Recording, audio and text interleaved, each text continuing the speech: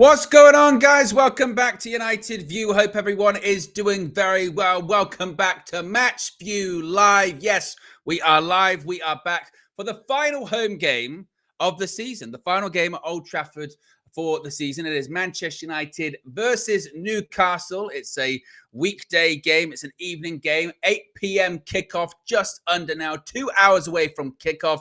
And my, oh my, is there a lot to get into? I know I always say that in these pre-match portions of the match view, but I mean, today, legitimately, truly is the case. There is so much to get into. I've had to cut some things. I had some stories I wanted to talk about, but every single time, just I feel like I'm ready and I'm set to discuss what we're going to talk about prior to the match. More stuff keeps coming out. It's been really a crazy day. We're going to be talking about VAR. It looks like possibly it could be scrapped in the Premier League. A story breaking in just the last few minutes from David Ornstein about that. So we're going to be chatting about that. We're going to be talking about Erik ten Hag's future.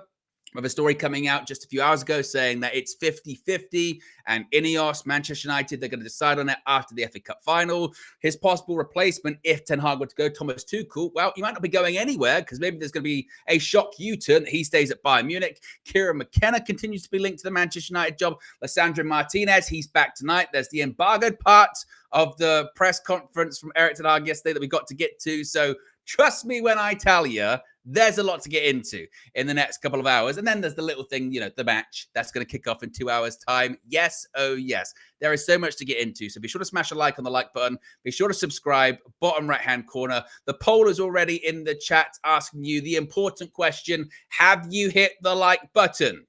And the answer is either yes or I'm doing it now. So some people, 62%, 63% said, yep, already done it. 37% said, doing it now. Sometimes you forget, when you get in, it's a weekday. So what they call it, hump day. You just kind of just trying to sort of shake off, settle down for the evening, watch the football. So if you haven't already, click that like button and be sure to subscribe, bottom right-hand corner. I will be joined, as always, by one KG, the comedian. He will be joining me in just under an hour's time because that's when team news comes out. Team news from Old Trafford will be being announced in, again, just under an hour's time. So KG, that comedian, will be joining me then. We'll break down the team news. We'll discuss some more stuff prior to kickoff at 8 o'clock. You know the rules as well when it comes to what we aim for here on the Match View, on Match View Live. 30 minutes before kickoff.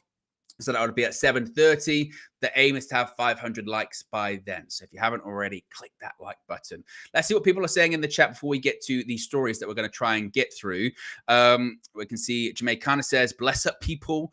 Yank says, big up Owen, always makes the day better. Oh, you make the day better for joining me. Thank you very much. Riri says, bless up everyone.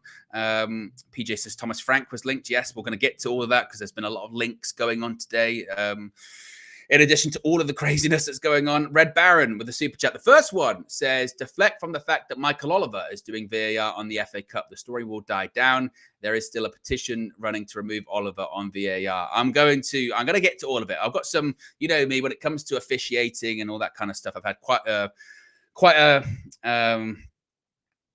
strong feeling on it for the last, couple of years at this point, but longer than that, really. Let's get straight into this. As I mentioned, it was a story that came from David Ornstein in just the last couple of minutes, really. And there's quite a bit to get into throughout all of this, so bear with me because it's a bit wordy. But David Ornstein has reported from The Athletic that the Premier League clubs are set to hold a vote at their annual general meeting next month on a proposal to abolish the video assistant referee VAR system from the beginning of next season. Of course, VAR has been used in the English top flight since 2019, helping improve, I should probably put that in quotations, improve decision-making, but also generating persistent controversy. The 2023-24 campaign has featured many contentious incidents, which has heightened the criticism of VAR and led some teams and fans to question the competition's integrity. A resolution has now been formally submitted to the Premier League by Wolverhampton Wanderers, calling for VAR to be scrapped this summer, and that will trigger a vote when the representatives of the 20 clubs assemble for their yearly gathering in Harrogate on June 6. A Wolves statement said the move came after careful consideration and with the utmost respect for the Premier League referees body, PGMOL, and our fellow competitors. There is no blame to be placed. We are all just looking for the best possible outcome for football, and all stakeholders have been working hard to try and make the introduction of additional technology a success. However, after 5 seasons of VAR in the Premier League, it is time for a constructive and critical debate on its future. Our position is that the price we are paying for a small increase in accuracy is at odds with the spirit of our game, and as a result, we should remove it from the 2024-25 season onwards. A Premier League spokesperson said, quote, "The Premier League can confirm it will facilitate a discussion on VAR with our clubs at the annual general meeting next month. Clubs are entitled to put forward proposals at shareholders' meetings, and we acknowledge the concerns and issues around the use of VAR. However, the league fully supports the use of VAR and remains committed, alongside PGMOL, to make continued improvements to the system for the benefit of the game and fans. Wolves accepted the decision to introduce VAR was made in good faith and with the best interests of football and the Premier League at its heart, but argued it has caused numerous unintended negative consequences that are damaging the relationship between fans and football and undermining the value of the Premier League brand." Now, this is when it gets really interesting as well, because Wolves have listed a bunch of repercussions that they believe have been because of an impact of VAR.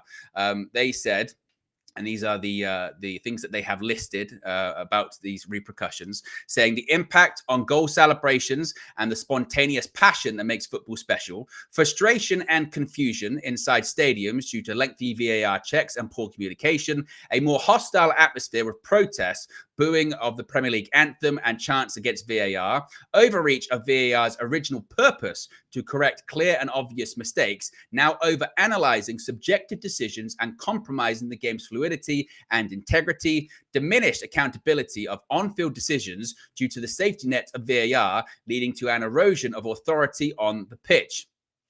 Continued errors despite VAR, with supporters unable to accept human error after multiple views and replays, damaging confidence in officiating standards, disruption of the Premier League's fast pace with lengthy VAR checks and more added time causing matches to run excessively long, constant discourse about VAR decisions, often overshadowing the match itself and tarnishing the reputation of the league, erosion of trust and reputation, with VAR fueling completely nonsensical allegations of corruption.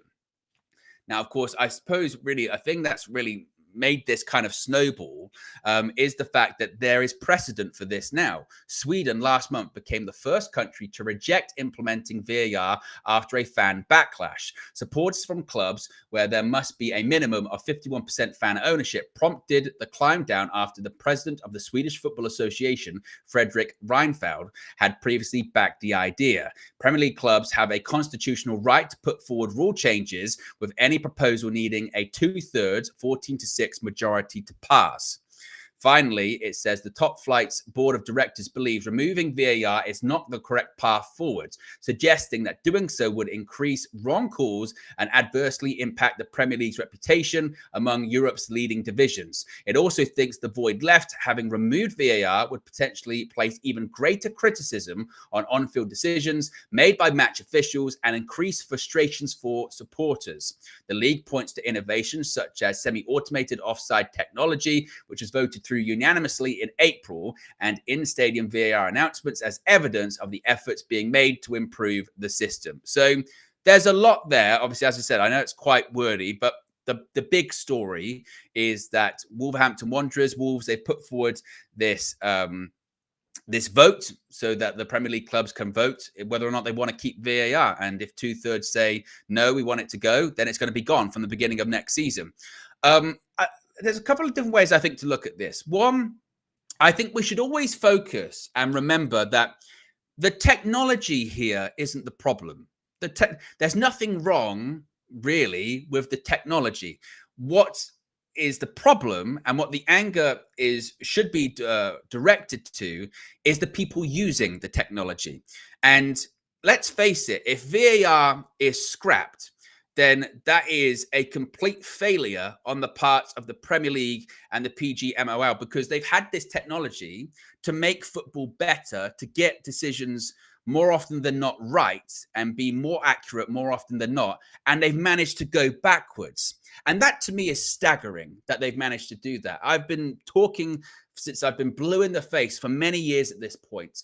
The inconsistency and the level of officiating in the Premier League, in my opinion, has nosedived massively over the last 3 to 4 years. For me, it's getting worse. Every single season, it is getting worse. And what I mean by that, I don't just mean when they go to VAR decisions or when they go to check on the little monitor at pitch side. I mean just basic decisions that have got nothing to do with VAR. Those decisions are getting worse. So I think if you're going to look at reform, if you're going to look at changes, you should be looking at the referees themselves and saying, how come you're not good at your job? It's not the technology's problem. It's the human problem. That's the issue here. I mean, even today, you see there's some contentions about Manchester City's first goal at the Tottenham Hotspur Stadium last night. I mean, thank God we've got to the point now where next season it's semi-automated offside. Even if you get rid of VAR, I'd keep that because we've seen that it works. It's quick. It's accurate. We've seen it in the Champions League. We've seen it in the World Cup. It takes max 30 seconds. It's right. It's done. No problem. The problem is the humans involved in this. The problem is the officials. I've mentioned several times, I don't understand the reason why in the Premier League, when we recruit players, the best players from all over the world, when we recruit the best managers and coaches and physio staff and whatever you can think of from all around the world, why the majority of the referees are still British when some of them just aren't good enough. They're just not good enough. They're just not good at what they do. And there is still this kind of cloak and dagger approach to referees. Like there is this kind of secret society of all, they're always trying to back each other, especially when they make wrong decisions as well. All of it just needs complete and total reform. And I do think that we need to be careful of, okay, if we remove VAR next season, because it's not working, I think it's fair to say it's not working. But if we do remove it next season, those same people that are getting these decisions consistently wrong, they're still in charge. They're still on the pitch, making the decisions, getting them wrong. So I do have a concern that if it's not addressing the real issue, it might placate people for a little amount of time because they go, right, we're doing something, VAR, it's rubbish, it's not working, cool. But we'll have the same problems next season because the same people will be making those decisions. The same people will be making those wrong decisions. That's my concern with it all. I think, like I said, I think the way forward is to when it comes to things that are subjective, like handballs or red cards and stuff like that, or those kind of tackles, then get rid of VAR with that, because they're always going to be contentious. Even with all of the replays, you might as well just leave that with the on-field decision, go with that. But stuff that is, cut and dry, i.e. offsides, take that away from them. Give that to the technology and say, look, there you go. Is it offside? Check. Right, it's not offside. It is offside. It's not even got really a human element in it as well. Done. And make things, and if you are going to keep things, make things more transparent. The fact that we don't hear anything. People in the stadium, they just hear VAR check. Sometimes the play's already started and they go, VAR check, goal ruled out, offside. You go, well, obviously, the game's kicked off at this point. Or you just see the images of them talking in their little booth in Stockley Park or all that kind of stuff. I mean, look towards the other sports. Look towards rugby. Look towards cricket. Look towards the NFL. Look towards all of this stuff. When they've got all of this technology, they don't have the problems that football does. Because again, it's the people. The people can't utilize it properly. It's not the technology that's the problem. It's the people. They're not fit for purpose. How can we expect VAR to work when the same person that can't make the decision on the pitch is the same person using that technology in Stockley Park? They're the same. They're the same people. And then you get, Howard Webb come out and go, yeah, we got that wrong. Sorry. Well, sorry doesn't cut it most of the time, particularly when you have got all of these looks at it. So I think they can get rid of it. I'd be more versed to a bit of a hybrid approach. I'd be more to a strip it down as opposed to completely get rid of it. I'm a big advocate for semi-automated offsides. I think that things that are deemed subjective, like I said, handballs, red cards, all that kind of stuff, don't bother with VAR. Let the game run with that kind of stuff. Just don't. And what does frustrate me too is nowadays in football, there is a desire to chalk goals off. You know, we've seen it with United this season a couple of times. When a goal goes in and they start looking at lots of different things. They start looking at, was this a foul, or was that offside, or was that handball in the build-up? And they go to all of these different things. And you're going, you're looking for something, because with every goal, you can probably find something that would get it chalked off. You will, like, you just will. So as for what's going to happen in the vote when it goes forward in June, I don't know, because I would like to. I'd like to hear more about what they mean by scrapping it. Do they mean there is just going to be zero technology at all involved in football matches when it comes to important decisions? Because, like I said, I'm not an advocate for that. What I am an advocate of is stripping a lot of things back, and when we can, taking the technology out of those poor officials' hands and giving it to it, making it automated so that, again, it's done. It's like goal line technology. I know there's been a couple of freak cases where it hasn't worked, but goal line technology works more often than not. It's out of the referee's hands. They check to their watch. Okay, that's a goal. Same with offside. So they can take that out of their hands. Okay, that works. And also then focus on the referees. Don't focus on the technology. Focus on the referees. Focus on why that they can't get their decisions right. If they're not good enough, be stricter. And also look at some of the rules and some of the laws in football. This whole like Michael Oliver thing, the fact that he's on VAR for the FA Cup final, but referees are freelancing in the UAE, and you've got a club that we're facing in the final owned by the UAE. That to me is baffling. Absolutely baffling. And that's what I say earlier on. It's this like cloak and dagger society approach that they've got to it as well, that you don't hear from referees. You just hear from Howard Webb. You just get a statement out of there. You never hear from them. They never do an interview. You can't talk about the referees for fear of getting suspended or getting touchline bans after the game. That's the problem.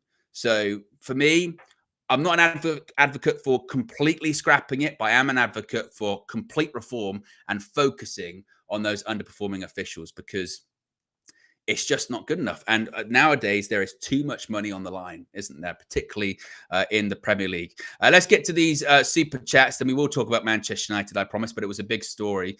Biggie Third says, the moment people understand, apart from the ball crossing the goal line and offside, everything else is subjective with VAR. It's a person's decision. And that's where I do agree. That's my point. The stuff that you can make automated, like you say, the ball crossing the line, offside, make that automated. The other stuff, strip it back, because it's always going to be contentious. And once you get into the territory, I think of 3 or 4 different people, because that's what it can be with like VAR. You've got the referee's decision. You've got people in VAR going, oh, I don't know if I see that. Then we're debating. We're not playing football anymore, are we, at that point? So I'm an advocate for, again, big reform, and also looking at the referees. Ram says, do what rugby does, make the conversation with the VAR official transparent so we can all hear why they make the decision that they make. SK says, problem with VAR, like you said, is the boys club attitude. Should be more like refs in other sports, really strong on transparent processes and decisions. Red Baron says, consistency is a huge factor. Biggie Third says, let it be ref's decision to go check when in doubt. And B. Belmont says, I just want refs to be held accountable. Yeah, look, I think that, I mean, again, I don't know if it will get scrapped entirely. It'll be really interesting to see what happens with that vote. But I do hope it does open the door for legitimate, proper reform. And what I mean by that is, again, really, if it stays, it has to change significantly.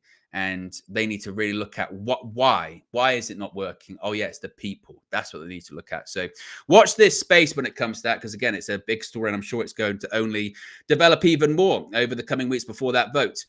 We've already got close to 700 people watching, which is fantastic. If you haven't already, click the like button. We're close to 200 likes already, which is fantastic. There's been a lot about Erik ten Hag's future today as well. As I said, there's so much to get into in the few hours before kickoff. Team news is about 40 minutes away. And as you can see right there, by the way, with the super chats, members chats, new members will pop up in the KG gifts, or there's multiple other ones depending on how much comes in as well. So yes, be sure to get involved with that.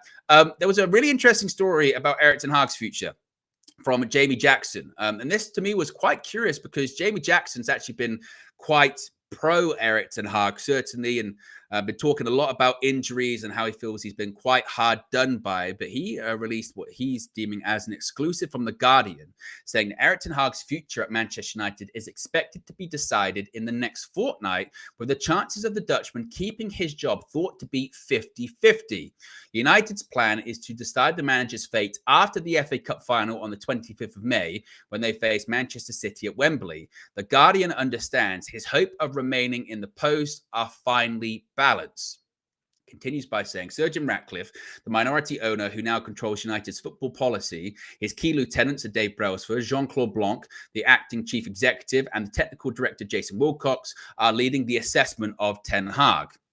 If Ten Hag can lead United to victory over City and claim a trophy for the second consecutive season, this would no doubt aid his case, particularly as it would come at the end of a troubled campaign bedeviled by a series of injuries and off-field issues. Ten Hag has a year remaining on his contract at Old Trafford, and should it be decided to replace him in the summer, then the list of candidates who may replace him includes Ipswich Kieran McKenna, which we'll get to in just a bit, Brentford's Thomas Frank, Bayern Munich's Thomas Tuchel, who is set to leave the German club, again, we'll touch on that in a bit, at the end of the season, Graham Potter, who is out of work, and the England manager Gareth Southgate. So, again, this was a really strange one, really. I mean, actually, let's just touch on the Thomas Tuchel thing very quickly, so I can kind of do that in one here. So this came from the Times today as well, saying Manchester United's hopes of luring Thomas Tuchel to replace Erik ten Hag could be scrapped or scuppered by a dramatic U-turn to keep him at Bayern Munich. Tuchel is in talks to remain at the club. There was some pictures as well coming out today of showing his agent meeting with the Bayern Munich board, suggesting again that there could be a resolution. He could stay at the Bundesliga club after all. We'll get to the Kieran McKenna stuff in a bit because we kind of touched on that this morning. But that, I mean, the Jamie Jackson article, the reaction to it is quite funny because once again, we're into that territory where if you don't like that news, it's horseshit, basically. I did see that reaction a lot. I don't believe it, not true. And that I think that's pretty close. I think it is an evolving situation with Ten Hag. I think that clearly, Ineos won't be best pleased with what they've seen this season. There are mitigating circumstances. Of course there are. We've had more injuries than I think we've ever had in a Premier League campaign. But that's also led to some results. I think if we lose at home tonight, it's the most games we've ever lost in a Premier League campaign. I think it's 10. And the other factors to be considered are the same ones that have been put out there time and time again, which is you look at the market and the names that they listed there. Do any of them really stand out as viable alternatives to Erik ten Hag? You know, you hear like Gareth Southgate, you go, oh my goodness. You hear Thomas Frank, you go, oh, I don't know about that. You hear Kieran McKenna and you go, well, maybe in 2 or 3 years' time, it's being linked with it. You hear Thomas Tuchel and you go, possibly. Some people don't like his football philosophy and he might not be available in a couple of weeks' time. You then also look at other clubs that have been recruiting for managers this summer, or really ahead of this summer, rather. They've struggled. Bayern Munich is one of them. They're on to, at this point, was it their 5th choice? I think it was Xabi Alonso, Nagelsmann, Ranić, Hansi Flick, Glasner from Crystal Palace. So it might be like 6th option, which is getting rid of the guy, keeping the guy they wanted to get rid of earlier this year. So the market's not great. You think about compensation too. Like there's lots of different factors. But at the same time, Manchester United have a decision to make, because if Erik ten Hag, in the eyes of the key decision makers at United, so those people that were were referenced there, Jim Ratcliffe, Dave Brailsford, Jean-Claude Blanc, and Jason Wilcox, if they don't believe that Erik ten Hag's the right guy, then they should go and find the right guy. I've always been of the mindset that we've already started a new reset. I know when Ten Hag came in a couple of years ago, we said, right, this is the reset. We're not going to have another reset. It's not going to happen. Circumstances have changed dramatically since then. The people that brought Erik ten Hag in are no longer here. That's significant. There's a new minority owner rather, of Manchester United, who is in complete control of football operations. They didn't hire Erik ten Hag, Ineos. They inherited him. That's a massive difference, particularly when things are bad, when things aren't going good. There's going to be a lot of players leaving in the summer as well. We already know one, Rafael Varane. We know Anthony Martial is going. A couple other players' contracts are coming up. A couple other players have a year left in their contract. Quite a few people are out on loan. Most likely aren't going to come back. Your Jadon Sancho's, your Mason Greenwoods, your Donny van der Beek's, and others. So there's going to be a lot of change going on at Manchester United now as well. And then you factor into how we're going to finish this season, when we were saying a couple of games ago, are we even going to pick up another point this season in the next 4 games? So far, we haven't. We'll see what happens tonight. And as I said, many a time, momentum can be a funny thing with that, positively or negatively. Negatively in the sense of, if we don't win a single game, and I'm including the FA Cup in this, it doesn't look good, because we wouldn't have won a game in like 12 or something in all comps by that point. But if you manage to win the FA Cup, there's euphoria. You did qualify for Europe in the end. I know it's not the Champions League, but it is a European competition. You would have got a trophy. And then there is a bit of a spark. And some people could say, well, out of that spark could come life, perhaps. So I still do believe that again, that article's pretty accurate in that I think it's finely balanced and quite 50-50, because I still think there is stuff to happen here. I think there are results that could still factor into it. I think the market is constantly evolving and constantly changing. I think that plays a big part in it as well. I think also, when I'm talking about results, I'm also talking about finances, because you're then talking about compensation. Not only if you get rid of Erik ten Hag and his coaching staff, granted, he'd have a year left in his contract. His wage would have dropped because, of course, he'd be out of the Champions League next season. But there's still an element of compensation you have to pay to him. And then if you want to bring someone in from another club, there's compensation there. So that could be expensive. And in a summer where Man United might not even be in Europe entirely, so the FFP and the PSR could be pretty tight. So there's a lot. There's a lot to be considered there. So that's why when I do look at that report from Jamie Jackson, I do sort of say to myself, I think there is something in that as well. And again, Jamie Jackson has been someone that's written quite extensively recently about saying that he thinks Ten Hag's been quite unfortunate and quite unlucky this season. So I say watch that one. I watched that one interestingly. But I mean, I suppose that the counter argument to it is, if you believe, and when I say you, Ineos, if Ineos believe Erik ten Hag is the right guy, then what happens between now and the end of the season shouldn't really matter, because it should be, well, we know the season's a write-off. We know there are a lot of injuries. So, that doesn't really matter. If they don't think he's the right guy, likewise, it shouldn't really matter what happens, positively or negatively, because they should be like, well, we don't think he's the right guy. We're going to go in a different direction. But if they're unsure and they're weighing up all the options because of these mitigating circumstances, then they could be influenced by something as just like one game, like an FA Cup final. So I think if that is true, then I think it does maybe suggest that Ineos's mindset at the moment is somewhere in the middle, or maybe not completely in the middle. Maybe they lean to one side or the other, but somewhere in there where they're like, well, there's lots of stuff to think about here. And we're not too sure with everything else that's going on at Man United if it would be the right time to make that decision. So yeah, it's a really, really interesting one, that one. Kim says here, judging a manager by the result of one game is the definition of reactionary. Well, that's the point that I'm making there, suggesting that if you do or don't think he's the right guy, then one game shouldn't determine that, should it? But then others would say, but if there's a lot, riding on that game, which there is, because it's not only a trophy, it's also the difference between possibly having and not having European football next season. There's a lot on it, isn't there? There's a lot on that. There have been people that get to say like the playoff final in the Championship, and if they win that game, they keep their job and they go to the Premier League. If they lose that game, they stay in the Championship, and sometimes they get the sack. So it does depend, doesn't it? But what I have noticed today with how just chaotic the news cycle is, I mean, buckle up for a busy summer. There's going to be a lot going on in the summer when it comes to transfers, when it comes to all of the above, managerial stuff, coaching stuff, incomings, outgoings.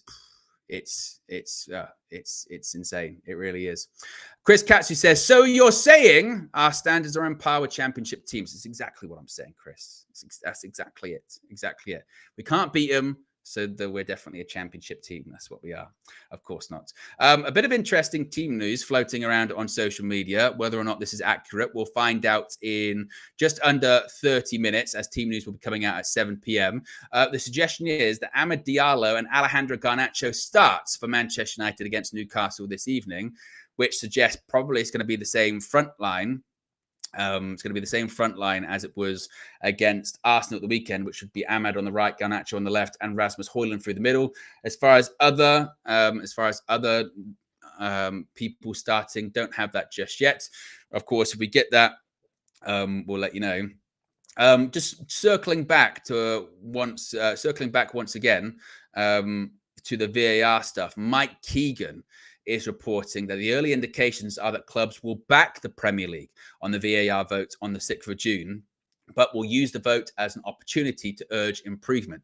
So according to Mike Keegan, just because there is this vote doesn't look like it's going to be scrapped, but they are going to use this opportunity, I guess, as a chance to voice their opinion and I guess maybe suggest some improvements that could be made, which is kind of in what I was saying earlier on, that maybe there needs to be massive reform and maybe they're going to have some ideas as to how to reform that. But again, keep an eye on that one because that's definitely going to develop, I think.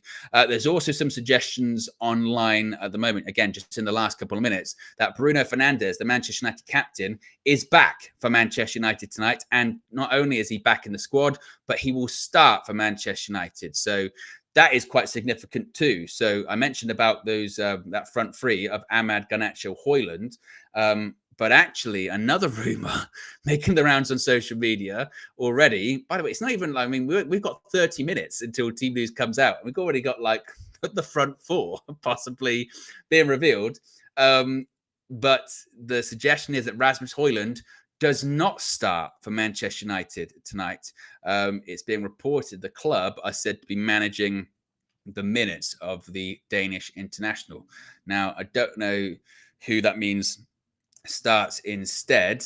We'll see. But again, the rumors as of right now is that it's Amad starting, Garnacho starting, Bruno starting, but Højlund's not starting. What I would say with that is then who on earth starts up front? Unless it's going to be Ethan Wheatley.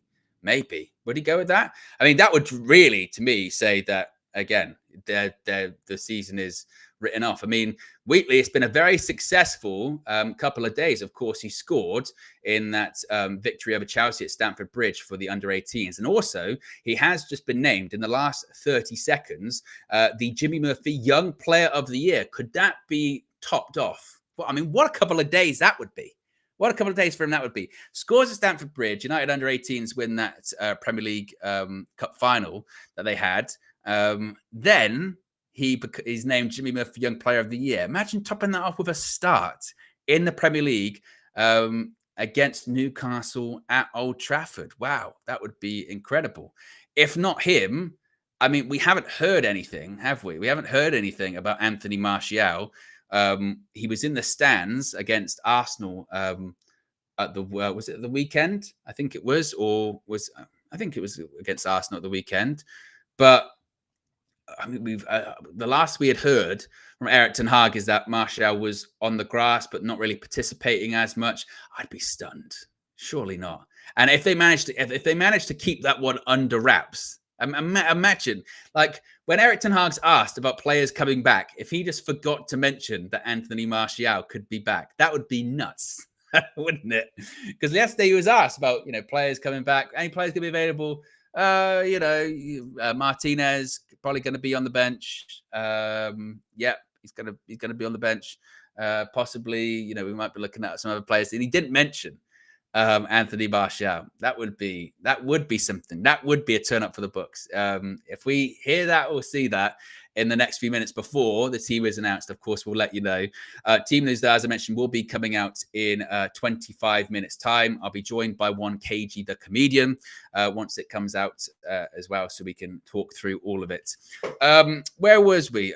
Well, speaking of some team news, actually, before I get to the Kieran McKenna stuff, I do want to talk about Lisandro Martinez, because not only is he back in the squad today for Manchester United, he's going to be on the bench, according to an interview that Eric Ten Hag did with the in-house media MUTV. He said, quote, "We think Licha Martinez, after a long period, will be available versus Newcastle, not to start, but coming from the bench." So Martinez, he's not going to start, but he's going to be on the bench. I mean, I would probably speculate and guess with him.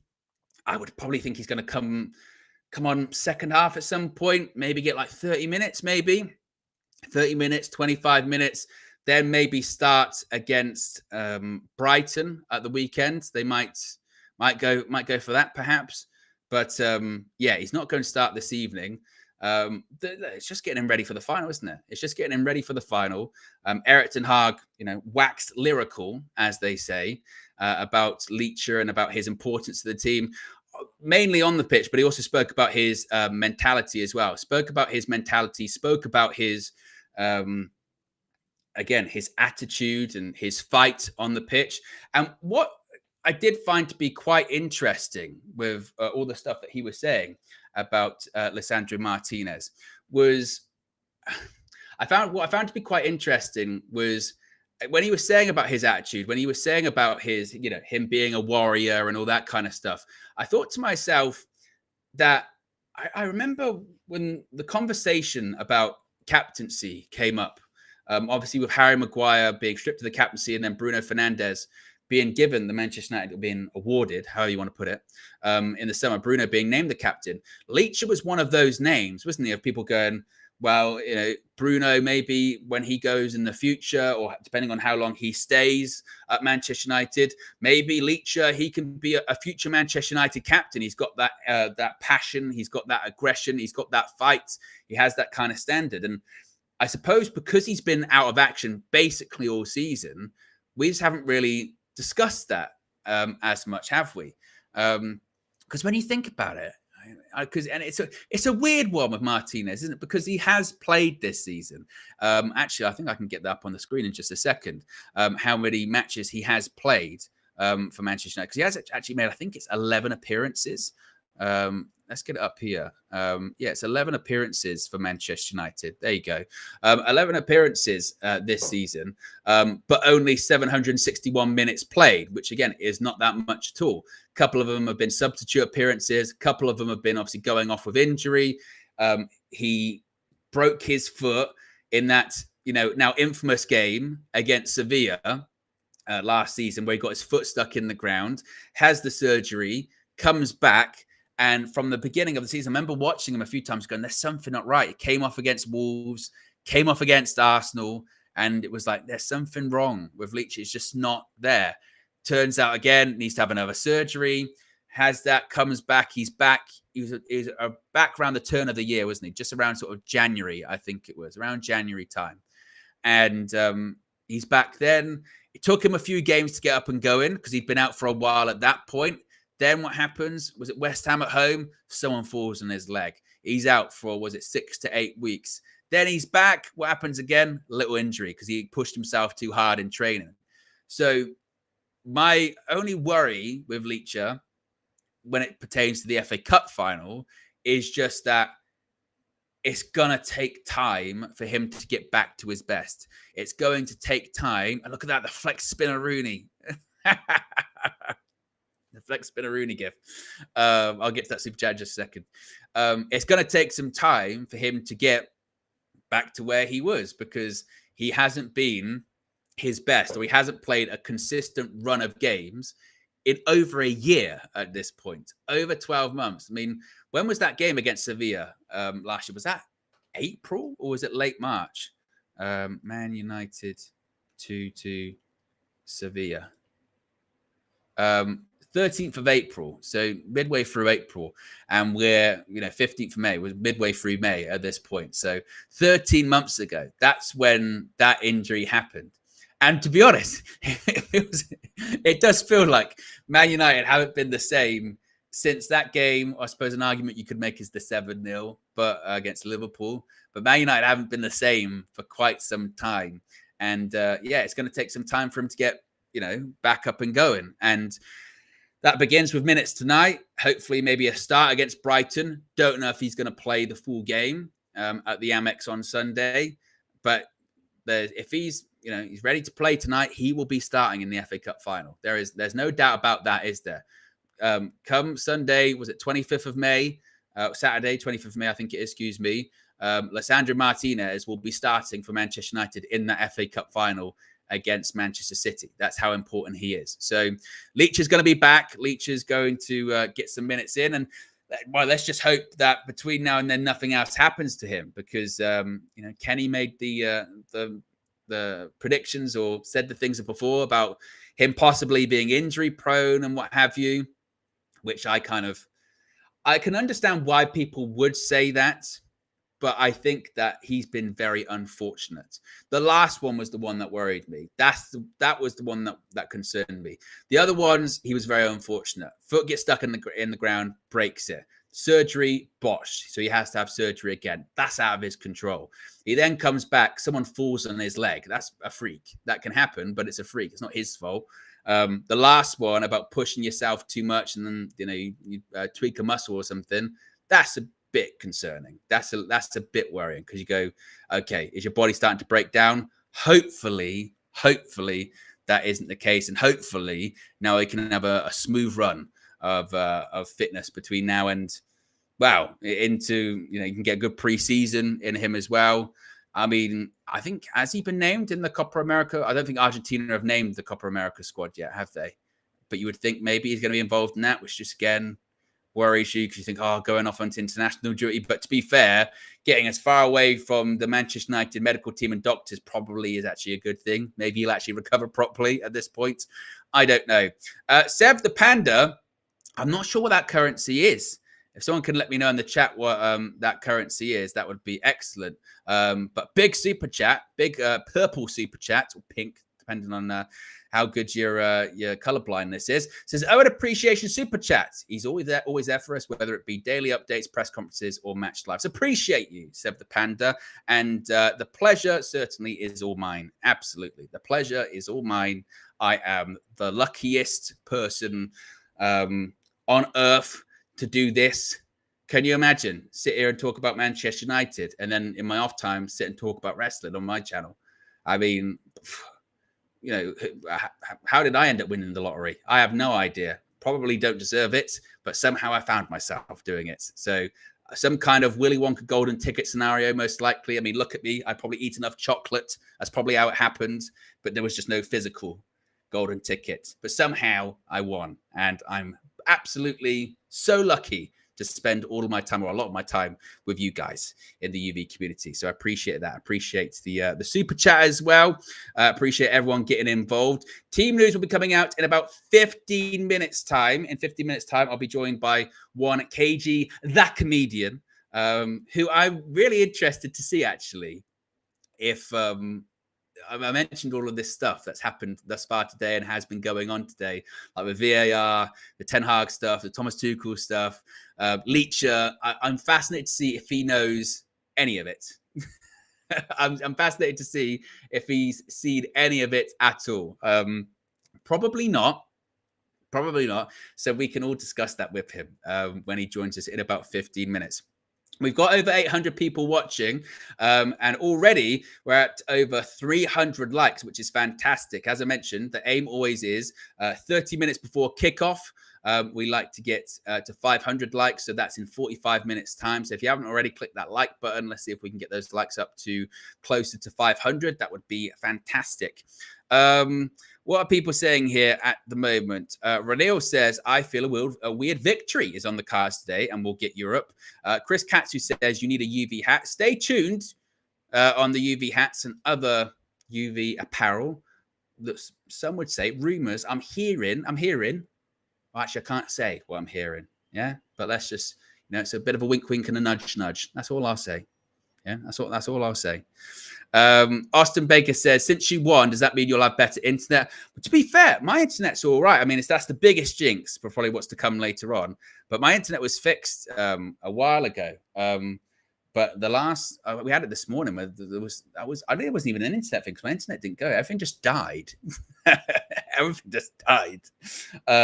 Yeah, you never know. Dean says, you ain't talking about wrestling, Owen. Have some respect for the true sport, please. Wow. It's still real to me, damn it, Dean. Nah, come on. Go on, you can't say. Ridwan says, Trafford Council contacted Manchester United ahead of tonight's game against Newcastle to seek assurances the fan safety would not be compromised. Is that true? If that is the case, that's so embarrassing. I don't know if that is true.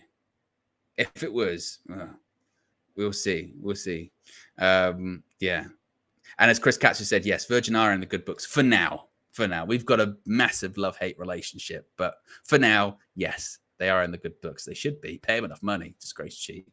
Let's talk about Kieran McKenna. Now, this was a story that Flex touched on this morning, but I just wanted to break it down a little bit more in depth because it's quite interesting when you do look at it. Once again, this comes from The Guardian they have a lot of exclusives today, aren't they? From Ed Aaron saying Kieran McKenna has emerged as a surprise candidate to replace Erik ten Hag if the Dutchman leaves Manchester United at the end of the season, with the Ipswich manager also attracting strong interest from other Premier League clubs after achieving successive promotions at Portman Road. McKenna is believed to be under serious consideration to take over from Ten Hag should United decide to bring an end to his tenure after a disappointing second season in charge, with the co-owner Sir Jim Ratcliffe poised to review his position after the FA Cup final against Manchester City a week on Saturday. Initial contact, and this was the really interesting part of it, initial contact is believed to have already been made between United and McKenna's representatives, but sources have stressed that it is still, quote, early days. The 38-year-old, who rejected an approach from Crystal Palace to take over from Roy Hodgson this season to stay at Ipswich, was initially under 18s coach at United after joining from Tottenham in 2016 before becoming one of Ole Gunnar Solskjaer's assistants. I think did he actually become an assistant under Jose? I think it was under Jose first, wasn't it? Ipswich are understood to be determined to keep hold of McKenna, who signed a new deal at the end of last season that ties him to the club until 2027. Any move is likely to involve paying considerable compensation, although Ipswich's owners are planning to hold talks with the Northern Irishman in the next few weeks and believe they can convince him to lead them into the Premier League. Now, I don't see this one. I don't see this one happening. Could it happen in the future? It's entirely possible. I mean, he's got ties to Manchester United, beginning as an under-18s coach, working as an assistant manager. So in the future, is it possible? Absolutely. His name's in high demand at the moment. You would think, logically, the next step for him would be a Premier League club. That's a bit of a step up. So, for instance, and it did say in that article, if like a De Zerbi does leave Brighton, say he goes somewhere, although he's kind of backtracked on the desire to leave, hasn't he? He said publicly that he wants to stay, so De Zerbi might end up staying at Brighton. But if someone like that were to leave, then maybe McKenna goes there and sort of does well and then continues. But I mentioned this on the morning show earlier on, that if you were his agent, you could certainly see the mindset of, look, your name's hot right now. People want you. And depending on what happens next season with Ipswich in the Premier League, maybe that kind of dissipates a little bit. Maybe your name's not suddenly in vogue as much as it was 12 months ago. Because as we've seen, this season in the Premier League, and we see it more often than not, most seasons in the Premier League, the sides that come up from the Championship, the gulf between the Championship teams and the Premier League teams is becoming so big and so vast that a lot of these Championship teams almost don't really have a chance or don't stand a chance, do they? And they end up going back down straight away. You've got someone like Vincent Kompany, who this time last season was being lauded for the football that Burnley were playing in the Championship and playing this great stuff and storming the league and going, oh, look at this. And he's a former Manchester City captain. Maybe one day he can take over from Pep Guardiola. And then now they've been relegated this season, and maybe the perception of him is still somewhat promising because he's still a young guy, but maybe it's a little bit like, maybe a little bit naive, or maybe a little bit out of his depth when it comes to the Premier League. Maybe he needs to have a little bit more time. And there is something to be said in football, isn't there, about striking whilst the iron's hot. So it's an interesting one. For United, I don't think so. For United, I don't. It's as to play devil's advocate, as Flex would say. Some people might look at it and say, hey, Mikel Arteta, his first job was Arsenal. Before that, he was just an assistant manager at Man City, arguably, sitting next to one of the greatest managers ever in Pep Guardiola. But hey, never know with that. You look at Pep Guardiola, just managed Barca B before he became the Barcelona manager. Not bad. You look at Xabi Alonso. He was managing Real Sociedad B, went to Bayer Leverkusen when they were like 17th in the league, won the Bundesliga. You never know. These things, football's a funny thing. It can be the right place at the right time. So that would be the devil's advocate approach to it. But, I mean, there's a lot to do. That's a lot to do for anyone that comes in, or if it is Ten Hag that stays. There's a lot to do, isn't there? There's a lot of shit to get through. And given where Manchester United are at the moment and what they are at the moment, once again, if you were talking to your agents, even if in a hypothetical world that Manchester United were interested in Kieran McKenna, he might even be like, maybe I'll give it a season in the Premier League and see what happens next season or something like that. So I don't really see that. And once again, it probably says a lot about the managerial market, doesn't it? It says a lot about the managerial market that we're being linked to Kieran McKenna's and Thomas Franks, not to put them down, but it probably says a lot about Manchester United. And also, it probably says a lot about, once again, just the market. And that is something I think that does work in Erik Ten Hag's favour. Now, if you said that, of all of these people that have been linked to the United job, let's say Erik Ten Hag does go, out of those people that have been linked, who would you take? Well, I'd take Kieran McKenna over Gareth Southgate and Graham Potter. I legitimately would. I genuinely would. But again, I don't really see that. But those reports, those rumblings, they're going to continue. They're going to continue over the next few weeks. And depending on what happens in the FA Cup final as well, I think they're going to continue with all of that too. Let's see if there's any more updates on social media about the team. Again, the official team news will bring you in just about 7 minutes time. 7 minutes time. The official team news will come out. KG will be joining me, and we can get into all of that. The reports on social media are kind of repeating what I was saying earlier on. Rich Fay, formerly of the Manchester Evening News, is saying Rasmus Højlund is expected to be on the bench for United tonight. Interesting to see whether that means Scott McTominay, Bruno Fernandes, or Ahmad plays the false nine for Manchester United. And that is an interesting one, isn't it? That is a very interesting one. Let's say, okay, if Højlund's on the bench, Ahmad's starting, Garnacho's starting, if Amrabat starts and Kobe's going to be there, maybe it would be Bruno, false nine. Maybe that's what we'll go with. Or would he go with McTominay? Put him in the box? That is a curious one. Who would you think is more likely to play in the play out of McTominay and Bruno? If it was McTominay and Bruno, and you had that option to put him in the false nine or just up front, whatever you want to say, who do you think? Who would you prefer there? Because I think there's a strong argument with McTominay that the higher up the pitch you can actually put him is not the worst thing in the world. I think, in the past, sometimes there's been a desire to move McTominay backwards, hasn't there? Of like, play him as central midfielder or defensive midfielder or centre back. And it's like, no, it's the opposite. Get him up as high the pitch as you possibly can. Put him up the highest pitch as you possibly can.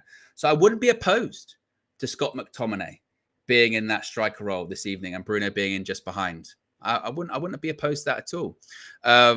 PJ says Bruno. Bacon Butty says McTominay. Ryan H says Scotty. Chris Day says McTominay basically cheats there anyway. Ridwan says it'll be McTominay and Bruno up front, I think. Ninth Earth says McTominay is better than Højlund up front. Clover says McTominay actually. Araya says Bruno up front. So it's kind of split there. It's kind of split. That'll be that's quite interesting. It does appear to be a little bit split at the moment. It's also being suggested that there are 0 changes in the back line, which I kind of expected. I mean, I suppose there was maybe a bit of a discussion whether Willy Kambwala would come in. Doesn't look like that's going to be the case. Of course, he is also coming back from injury. So that's not too much of a shock as well. There's just a bit more, once again, coming out about Thomas Tuchel and the possibility of him staying at Bayern Munich. This time it's coming from Jacob Steinberg, once again from The Guardian. So all the Guardians there, isn't it? Saying Bayern Munich are trying to reach an agreement with Thomas Tuchel to keep him as their manager. Manchester United are interested in Tuchel, but could keep Erik ten Hag because of a lack of options. Tuchel is unsure about staying at Bayern and would be a candidate to replace Ten Hag if he doesn't stay. So there is a bit of a weird managerial standoff going on at the moment, isn't there? A bit of a strange managerial standoff of like, who's waiting to move first? Who's going to hold their nerve? Which does appear to be quite strange.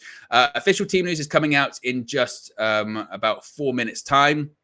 Once again, that's when I'll be joined by 1kg, the comedian, to discuss all of the team news, indeed, how it comes out, and discuss all of the other stories to see if he has seen them or not. Let's talk about a player, though, before the team news does come out.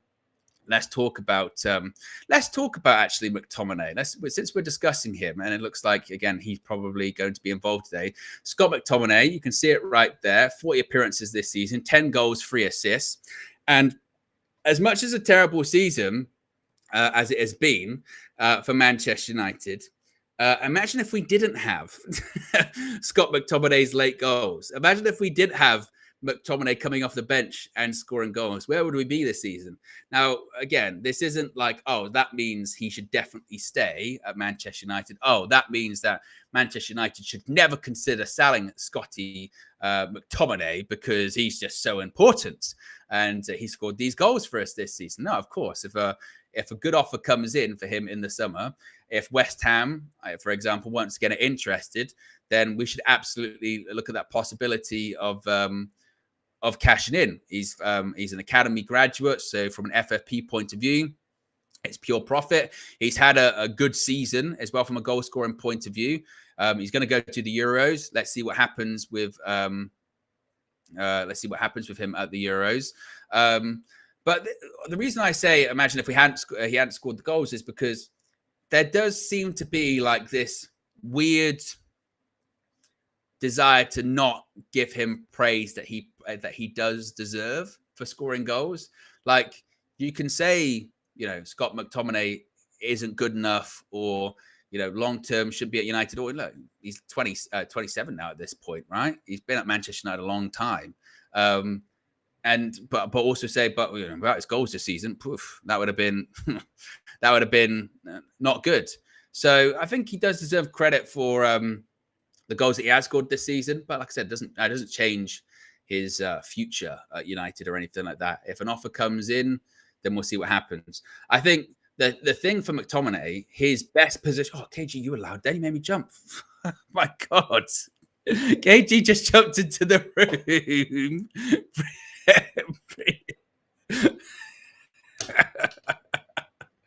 Oh, yeah. I'm going to bring in 1kg, the comedian, in just a second. He came in, he's breathing really loudly into the mic or singing. I don't know what he was doing.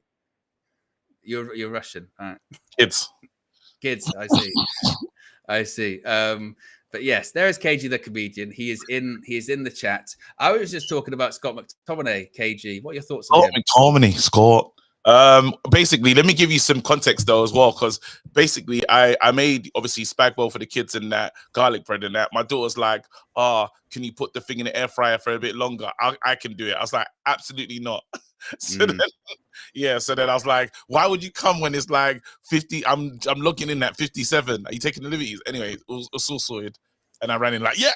Anyway, just for context, Scott McTominay, I don't actually know what we're saying about him. Are we talking about him in a positive? I don't understand what's going on. I was just saying, that you obviously can still go in the summer, but it's one of those ones where there's no reason not to praise him this season. You know what I mean? Just because you don't like him, he has scored important goals for us, and we're 8th at the moment. Imagine he hadn't. Just KG. I'll just read out the team news, and I'll make sure I get the graphics sorted out. But team news has just been released in the last few seconds.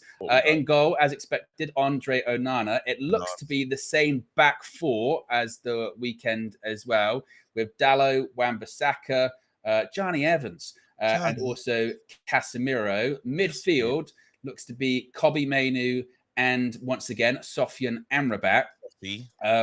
Ahmad once again starts on the right-hand side.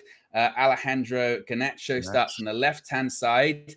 And I think we've got Scott McTominay in the 10, or possibly up front, because Bruno Fernandes is back and starts today for Manchester United. No Rasmus Højlund. Højlund's on the bench. So the question becomes... Yes, Scott is up front. Yeah, so the question becomes... Scott is 9. Yeah, who's going to be up front? Bench is Bindier, Cambuala. Lissandro Martinez makes the bench. Collier, Ericsson, Anthony, Amari Forson. Højlund's on the bench, but also, KG, is one Marcus Rashford. Rashford also... let's go. That's a bit better. Yeah, that's a bit better. That's a way better bench than we had in the last game. Now, again, the bar's in hell, as you understand and know already, but that's better. Really happy for Sofian. Another game. Yeah, deserves it. And I'm excited. I pray Scott is in the 9. I pray he's playing in that position. And if these pricks pass to him, there's something going on in what we might have to start looking at the luck test. Are you going to say you believe the luck test? We might have to look at the luck test special. I'm playing. But if they do start passing to, like if he gets record passes, into feet, he sends so much service. You've never seen service like it. They're constantly feeding in balls into the box. Proper super service. If it's one of those type of nights, they're taking liberties. But yeah, man. Great to be here, though. I do want to say that. It's been a long season. We've done really well. It's almost done. 2 more games. Well done, community. Well done for everyone that's been locked in and watching as well. I think you guys need a pat on the back watching this dross. We've lost a lot of games, and this is the best time for positivity because when the fixture starts and the game starts, things happen. Depression kicks in, and everyone gets really angry and sad. So it was funny the other day when you were sort of going, KG the other day, I saw him have a proper existential crisis. I think it was on the Flex KG show when you were like, before the game, I say I'm not going to get, I'm just not going to do it today. I'm not going to do it. And then the game kicks off. And then I start doing it. And then the game finishes, and I'm like, I don't want to do football anymore. That's it. This is the truth, though. That's the journey of Man United fans this season. It has not been easy. It's been a rough ride. Like everyone knows, like we go into games not knowing if we can win. I don't know what the win percentage is for us today, but I don't think it's high. Even though we're at home, would you say we're the underdogs? Kind of feels like it. Probably does feel like it. Interestingly, obviously, look, we've done all the terrible stats this season, but today, if we lose at home today, it would be 10 losses at home this season, which I don't think we've ever done before. So that's where we're at. Don't worry, we're about breaking records, bro. There's one thing we're gonna do is break a record. So I don't put it past us not to. Who's in the studio? I've got Roy Keane in there. Who else is in there? Roy and who else? Roy. Roy, I think Andy Cole's in there as well. Oh, wicked. Yeah. The overlap specialist. Yes, it's good to see them. And we usually have this thing of letting our ex-players down. And this makes it really difficult for them at halftime. you know, and when they just get onto everything that's wrong. Oh, why is this in there? Whoa, hey, look at that though. Look at that. That's the good old that's the good old specials. 12 major trophies. That's proper. You know what it is with Rooney, yeah. It's just like I do like you know what I do? Oh, well, it's a bit of both, isn't it? Because I know some people say like the whole they rate it when people retire and then they really look after themselves. But maybe this is me sort of justifying my own condition. But I rate it when they don't. Oh, he's just being himself. I mean, yeah, I rate when they go, look, I don't need to. I've done that. Yeah. I trained hard. I was dedicated my whole life. Now, mate, I'm just raise a Radican, fam. Yeah, exactly. Well, he was said on the overlap, he's like, I go to the Man United training ground every day, and I was thinking, oh, is he going to like let rip that? You know, he's there, you know, for doing some secret meetings. He went, no, I drop the kids off, don't I? You know, they play for Man United. Just does the run every day. He does the run. It's so cool that he's like, we really stole this Evertonian and just made him a United fan. You know, and I thought he was not like. Remember, there's times when he wanted to leave. There's times when he just wasn't, you know, like linked in with the club. But it's his home. You know. Have you watched the overlap? Have you watched the overlap?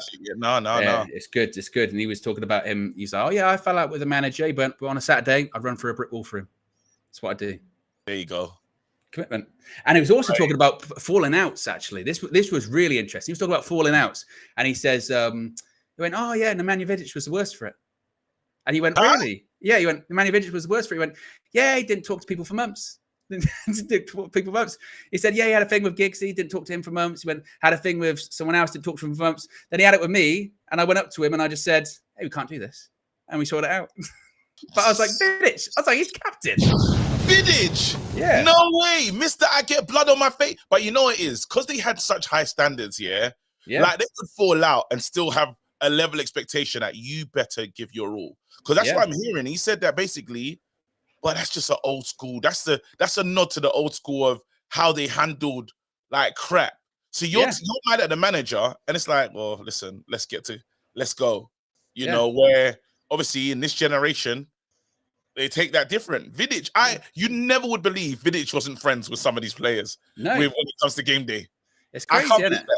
It's crazy. And also, like Andy Cole, who's there, famously didn't get on with Teddy Sheringham. They didn't talk. And this is before he came to Manchester United as well. Oh yeah, they hate each other. Before he came, imagine the guy. You go, tell you what, I hate him. Signs for the club. You go, fuck, I can't believe this. But you still get on with it. Why? Yeah. It's your job, isn't it? That's what it's about, being professional. That's what it's about. And they were right. They said that's the definition of that's elite professionalism, isn't it? I don't have to like you. We just got to go do business, make money together, and win. That's it, bro. Anyway, don't get this generation going with the whole. He called me out one day in a presser. Don't get them started on that. I remember when Fergie would tell off Rooney to send his message to Nani, fam. Yeah. Remember when he says that, you know, some players, the shrinking violets, bro. This is what I'm saying, bro. Even the thing about when they saw him crying, when they saw Nani crying, and they were disgusted and they just left him. It's true. And again, it's funny, like even in the thing, Andy Cole tells a story. He's coming back from an injury or something. Yeah. And Sir Alex goes, you play reserves today. Let's get your fitness back going. And he goes, no, I don't think so. I don't think I'm gonna. I think I'll give it a miss. And apparently, Sir Alex Stoneface goes, that's okay, cool, no problem. Wasn't in the squad for the next game against Arsenal. Left him out. Do you know how like callous you have to be to not sell it at the time that you're furious? Go, all right, cool, no problem, it's fine. Just leave him out. Oh, the standards, man. Yeah. Law 2024. Yeah. Dan Gore not winning anymore. Yeah. Once again, team news up on this. Team news up on the screen at the moment. In goal, Andre Onana, the same back four as against Arsenal at the weekend. Dalot, Casemiro, Evans, Wan-Bissaka, Kobbie Mainoo, and Sofian Amrabat in midfield. In front of them, Bruno Fernandes, Ahmad, and Garnacho. And we would assume McTominay up front could be Bruno Fernandes, could be either or. Could be a thing where they both switch in the game, KG. It might be very fluid. Oh, fluid. I don't. Yeah. It's good though. Thingy needs a break. My man needs a break. Rasmus Poland. needs to get out of the spotlight a bit. Try and see stuff from the bench, see how he can exploit. Hopefully, him coming off the bench could do good for him as well. Yeah, and hopefully. But like you said, do you think? Like, what if if it is, say it is McTominay, yeah. What happens if he gets like 2 goals and plays really well? Play him again. Is that spot up for grabs ahead of the FA Cup final? Absolutely. It doesn't matter, bro. We're not Play FC. Remember that. We said this from the beginning of time. I think people think we're lying. Like, we're not. Like, we'll play whatever it takes to win. Right now, yeah, my eye is on... All I'm thinking about is Man City. I can't lie to you. And a little part of me, yeah, really just, want to get my hands on that silverware because, oh my God, the generational prick I'll be with the FA Cup. You don't understand. You do not understand. That's why I'm just like, get our hands on that cup. Some way, somehow.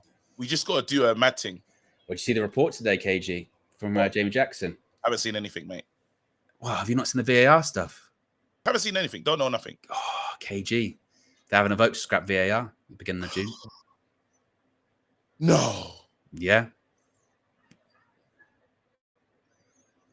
That could be interesting.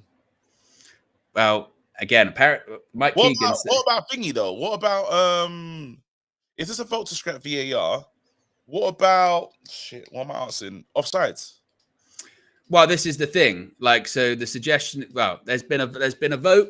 There's going to be a vote to see if they want to scrap VAR. I don't know if they're actually going to scrap it. Mike Keegan is sort of suggesting that that the clubs will probably vote to keep it, but they'll use it as an opportunity, as if to say, "But look, like stuff has to really change, like legitimately. Like, okay, let's scrap a lot of it. Like maybe like red cards, for tackles, handballs, they're subjective. Let's just get rid of that. Let's just go with the decision on the pitch. Let's just go with that.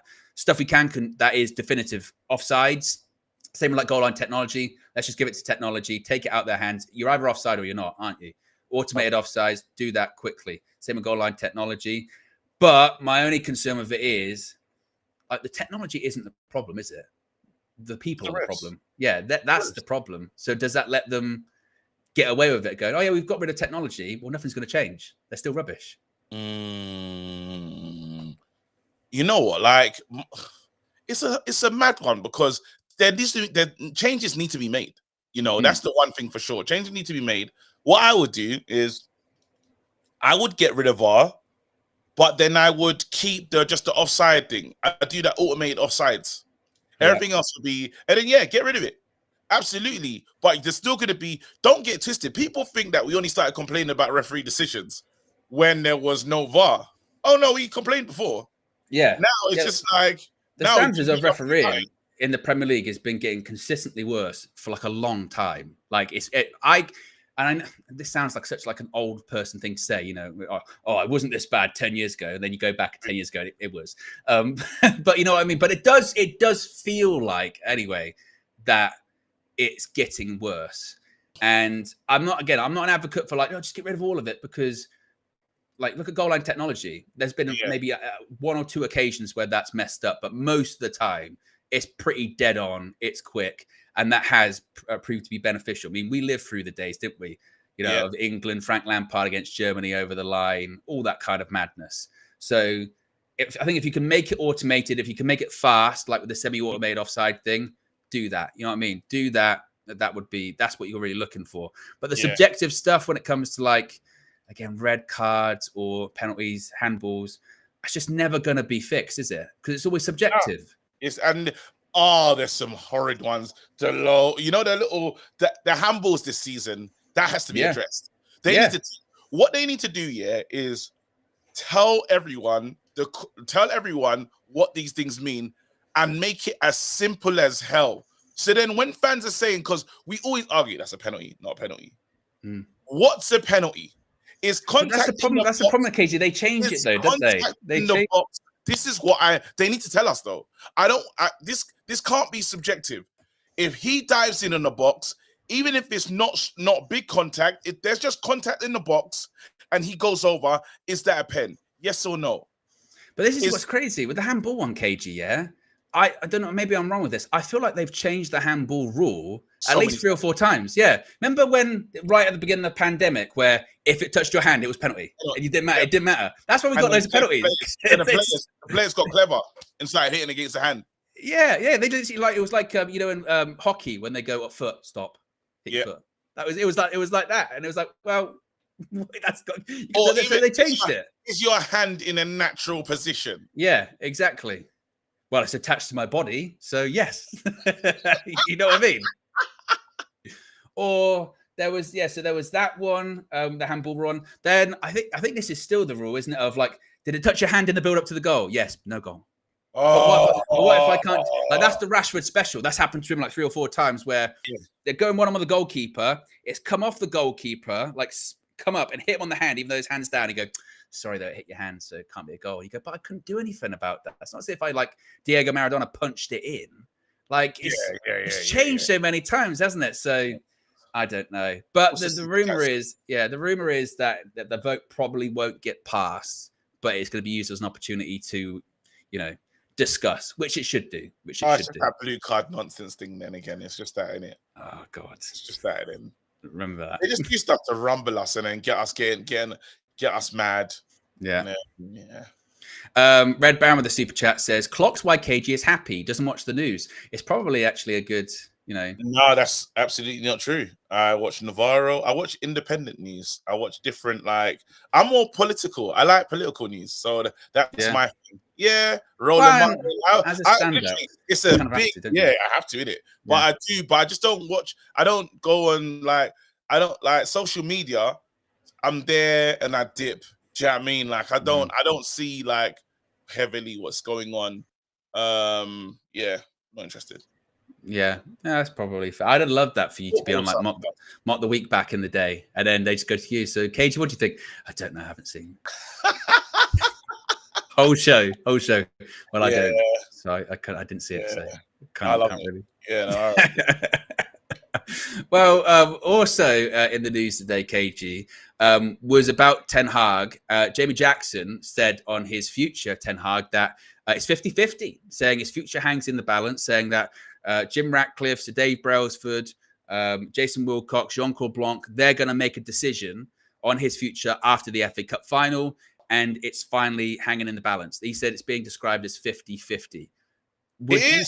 Would you say that's accurate? That it's pretty 50-50 for him? I'm going to say 60-40, but these games can make a big difference. We get embarrassed today, makes a difference. Get embarrassed, Brighton, makes a difference. That Man City one, because the fans and the feeling, these guys, the one thing that's different is, not like the Glazers, they're getting to games. These guys are in the stadium. They can feel it, yeah? And they felt what it felt like on the Coventry one. They was there. Like they remember that feeling of the fans. So even though our manager does spin some things, a lot of things, when he talks, there's no spinning what they're feeling in the stadium. You know, they probably saw the reaction of the away game, Crystal Palace. So all right, these guys are still with us, you know, but then you can't, we could be in a potential, we have the potential to be, let's see it, 12, what's it? 1 win in 12. Yeah, it's 1 win in 9 now, right? Yeah. It's 1 win in 9 right now, today. Yeah. It could be 1 win in 12. You can't keep people don't keep their jobs after that. It's impossible. So it's as simple as that, really. Like it's a very simple equation. It's the level of embarrassment. It's the manner of defeat. You know, if the manner of defeat is, I don't know, let's say like we don't win another game, but the manner's not as devastating, they'll address that. Yeah. But, or like a bit like Arsenal at the weekend, when you sort of go, well, wasn't horrible, I suppose. And there are mitigating circumstances in the sense of the managerial market. It's not great at the moment. Thomas Tuchel, reports coming out today saying he's having talks with Bayern Munich about possibly staying. That's someone that Ineos would have been looking at. If Tuchel stays at Bayern, it's another one down. Then you're really looking at people where it's like, oh, becoming the, then possibly. then you're looking at other targets that are a bit of a risk. You know, you're getting Kieran McKenna getting linked to the Manchester United job, or you're getting Thomas Frank being linked to the Manchester United job, or you're getting Gareth Southgate being linked to the Manchester United job. So that's when you do start looking at, okay, what's the actual alternative? And, you know, I've warmed to man like TT, fam. I've warmed him. KG's made a nickname, then yeah. I've warned him already. I'm not going to lie to you. There's something about, I don't mind the fiery character in it. Like, and I've been trying to because in my head, I have to prepare myself for what the future could look like ahead of time. So it's okay. Like I was preparing myself for Arsenal winning the league, you know, and it's still I've still got it a bit coded just in case to protect my feelings, you know. So right now I'm like, well, what would it look like under Tuchel? What's that thing going to look like? And I'm like, he ain't going to be no mug on the touchline for sure. And he's going to cuss people. He's going to get at players. He's going to... I was like, all right, I wouldn't be like really angry if he was our manager. Put it that way. I wouldn't. Conte, no. I think with Thomas Tuchel, I do think there are quite a lot of mistruths out there about him, shall we say. I think one of the mistruths is that he only plays a back three, which is not true, considering he's played all season with a back four at Bayern, at PSG, got to a Champions League final playing a back four. So that I think it's just because he played that a lot when we all saw him at Chelsea. So that's what he does all the time, KG, right? So that's I think that's why. I think the idea that he plays just super defensive football, again, I don't think it's true, considering I mentioned the stat the other day, didn't I? That it is only full season at Chelsea, his team scored more goals than in any one season of any manager we've had post Sir Alex Ferguson. That's kind of crazy, isn't it? You know, not bad for a defensive-minded coach, you know. Can I say this, though? I honestly feel that Erik ten Hag, has learned so much from this season. I mean, how couldn't you? Yeah, so much better next season. I don't think he's a dud. I think he's I don't think he's a bad coach. No, I don't think he's a bad coach. Had a really shocking time. It's gone. Things have not gone in his way. I think the lessons he takes from the season there'll be so many. Now for next season, with the support of Ineos, with the support of Ashworth, when he gets here, Barada, with the support of everyone, Brailsford. I feel that he does better next season. You know, I feel that he does lift his level, raise his game. You know, I feel that I just feel that we haven't scratched the true surface of what Erik ten Hag can actually be, is how I honestly feel. Like in time, I know some people get it real quick. Some people just takes a bit longer than others, but this season would be invaluable experience. Invaluable. Like there's so much you can learn into even how he's dealt with the media, how he's tried to deal with the fans. There's lessons. Yeah, no, absolutely there are lessons. And I think that he might have learned, and again, this is something he should probably take even if he doesn't stay at United, but particularly if he does, that sort of stubbornness that we were warned about by the We Talk Ajax guys, that can lose you your job. Like if you, particularly in England, in the Premier League, if you can't adapt quickly, or if you persist, it can blow up in your face. Like that was the thing that at the weekend when we played Arsenal, granted, we maybe didn't look as dangerous, weren't really threatening on the goal and what have you, but that sort of bit more compact, a bit more pragmatic, a bit less risk-taking, a bit smaller gaps in the midfield. When you look at that, you went, Eric, if you'd have done that like 10 games ago, maybe things might be a little bit different at the moment. And I do think he has got an idea of what he wants to do in his head.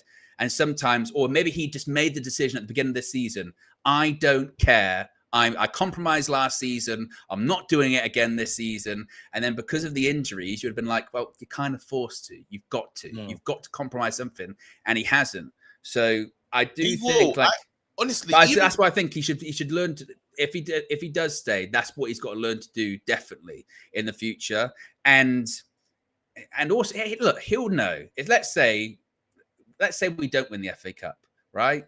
And we finish 8th or whatever, and he keeps his job. He'll know. He'll be like, I got a bit lucky there. Like I got not necessarily borrowed time, but he's like, right, Ineos go, right, you keep your job, like, because there's no one really around or whatever. He might be like, in other circumstances, I could have lost my job. Like, I've got to fix this. I've got to fix this. It's a big club. But then again though, I even think his action like pre-season, last one, did a madness. They were all over America, like literally, like all over the place. Like, yeah, we're here for a night, and you know when we like, it's so crazy because preparation is key, you know, and it's coming from someone that me in preparation is, you know, is shaky, yeah, but I can get away with stuff because going from someone who made a spag bowl with 2 minutes to spare. There you go. But then I'm not gonna lie. Like I do rely on what you call it. I do rely on Maverick and talent to get me through a lot of things. Yeah, I'll be real. Yeah, Maverick. I'm a Maverick. No, but I'm honest. I know what I can do. So roll the cameras. Let's go. You know what I'm saying? Exactly. Now, not everyone. It's naughty though. That's a bad way to live, basically. But the best ones realize, no, we got to be prepared because we learned from the preseason. We're not ready. We saw it. I never forget. I remember you. Las Vegas heat. The heat is beaming down. The lights are still going. KG stood on the turf at is it Allegiant Stadium, and you literally turned to Flex and went, "We're not ready." I said, I don't think we're. Flex, I don't think. And I remember the reaction of this. No, KG, it's just pre-season. You can't say that. Don't judge it, blah, blah, blah. And we weren't. We've never been. And it was just an ugly feeling. There was an ugly feeling. I just remember, like, at this point, I feel like we should be a bit gassed talking about where we're going to finish in the league. And there wasn't that energy. I was like, I think we're like weeks behind. We lost our games in preseason. Remember, it was really bad losses. And everyone was trying to do that thing of when Jose lost his start, he had a good season. I think Jose had like some weird stuff that happened, you know, in that season where I remember there was one season when we didn't win games and then we done really well. Well, Louis van Gaal in his first preseason won every single game. I remember that. But then we lost the first game of the season. But then we ended up finishing third. So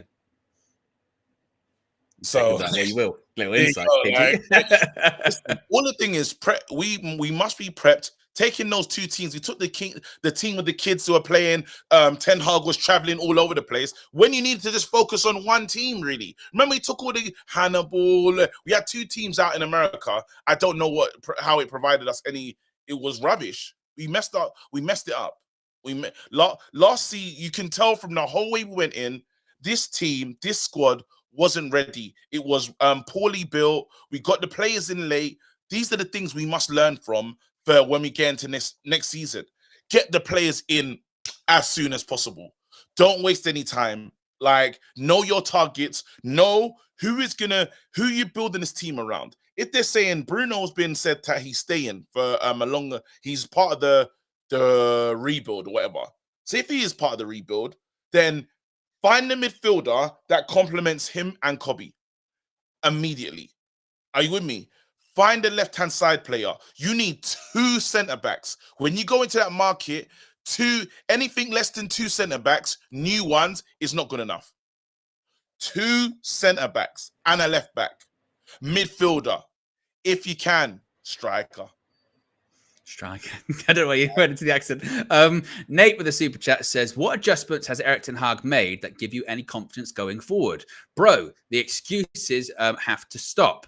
This is high-level sport. He's a waffler. No, but the season hasn't ended. He has to come. The season closes. He is going to have to take stock the same way we were as fans. And then you can really decide, okay, this is what I'm going to do this season. I've been with the players. I've known these players I've had 2 seasons with these players. These guys are not good enough. These guys are the ones I can trust. These guys, I can't trust them. I know the temperament of my whole team. I know when I can get how I can get a bit more from this person, or what I need to say to that person to get him to run a bit more for me. I know my team, so I know what can be said. I know how I lose players. Simple as that. That is the learnings. That's almost like I don't in my house I've got two little ones in the house. Yeah, 8 and 7-year-old. Yeah, I promise you I can't parent these lot the same. I have to. Individual differences. I have to make sure. I have to speak the right language to you know, and I know what to do to get more out of the little ones for my kids. Do you know what I'm saying? So that's the difference. Those are the learnings. You actually, and he spent time, he's gonna have that. So next season, there's the battles he'll take and the battles he choose not to take, is what I'm saying. Yeah, I think I just think again, I mentioned this a couple of weeks ago to Flex on one of the morning shows, and I still stand by it. I still think there's more to happen here still. I think Ineos once again might have a direction maybe they're leaning in, but you do look at what's still to come with the FA Cup final and what is going to be hanging on that. I mean, not only just like a trophy or not, like that could be the difference between Man United playing in Europe or not playing in Europe at all next season. There's a lot on that game. Yeah. And then also you look at other things like I mentioned earlier on with the managerial market. That's another big part of it, of like, what if there just isn't that person out there? I bet Liverpool are looking at it going, and we'll see what happens with slot next season for them. But I bet they're like, in an ideal world, Jurgen, maybe an extra year, you know what I mean? And we could have looked at someone else, you know, maybe. So it's not a great market as well. And then also, when I mentioned about the FA Cup final, the difference of being in Europe or out of Europe, suddenly the idea of sacking a manager and getting a new one from another club gets a lot more expensive, doesn't it? Going, we don't have any European money next season. It's not even Champions League money, I know, but like even Europa League money, like we could do with it. We could do with that. So there's a lot still to happen. And to my point, you mentioned it earlier on, and I think it is true. Like you do have to, whilst we're saying these games, the Premier League games certainly are a write-off, there's a different reaction to, put it this way, if we'd lost 5-0 to Arsenal Sunday, the reaction would have been totally different to the result of 1-0, wouldn't it? It really would have. You know, like that does play a part in it. That absolutely does. So yeah, the manner of defeat. But we could be literally, Man United could put themselves in a situation where if he wins this cup, that's 2 cups, back-to-back cups. That's not bad. As a team, we're a cup side. We're not built to win the Premier League. Do you believe? Every day I try to like get more excited, but I'm just hope. It's just hope. You know, every day I think, well, at least like, trust me, there's a jealousy when it comes to the weekend, yeah, and your team's there, you're excited. Like you don't want to Champions League. It's fun to watch, but you want your team to be there, regardless of how they got there and stuff. Like now, disgracing ourselves to get there from Coventry, it means nothing. We are there now. What can we do on the day? Can we win it? If we win it, we're putting ourselves in a chance to win. Yeah. Other people at home, we're there. We're at Wembley. Now, if we go on to win that against them, bloody hell. Like Spurs yesterday, they had chances. Spurs the fallout of that. I got a phone call from Flex earlier today, yeah. And in the background, I heard Abby. I could hear her proper giving it. Yeah. Ange doesn't understand. Ange out. You know, he doesn't understand. He doesn't understand the rivalry. And I went. That's fine. If that's the position they want to take, that they don't like Ange because he had a go with that fan in the crowd. I don't know if you saw that last night. There was someone that was like heckling Ange, basically being like, you know, throw the game. And Ange turned around, you know, fuck off, mate. You know, all that kind of stuff. Yeah. And was having a go at him. You go, okay, if that's the mentality you want to take, that you're happy that you didn't get Champions League football because it was a better chance that your rival didn't win the Premier League, then in the future, when people take the piss and they say like, you know, Spurs, they never win anything, they don't care about winning anything, Spursy, then you've got no right to get angry about it because you've just shown yourselves for exactly your priorities. They've shown yourselves for exactly who and what they are. Both sides have a point. Do they though, KG? Yes, they do. They do. Honestly. So do you care? Do you care more about what your rivals are doing than what you're doing? No, but I'm a Man United fan. If let's say, heaven forbid, you were a Spurs fan, right? Yeah. For instance, with it, we'll just compare it to like Man City or Liverpool, right? If it was a case of like Man United, you know, we got to get into the top 4 or whatever like that, get European football, but that might mean City win the league. Obviously, City winning the league would hurt, or Liverpool winning the league would hurt. But I care more about Manchester United and what we're doing. Yeah, but I support Man United. So there's difference because when I go into a tournament, I feel like I can win a tournament. If I support Spurs, what are we talking about? we're not winning shit. We don't win shit. Yeah, but yesterday it was for them to get in the Champions League, wasn't it? To do what? We don't They know. can't even win a Carabao. Hey, KG, they've been in the final more recently than us. Bro, they are shit. I'm not saying they're not. They are shit, bro. No, there's levels. Like I'm telling you, Spurs, the history of Spurs is this. But that's my point. That's my point. That's my point. What's the point of them getting to Champions League? Well, that's my point. That's what I'm saying then. So in the future, when people say that, they can't push back because they've shown that that's what they are. That's who they are. But they do. That's what I mean. So in the future, you've just gone right.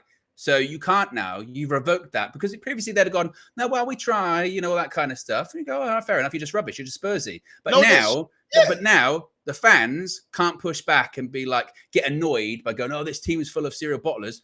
Well, actually, no, you're the bottlers because you encouraged it. Like, you encouraged that. You're just as bad as the players. No, it's the history of Tottenham, though. Someone said, who was the famous person that said that? Conte. And there's Italian player. There's an Italian player that said something mad. He said something so funny. Conte did it, like Jose did it. Ange is now going, something fundamentally wrong. And by the way, I do think with Ange, there is a little bit of like he's taking the piss. I do think it's a little bit he's defending himself. You know what I mean? Because he's remember, was it like October? It's the greatest start ever from a new manager to a football season in the Premier League. Greatest start ever, KG. They won the league in October. There's some of the stuff they were saying about Ange. And now, what's he won, like 3 in the last 15 or something like that? And this is what I'm saying. He's taking the piss because I looked at the losses. 1 second, I've got to tell my daughter to do. Babes, take the charger there off the Nintendo. Yeah, there you go. I can't do anything for you. That's KG, like you were just saying, he's got the expertise and how he communicates differently. It's gone into practice there. She was not getting anywhere as well. She was like, she would have stood there like like a child from The Grudge. When the kids want something done. Yeah. Do you ever used to do that? Like if say you woke up like in the night and you weren't feeling very well, and you go into your parents' room, but you don't wake them. So you just hope that your presence is enough. And she's got locks here, and she doesn't even like push them back in them moments. She stands there like that, and what's wrong with you? Like, she does it all the time, head down, Nah. And it's always me that gets up like that. And you go, how long have you been standing there? Oh, 20 minutes. Tap somebody. Right. Mentalist. Anyway, hey, kids are wild, Yeah. Try and make as little noise as possible going into the room as well. Don't just open. You could open the door quite loudly and just wake everyone up then, but it's very like tiptoe to wake me up. I'm gonna go back to this thing with Ange Postecoglou. Yeah. So he's giving it the big one right now, talking about it's a disgrace. Go look at yourselves, this, that, and the other. Mate, you had games to fix this. You didn't. Now you're telling me you've learned everything you need to know. And in this match here, in a game that is your rival, like it or not, this game is when you decided to learn everything. Are you taking the piss? You played Chelsea, you surrendered so many points. People talking about the high line. In this game, you want to play a mid-block. Are you serious? Like everything you was doing, you've had weeks to address this. You didn't. Now is when you want to go for it. You're deflecting now. The Spurs fans that were like any Spurs fans in a Man City shirt or doing the Poznan or whatever, like O'Hara, all that disgusting stuff. Well, I don't expect anything better from these expressions with the Man City top.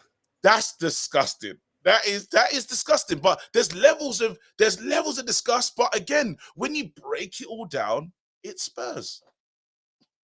Yeah, it's true. And also, I saw Arsenal fans complaining, and you go, actually, and look at yourselves. Look at yourselves. You lost to Aston Villa just a few weeks ago. Like if you'd have won that, maybe you'd have been in a different position. They're spray painting the Spurs shirt, and now they want a hand. They want a helping hand. Don't piss me off. Yeah, it's funny. It is. We've got over 1,200 people watching. We're already over 650 likes. If you haven't already, click the like button. Be sure to subscribe as well, bottom right-hand corner. Don F says, why are we talking about Spurs? Oh, why not? Want to. And yeah, and that's it. And he's defending himself in November. Manager, stop complaining about injuries and get on with it, mate. Get on with the game then. Yeah. Suddenly, you know, it's very. I've noticed him to be a very, shall we say, again, defensive. But I think he went into a little bit of self-preservation mode. You know what I mean? I think he went into a little bit of self-preservation mode, and he was like, "Yeah, I've got to make sure I defend myself here. It's not looking good." KG, I do want to talk about player because there were weird reports last night from Neil Custis, by the way, which how he's even allowed to make reports anymore after the track record of wrongness this season. Remember Qatar? They were coming in by October. That one happened. Yeah. David De Gea is close to re-signing for Manchester United. That was another one, or is in talks. But he said yesterday that because obviously Rafael Varane's going to be there this evening. It's he's not playing, but they said the thing about Aaron Wan-Bissaka that he was going to say goodbye, going as far to say that shirts have been printed, and many people pointed out, but he's still got a year left on his contract that they triggered. So, like, I mean, unless he's guaranteed to be sold, that would be a bit of a weird thing to have a shirt saying farewell. But since we're talking, you know what I mean? Imagine walking around, goodbye. You've got a year left on your contract. Yeah, see you later, mate. I mean, Wamby doesn't feel like the type to tell you he's leaving. And he's the kind of guy that looks like he'll lead the party and not say bye. You know, like the one like that guy. Just chew his way out. When did Wamby leave? He hadn't been here for hours. Has he? Then you had the debate of, was he even here? I think I see. You start doing that, like you start doing detective work. You know what I mean? You start doing the whole get the pen out, build a notepad going. So you're sure you saw him at 2:30? 2:30. Okay, we've got a sighting. 2:30. Yeah. No, unless Neil knows something, because the Sun used to be quite good on our transfer dealing. You know, so unless I looked at the thing thinking maybe because the Elise thing has not been quiet, it's been quite loud. That we look like we're very serious about Elise. So you're saying like a deal might have been agreed already, and actually, Wamby getting to Crystal Palace, Elise coming in on a shorter price. You know what I mean? Not the same, not that the value that they're saying now. They wouldn't mind having Wamby at their club. Their club's going forward. Having someone like Wan-Bissaka there is not a bad thing. He's a lockdown. Glasner then at Palace. Do you think he can get something out of Wan-Bissaka? Do you think anyone can? He's good. He's just playing. Obviously, he's playing on the left. He's out of position. They played on the right on the weekend. Yeah. Well, and didn't look. That's it. That's a Wamby special, isn't it? Yeah. Right. What do you think his legacy is as a Man United player? I mean, he's been here since 2019. So what's 5 years at this point? Yeah. How would you rate his time? What's his legacy like? I love Wan-Bissaka, so I'm biased when I say this, but just there, available. I would say available. I don't know. All right. That's the weird thing, though. Last season, wasn't it? Is that the beginning of half of last season, he wasn't available at all, was he? And then his time here is and then Dallas. It's up and down, isn't it? He's gone from starting right back to beginning of Ten Hag's tenure. He's definitely going. To once again at the end of last season, he's starting right back again. To now, he's definitely going again. It's very up and down with him. Good pro. Can we just call him good pro? Is that fair? I think it's one where we bought him. We saw his strengths and his weaknesses, and we hoped that those weaknesses would be developed on. And they've remained exactly the same. What have they said? What they said? Taking the piss. Aaron Wan-Bissaka's legacy, like Schneiderlin, Darmian, Blind, and both with Jackson. Hey, not both. It's not both with Jackson territory. You're putting in there, Schneiderlin. You're taking the piss. That's taking the piss. Sorry, I saw that one and I said, "There's no way." Now, is there one player that I agree with in there? Is it? Don't tell me it's raining again in Manchester. Do you know what I'd be like, KG? Yeah, his legacy, I think, will probably be remembered for individual matches, won't it? Going up against, he did all right against Matoma. I remember FA Cup semi-final. Mbappe, did he go up against Mbappe before? I think he did. Lockdown bare people. Yeah, that'll be his legacy at Manchester United. Last ditch tackles. That'll be the thing he's remembered most fondly for.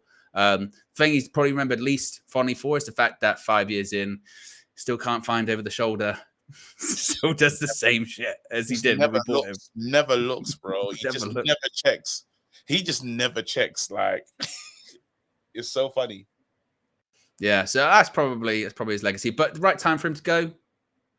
Whoa, yeah, I'd have to say if we're trying to step it up, go to the next level, it might be it's time. Like, don't get me wrong, I'm more intrigued on the left-hand side. Yes. What we're gonna do there. That's all I care about right now. I need to know who the left back is, future left back at this club, like starting left back, first team, first choice. That's all I'm interested in right now.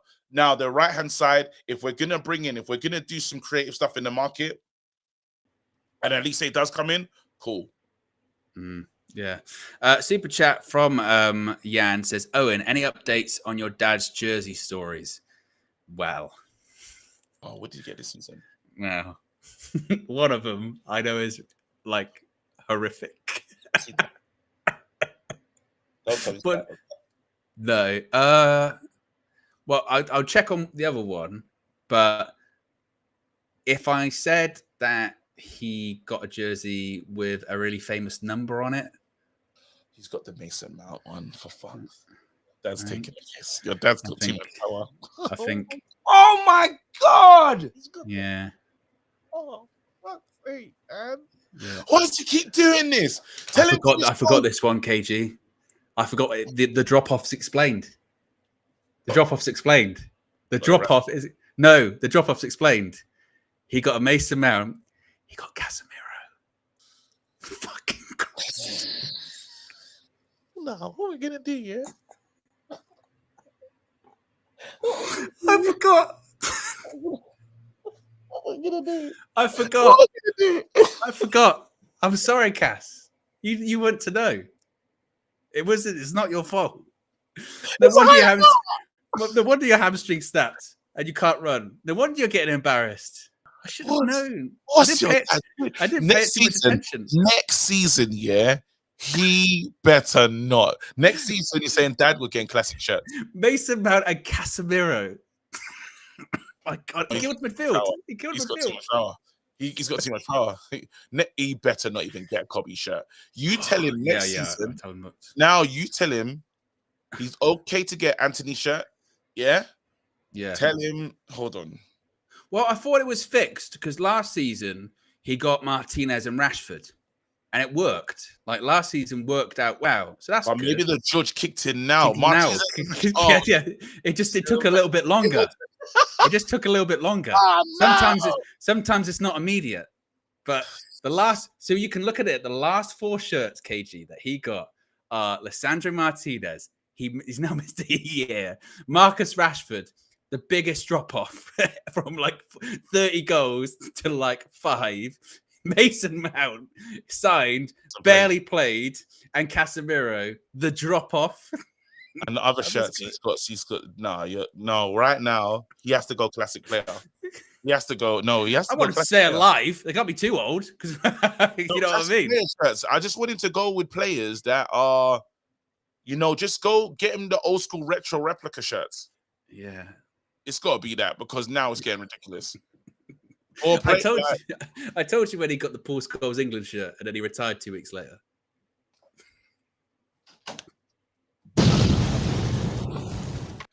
Man. No, he's got powers. I forgot about Casemiro. Casemiro one, I forgot. I forgot about that one. Oh my goodness. The Casemiro really shirt is the most shambolic one. But he was at Old Trafford for the 4-3 this season. So good luck that day. So I think it's just specifically sort of apparel related. It's definitely apparel related. Yeah. It's definitely that's next level Death Note business. Let's end the careers out here. If you ever told me you got a Sancho shirt, yeah, I'm done. He doesn't own one of those. He doesn't. There's no way. There's no way. I never know. 2 seconds. I'm gonna. While you're gone, my mic's still on.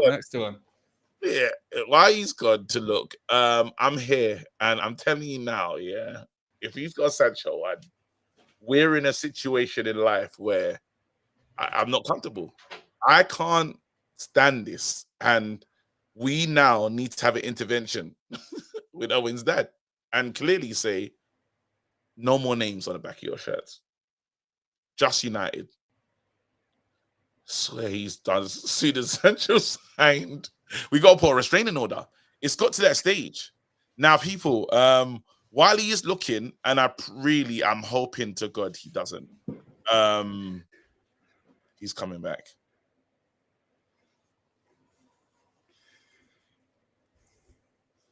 For fuck's sake. No.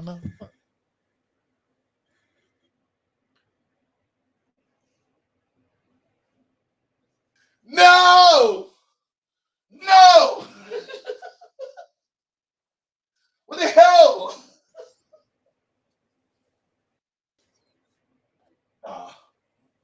Far from Owen. Oh. God. Okay. I'll make some calls. I'm just shouting. I'm just upset. Don't worry, Sire. Get everyone to brush their teeth, all right? Yeah, I'll make some calls. Yeah. Cool.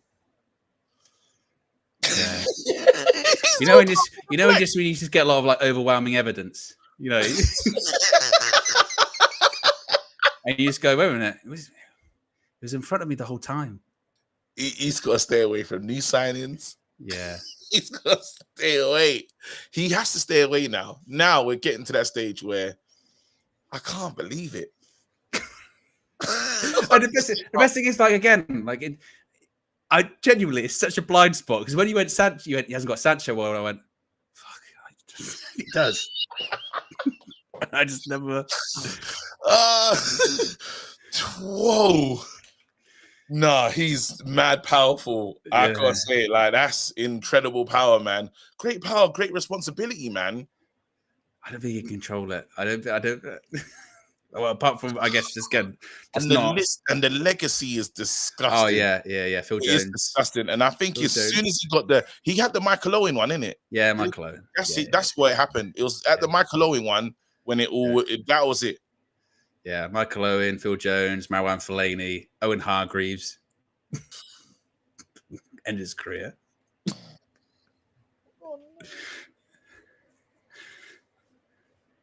The power of that man, it's next level. Yeah. I think his name, just his name. Yeah, maybe. He's got it now. Yeah, maybe. The ops are here, by the way, just letting you know. People want to see us lose today. Oh, we might do it anyway. That's okay.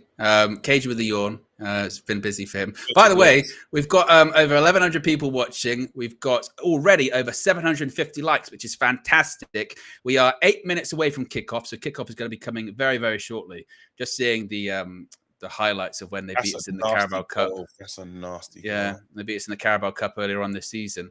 I believe the stat is that if Newcastle beat us tonight, obviously they'd beat us 3 times in one season.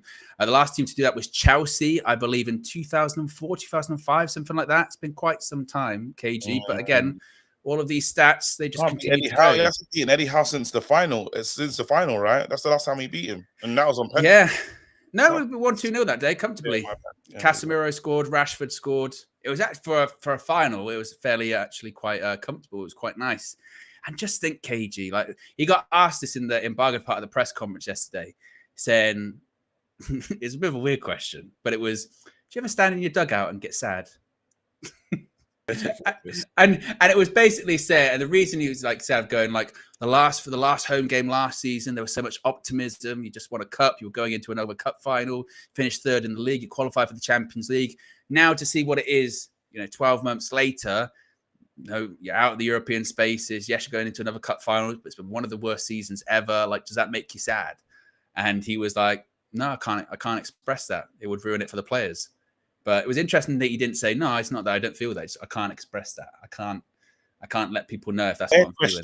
Now, have you noticed the questions are almost Nah, they're taking piss. Oh my god, they're wearing goggles, ready to swim. Look at the fans in the stadium. They're taking the liberties. No, we're finished. I wouldn't be shocked with Old Trafford with like security if they managed to like sneak in a kayak or something like that. Bro, they're wearing goggles. KG, you know what's going to happen tonight? It's just hit me. I'm telling you now, if one of them scores, They're gonna swim. Swimming celebration or some kind of kayak celebration or.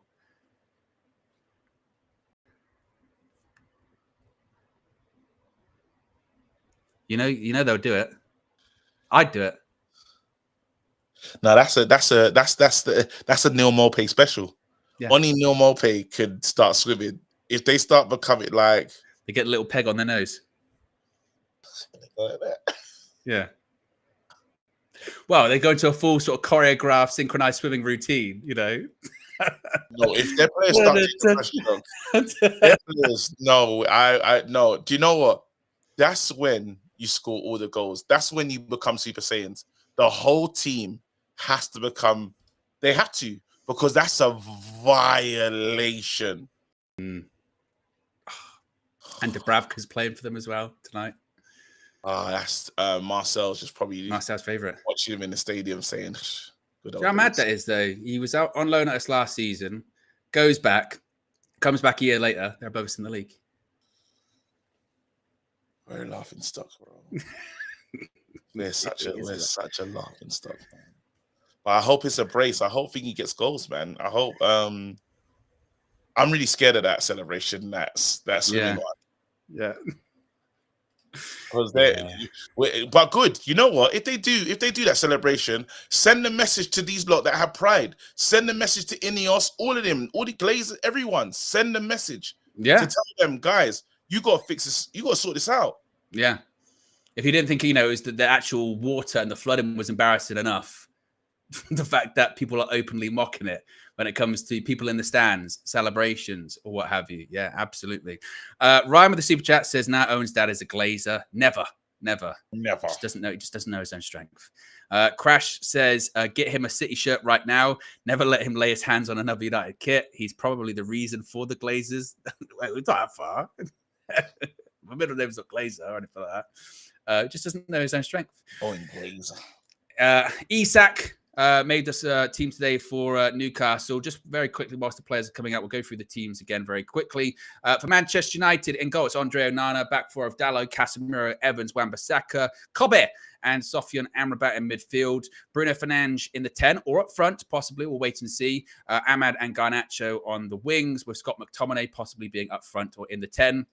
For Newcastle, they've got Dubravka, Trippier, Kraft, Burn, and Hall. A midfield three of Longstaff, Guimaraes, and Anderson, and a front three of Murphy, Isak, and Gordon. And Gordon's been in excellent form. So has Alexander Isak. Of course, someone's been linked with a move away, possibly from Newcastle in the summer. But he's got like 20 goals or something in the Premier League this season, KG. Very dangerous, very impressive. There is Eric waving to the crowd. Waving to the crowd. Look, this is the sign off. Oh, KG, what did you nearly say? But no, because I'm looking how he's doing it. You read into these things a lot, don't you? I do. I have to try and understand what's going on. But he does that for every game, though. He does that every day. Yeah, but do you think there's more to it? Could that be your last one in front of the Old Trafford faithful? Well, he was asked that yesterday in the presser. He said no. You never know, man. You never. Good fight for me. Good fight for me. No. I hope so, man. I really hope, because it's not in his hands. He can't decide if he's going to be staying. But what's funny with you, KG, I remember at the end of Ronaldo's comeback season, and the last game, I think it was against Brentford, and he waved to the crowd that day, and he wants to leave. He's gone, and it was like, nah, okay, just they cussed me in it. They cussed me. Yeah. You were like, no, then you have to do it. Especially, I'm a big boxing fan, innit? And you learn a lot about boxers. There's so many tells. They tell you body language, everything, what's going on in their heads, where they at.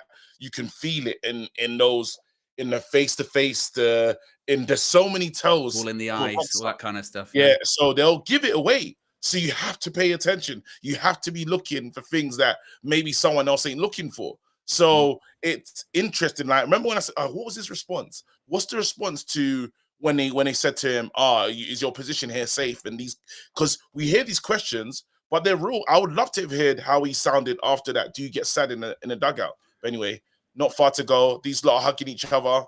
Yeah, he said. Well, he said with that. He said, well, just quickly. He said that no, again, I can't because it would ruin the vibe for my players.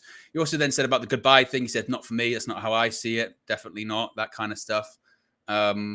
Yeah, and then he got asked about once again pushed on that, and he said, "You've asked the question a million times, same answer," and his answer, I guess, is no. So I don't know, but like you say, people will be doing just that. They'll read into it. Particularly, I mean, that was before the game. See what happens afterwards, because you know, if you look at him shaking hands with the old guys behind the dugout, shaking hands. Sometimes when you know your days are marked as well, man, you do crazy shit like this. Well, you mean you've got to press the flesh, as they say. Oh no, that guy got left out. Oh no, he done him twice. Sometimes when you just know, like it's not in his hands. That's the one thing for sure. He's not stupid. He knows his career is not in his hands at the moment at Manchester United, just because of what's happened this season.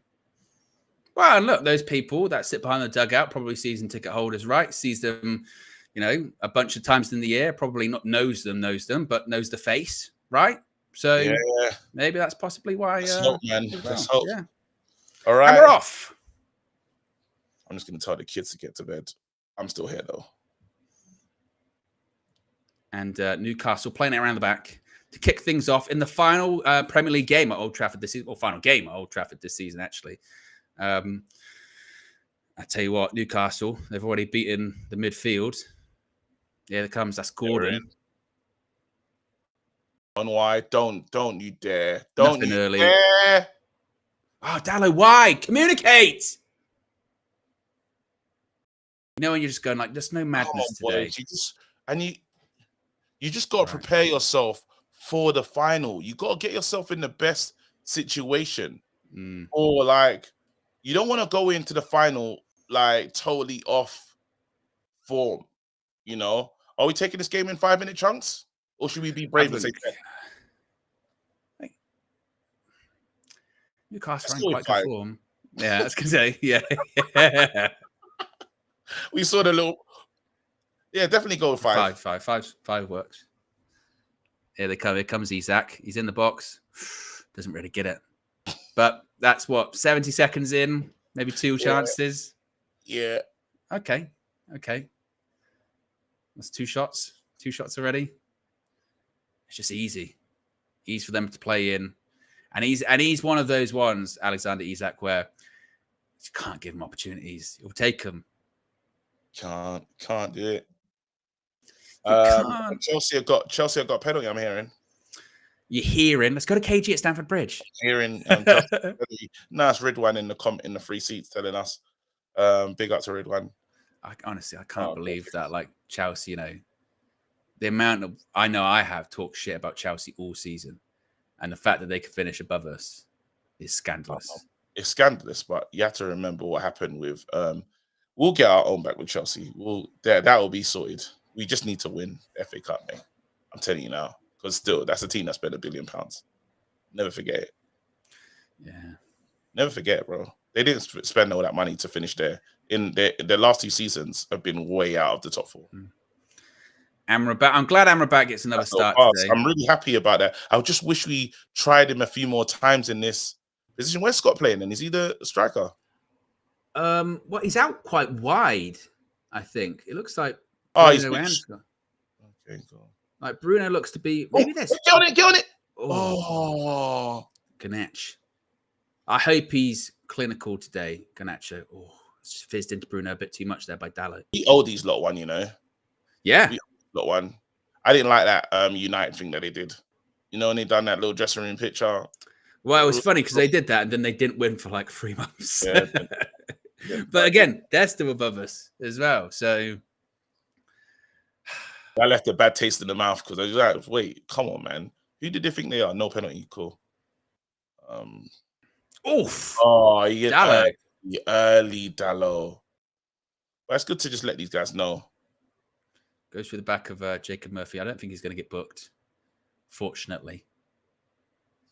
Yeah, I'm sure. I understand Chelsea were so low 6 weeks ago, but Chelsea are supposed to be a title winning type of team. So them lot celebrating being in the position that they're in is still a bit shameless. But they're not good though. That's the annoying thing is like, even with the money they spent, like, what the hell was that? Who's Casemiro? What are you doing? I don't. If this leads to a goal, KG, I swear to God, that's a brilliant tackle by Amrabat. Unbelievable tackle. Amrabat, well done. I'm telling you, man. He's Casemiro. It just stopped. What? Casemiro. Look, get straight away. They zoom in on him because they know, like, what's he doing? Look at this. What was that? That's like the terrible pass. What's the Amrabat special? Great tackle. No, I'm telling you, man. We haven't had a good look at this Amrabat kid, you know. I'm telling you now, like, I don't think we've had a great enough look at him, you know. It's so annoying, man. That Casemiro pass is like when you press the wrong button on FIFA. Like that kind of like there's nothing in it. Where it glitches online. Yeah. Well, 5 minutes gone. Almost 5 minutes gone. I can't believe it. This has been like the longest 5 minutes ever. It felt like more time has gone, but it's just more domination. Again, I don't know how we hope for this team to. Yep. Oh. I really hope that it's not like, you know, end of season vibes from United. It's just so there's nothing to play for. No, there's something to play for. Because from Newcastle's point of view, they win, basically secured that Europa League spot, haven't they? So, well, that's why Chelsea are like they really need us to beat them, innit? Well, we're 3 points behind Newcastle. I mean, I'm not looking, you know, at the European spots or anything like that. We need a lot to go our way. Yeah. I mean, as things stand, Chelsea and Newcastle both 3 points ahead of us. But the problem is, of course, because our goal difference is so bad, it's technically like 4 points. 15 goals. Yeah. But I mean, you could see it. We can't. We need to just keep it. Forget about clean sheets, mate. Yeah, we need to have some. Now we got to say with Casemiro, we got to do the expected mistakes thing because it's true. Expected mistakes they must be high. There you go. Oh, big tackle there. A link with a move away. I think what they're saying. They're talking about Bruno Guimaraes potentially Arsenal or something crazy like that. Well, I saw there was. I think there is a thing where there's 1 week. I don't know if it's in like June or July, but there's a week where there is like a release clause, I think, of like 100 million. But it's like, is anyone going to pay that? It'd be great at Arsenal. That'd be a final piece, really. You kind of think of the pieces that they need. Do you think Arsenal would do another 100 million signing 2 years in a row? You want to get like it worked this season, really. Like they should have won in it if you can they afford that? They said they got finances. I don't know. In the Champions League again. That'd be solid. They'll make them meaner in midfield. They need a striker, don't they? They need a striker. Yeah, definitely. But they'd be mean, bro. I think there was a rumor about him going to PSG because obviously they're going to have a lot of money this summer. Not that they've got money anyway, but obviously with the Mbappe. Ball in, headed away. Come on, boys. Big hit. Just anywhere. Yeah. Or not anywhere. I'm telling you, KG, we look so flat. This is what we look like. I'm not really surprised about us looking flat, to be honest. But again, we're getting through these chunks. We're almost there, and we're getting to that 10-minute mark. I think it's. This is like again pre-season. Let's get minutes in for the cup final. That's what it feels like. You know what I mean? Yeah, but they need to try and get some rhythm though. All over the top. Go on.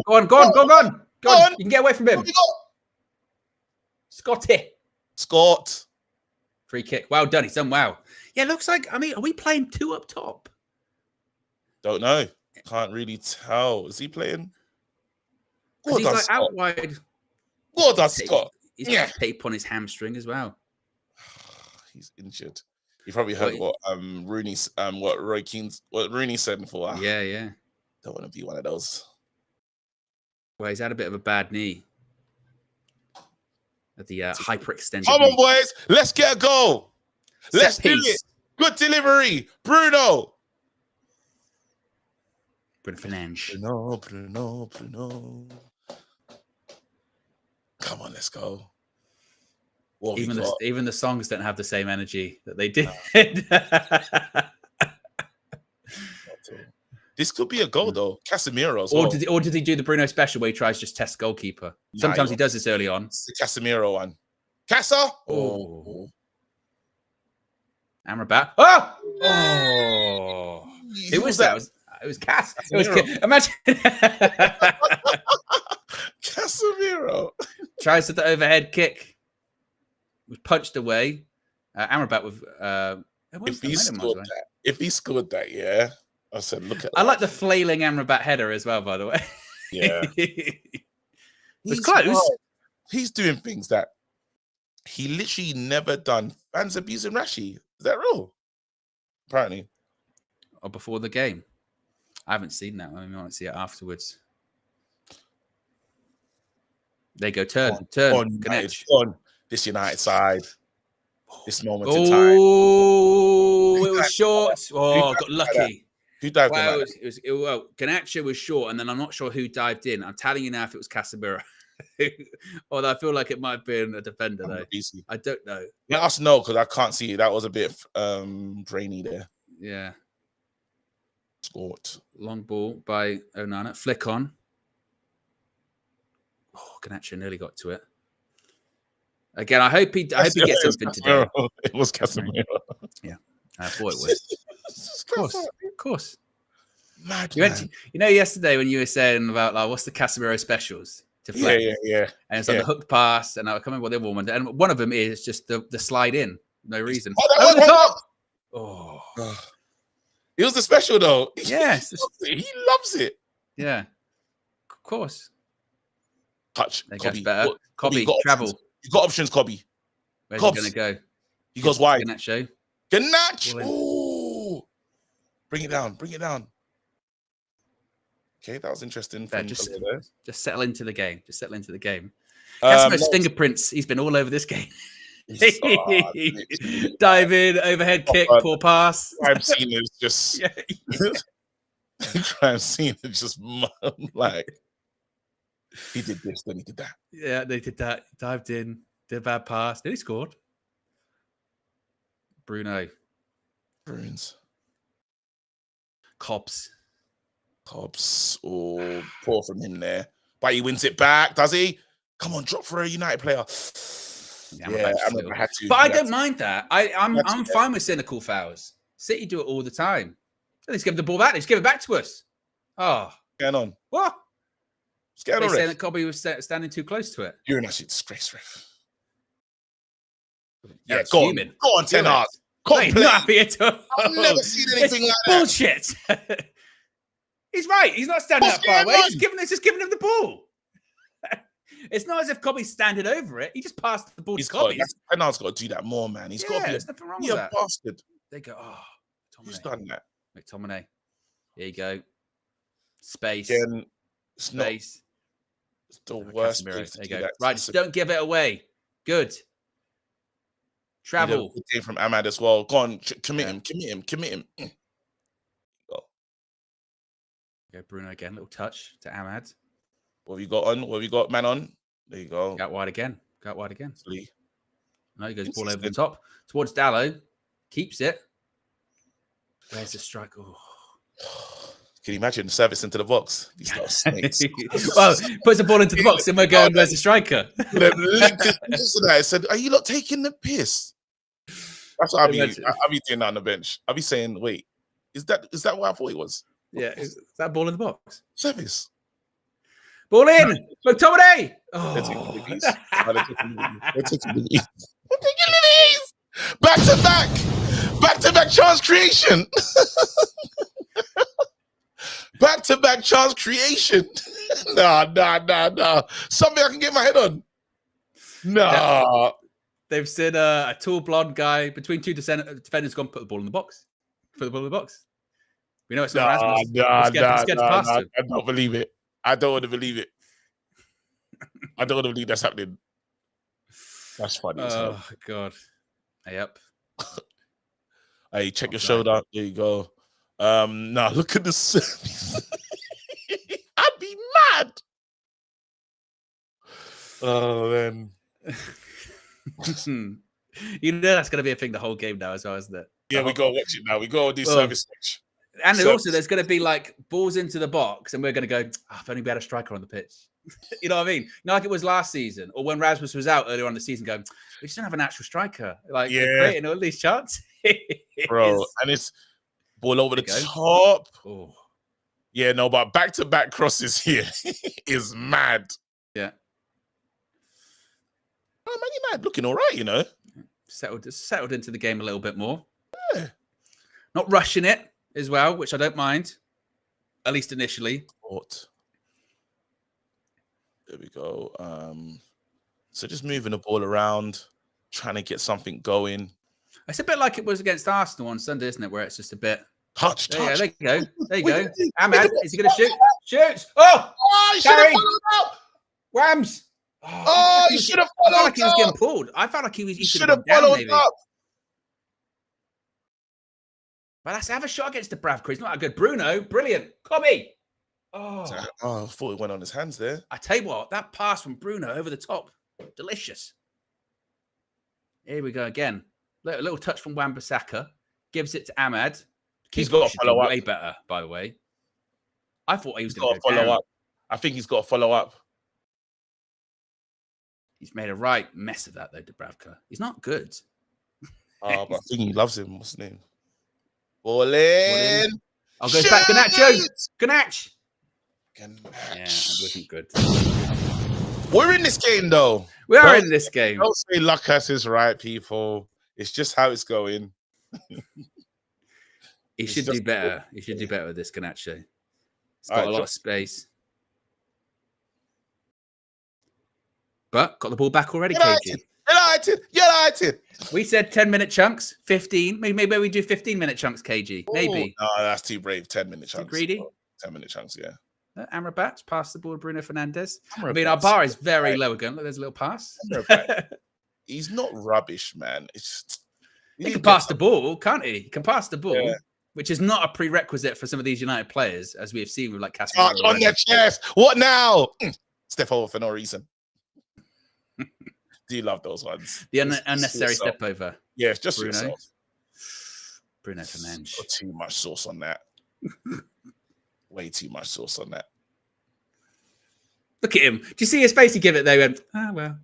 And go, Bruno, if that was another player, you'd be livid. Don't even pretend. Don't even pretend you wouldn't be. Man, look. If someone did that and Bruno was having a go and they went, you know. Look at that. Do you see the match facts? A bit positive. Yeah. They're saying Rasmus was the problem. There you go. You know, you see it, don't you? That's what we do. Process of elimination. Well, if Rasmus wasn't playing, he's a problem. United. Was it handball they're saying? Definitely a handball. Where? Oh, it's too late. There you go.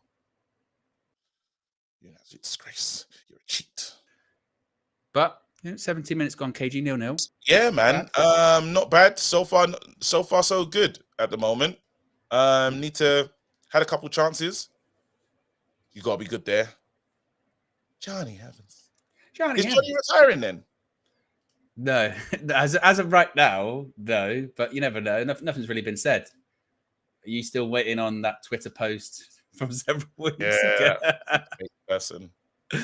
My favourite one is on a really early episode. There you go. We're in. Come on, Cobby. Cobbs. Come on. What are you going to do? Ganacho. Shoot. Ganach. Too late. Where you going? Oh, no. You messed it up. Go on, Dallo. You've got it back. Come on. Let's go. Let's fight. Bruno's down. He'll be all right. It's a hand injury that he's got in it. That he's nursing. But I don't think he's not holding his hand. It's his knee. Or is it? Oh, ankle. Nasty. Who's done that? Bruno Guimaraes. Disgrace. One at a time when Bruno Guimaraes took down Bruno. Bruno Guimaraes disgrace. Last game of the season. In May 2024. Then go. We're not going to win anymore. Stands on the floor.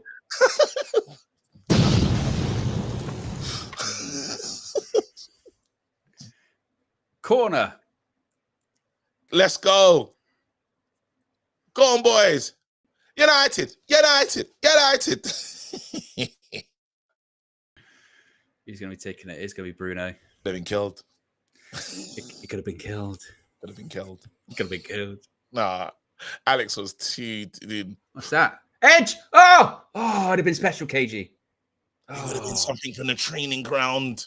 Something from the coaches. The coaching staff have been under... Amrabat again. Look at Amrabat winning it back, KG. Again. Oh, no. He twisted himself inside out. There's a chance as well, Ahmed. It was a great ball. Look, Bruno pulls it off. Look, he's right there, edge of the box. Bruins. Gets it to him. Brilliant ball. Oh, it's unlucky. Oh, that's a good one there. Great spot by Bruno. Again, Amrabat wins it back. Yeah. I'm telling you, man, we just didn't play this guy enough. Is there any hope that a U-turn could be made on him? Huh? Is there any hope that a U-turn could be made on him? Chelsea 1-0 up. Inevitable Palmer.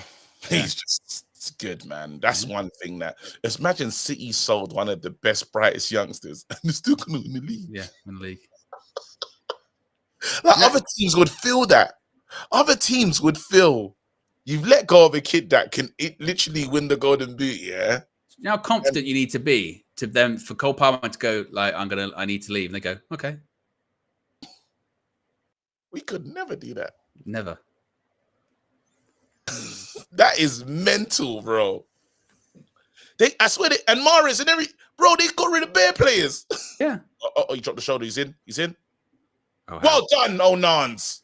Solid, good hand. Yeah, with Amrabat, yeah, is there any hope? Could be a potential U-turn. I'd love it to be, because you could feel like there could be there's a decent player there. He's just not played. He hasn't had the rhythm. He hasn't played. You know, Is there just too little time?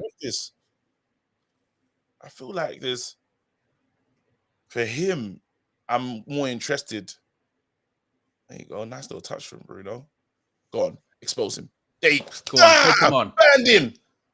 But what? Yeah, give a good ball. Give a good ball. Good account of yourself. And Nacho's showing. Yo, man. There's a little 1-2. Yeah, Garnacho has kind of picked up where he left off from Sunday. That is bad. There's endeavour, but it's final decision. Bruno's not happy. The battle of the Brunos, KG. Battle of the Brunos. Battle of the Brunos. I'm the real one. No, yeah. I am. You're just bitch Bruno. I'm real Bruno. He thinks his name's Bruno. Yeah. Oh, that's brilliant. You're just bitch Bruno. You're bitch Bruno. You're not Guimaraes. You're Guimaraes. Get out of here. Get out of here. You should tell your dad to get a shirt with his name on it. Yeah. It's like, well, yeah. Basically, whoever you want to judge, it's like taking out a hit. You know what I mean? Just my dad would just buy a shirt, and that's it. Yeah. Tend to get a Declan Rice shirt next season. So it's like the equivalent of, like what they say with a horse head in the bed. They just find my dad's just bought a shirt. They go, game over for him. It's a shame. He had a career ahead of him. I see Bruno's number one for something I couldn't really touches in the first half. Been central to everything, KG. But when you don't need him. Yeah, exactly. He's a problem. Oh, there we go. A couple of touches there. Into Bruno Fernandes. Goes wide. Diog Dallo. Is he gonna have a go at him again, KG? He has to. He loves it. I do like that he goes at his man though. Yeah. Every single time. Like, you have to try and commit. And that's the winger's job. See if you can get change from him. To be fair, considering like you were saying the first 5 minutes, we were like, I don't know about this. We've actually settled all right since then. Settled really well. Ball in. Oh. Can it be a United player? It's not a foul. No. You're an absolute disgrace. Oh, it's Bruno Guimaraes again. He keeps complaining. Yeah. Only one Bruno, mate. He could go. Yeah. He could end up going in the summer. I think the PSG one's a real thing. Bruno Gomes to PSG. Yeah, KG, they're going to spend money in the summer. Ball in. Oh, He looked over his shoulder. Onana was You didn't have to. land. There's a better way to deal with that. Who's Delo? Well done, Garnacho. That's the stuff that won't get noticed. But I'm going to call it out. That's a good ball. Keep it. He kept it on. Oh, unlucky. That's really good from Garnacho. Get back, get involved, try and help out. Support your fullback, mate. Defensive work. Do the dirty stuff. Absolutely, mate. On United. This Manchester United side. This Manchester United side, this moment in time. This moment in time, this Manchester United side. Nice. Oh, come on, United. United. This is quite nice to be like 24 minutes in and we're not losing. Just a little bit relaxed, going, nice, isn't it? Just a bit nice. I was just thinking something similar to that, Gage. I was thinking, so the game's, is it 10 days' time, the FA Cup final? I guess it is, a week on Saturday. Because we're going to be doing it together like this. We're going to be a mess that day. We've done some hell of a games in this format this season. We did the Liverpool one. We did the Coventry one. Yeah, we're going to be a mess. Yeah, we're going to be a mess. Oh, that Coventry one was just. But then this is a bit nice though, like season ender, you know. And it does feel like kind of on the beach type vibes now. It does. I mean, it's a bit slower, isn't it? Yeah, because we kind of know what time it is, you know. Well, I remember as well, speaking of end of game seasons, let's play out because Newcastle, they're in behind. Newcastle dealt with. We dealt with that one. Johnny Evans. We dealt with a cutback on that one. Can we do it again, though? He's in the box. Yep, good stuff. Good coverage. Go on, boys. Don't let him in. Kind of easy. Careful. Edge of the box. Guimaraes. Blocked. Good stuff. Lovely. Good block. Oh, no. No. Good, well done. McTominay. Now counter. Go. Travel. Yes. Travel. Keep going. Good. That's run. Try him. Do something. Oh, that's it. He's in. He's behind. Across goal now. Oh. Very good. Good counter. Good counter. Very good. Very good. Bruno. Hey, we need him. We need him. Look at him. One end to the other. He's conducted. Look at that. Again, ball over the top. Just try that. There you go.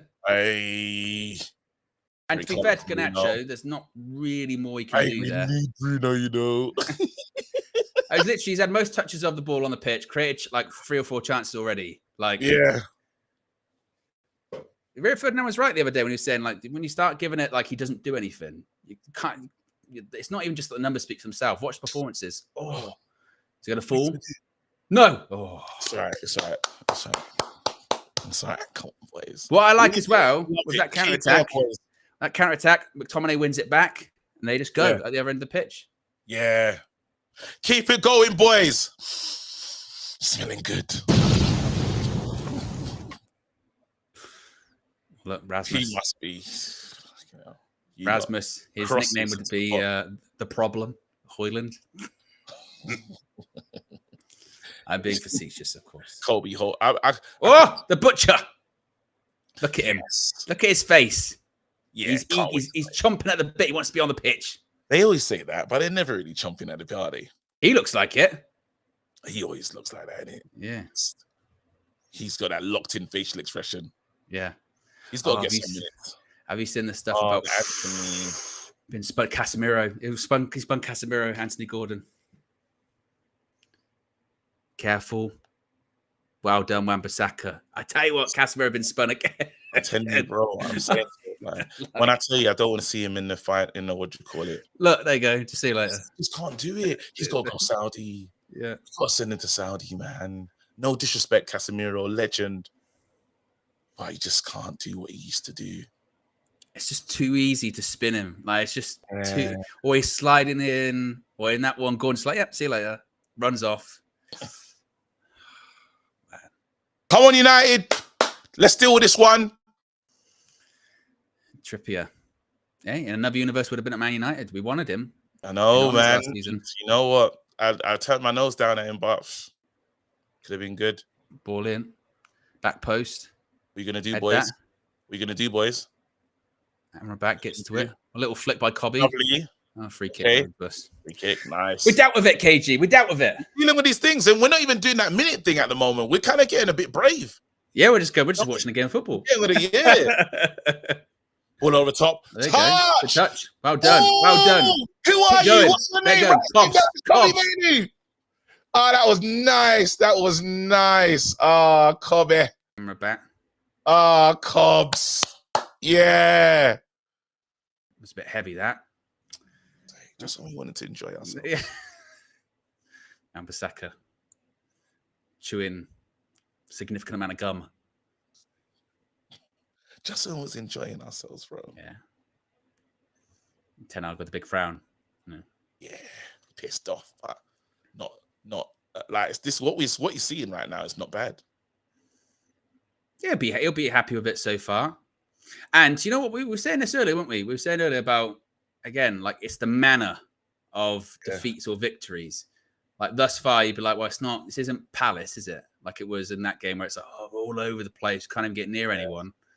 This is a lot more measured, a lot more secured. Had a couple of chances. Yeah.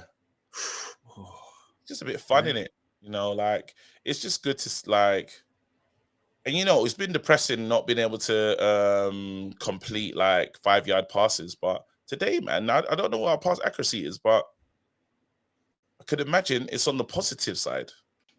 Expected choose. Cobby. There you go. Be careful. Oh, look at that by Bruno. Little flick over the shoulder. Oh, yeah. There you go. Scotty. Scott. These lot are really playing into the strike. Hold up play, KG. That's what you got to do. Run the channels. Run the channels. What is Man United thinking about today? That puts out wide. Rasmus Lovbrook. Ahmad. Like offside. Is he off? He's got to be offside. I think he's give it. KG, give it. 1-0.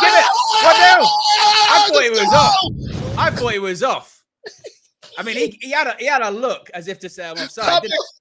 It's Cubby Maney, mate. There you go. It's a goal. Somehow, I don't know how. It's Ahmad. It's the team. They were cooking. Yeah. We'll have a look. We'll have a Go look. on, little man. Like KG, like we were just saying. You know, look at this team. Look at the football, mate. Amrabat out wide. Easy. We've been talking about having scored in the number 9 position. Watch this here. Watch this. Ahmad. Yeah. He's on. He's miles onside, KG. What's Bruno? Miles on. There you go. Is that Bruno little move there? Watch this. Have a look again. Ahmad. Bruno gets a cheeky little pass on it as well. Yeah. Oh, a little flick, yeah. Bruno. And then also as well, Cobby, he's like, I don't know if I'm onside or just side foot in the net, mate. Just side foot in the net. There you go. Ah, let's go, mate. Let's go. Go on, Tenny. Go on, Tenny. Go on, boys. You lot, that was good football for the boys. You guys did that. Let's go. And tell you what, again, I thought offside. He's miles onside. They had the spirit of Casemiro. That's how deep he was. Yeah. Unbelievable. Let's 1-0 go. to Manchester United. And you're right, KG. Just before that went in, you went, hold on. We're playing some football here. McTominay's running the channels. Amrabat's spraying it around. Bruno's doing flicks over the shoulder. Amrabat's cut in. Like, what are we doing? Really good there. Come on, boys. Let's keep it going. Let's let this team know. That was nice, Bruno. That was a cheeky assist. Bruno, we said we need you, bro. Yeah. Oh, guys, let's not give away a goal so quickly. Like, no, just a cross goal. Hey, Ahmad. Well, Kate, it's a lot, isn't it? There's Ahmad. Bruno being back. There's Bruno being back, flicks over the shoulder. There's Amrabat actually passing the ball, someone in midfield that can complete passes. There's Ahmad cutting in, being dangerous. Like that's there. Is Bruno, who's out this team for 2 games? Oh, we don't need him. Actually, we do really, really need him. There's there's Ahmad, doing things, and then there's Amrabat as well, who's actually passing the ball. Like there's actually it's going well, mate. No, don't you worry. There will be a true Geordie call at some point. It's not now. A couple of super chats here. Milan says thoughts on the video of the fan abusing Rashford. Yeah, we said we haven't seen that. We'll see. Disgrace, even though we haven't seen. Starlord's been a member for 23 months. Says it's Rasmus Ironside Hoyland. Big up everyone. And Biggie Third says Suarez took the chomping at the bit literally in terms of That's funny. That's funny. That. And Godson said, "What's Cobby's XG expected generational?" High. Yeah. You see that one, taking the touch on the chest and that? It was wonderful. Yeah. And again, I like just the composure of, okay, I might be offside. I'll side foot that just in the net. Amrabat. Oh, it's a great recovery. That was Casemiro again. Casemiro. Good. And he fouled him as well. Good. Gordon's still down. What do we need him for England? Maybe Gordon's not alive. My Man United hat on. I got my Man United hat on. I wasn't thinking about England in that moment there. Do you like that one, KG? Maybe Gordon's not alive. Wait. I can't remember the reference. Gordon's alive. Flash Gordon. Flash. Oh. He was like everyone of us. I only like the song. I didn't really like. That's a wonderful tackle there. Wonderful. Pen, you can piss right off, mate. Look at this. Lovely. Just the ball. All of the ball. Lucky Amrabat. We're just gassing them up and then you're going to make mistakes, mate. You're going to make mistakes. Penny, for how many times you've said that, KG? On a daily basis. We're going to make mistakes. Gets the ball. Wonderful. You know what? Casemiro, well done. He was reaching in everything he had. Wait, they would never. I think the ref's going, nah, of course not. I was going to say. That's the actual cast special that worked. Go on, Casemiro. What, Eddie Howe? What's wrong? And his assistant, Jason Tindall, he always gets involved. Main character syndrome. Yeah, he loves it. Loves to be in the camera. So yes, I don't know why they zoom in on the referee, all this kind of stuff. It was a good tackle. Let's deal with this. Casemiro, no! What are you doing? Casemiro. Back post. Off the line. Checks the watch. Fuck. This is the thing with Casemiro and KG. He just does like a goal-saving tackle, then he's flailing around on the edge of the box. Like, what? Oh, he's cooked him there. Don't get him down. Well done, Amrabat. Working for it. I love this guy, but bloody this is the ball. Who heads it off? Right, to be fair, he makes up for it. It's Casemiro again. He's KG. He is everywhere. He gives the ball away. He does the goal saving tackle, heads it off the line. His fingerprints are all over him. All over it. All over the game. No, he's literally. Oh, you just know as well when he's giving the ball. When he's giving the ball away on the edge of the box, he's running back to the line going. When did this happen? When was that? When McTominay gets to it first. Just then, or is it they take it back? What was that? What was that from? No, it's Casemiro on the brain. Wait, what happened just now? That's a foul. Yeah, Fish says Casemiro is the hero and the villain. Yeah, basically. Like I said, fingerprints. When they dust it, it's just Casemiro. Yeah. They do the little bit of sellotape thing and they go, it's Casemiro again. Yes, I.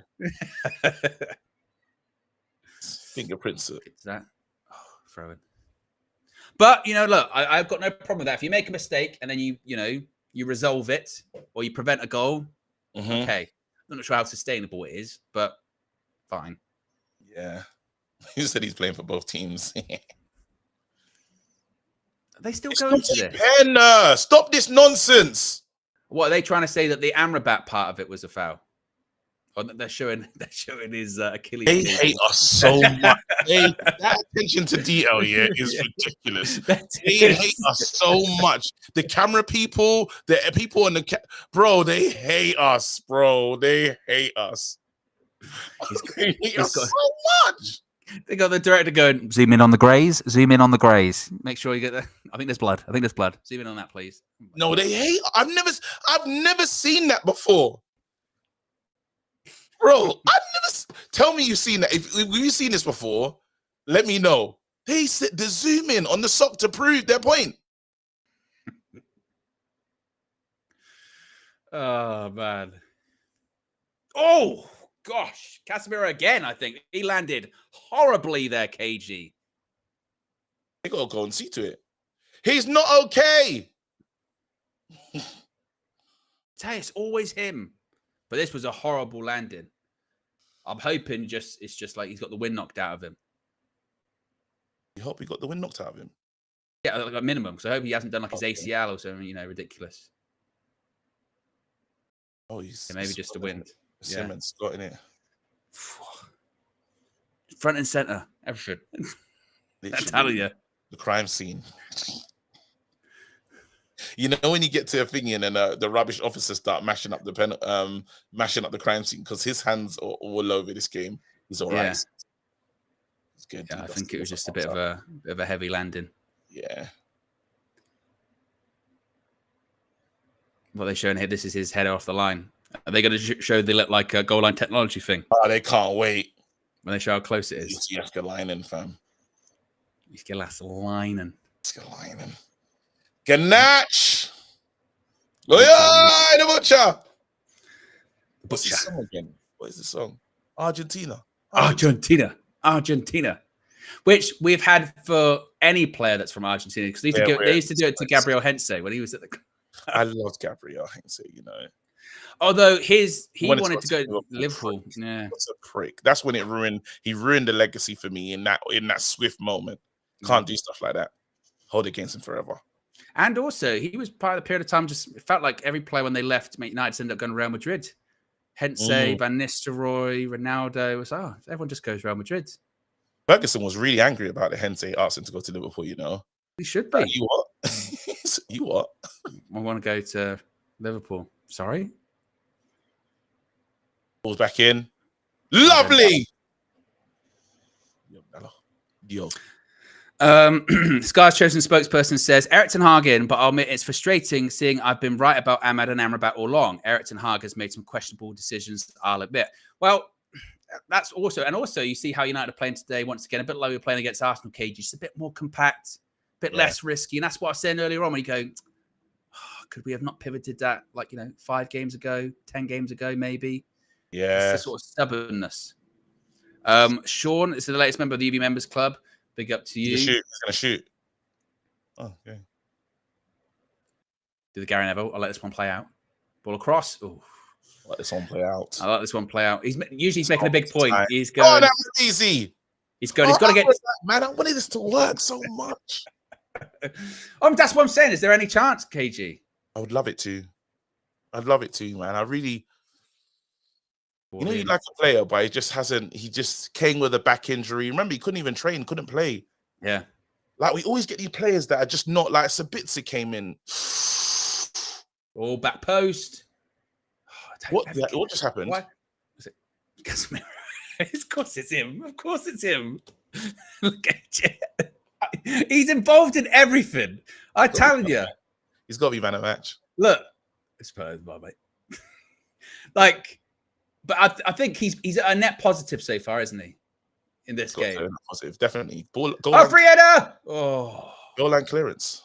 Goal line clearance. He's put in some goal-saving tackle as well. He's done everything. Giving the ball away. Taking himself out. Yeah, he's done everything, mate. And over the bar. Oh, bicycle as well. Bicycle. And he's attempted a bicycle kick. Oh, yeah, the bicycle kick as well. I forgot that, yeah. No. K-Flow says, City goal yesterday was potentially off, yet they never played it back or show lines. These men will look for anything. Yeah, I don't know if you've seen that today, KG, with the De Bruyne thing in the first City goal. Apparently he might have been offside. Yeah. The script writers. Yeah. If it was automated, maybe. Oh! Disgrace. By the way, as well, are you getting flashbacks? Because, of course, we've got Brighton last game of the season at the Amex. And I remember you infamously doing a last game of the season with Flex here on United View when we played Brighton at the Amex, and that's when the song came. That's when the Europa League song. Yeah, it's when the Europa League song. Yeah, that was a joke. And that was the day that it was Liverpool and City going for the title, and it looked like at one point Liverpool were going to win, and you and Flex rather sat in silence for like 10 minutes. Upset, yeah, because we hate. I told you because we hate Liverpool more.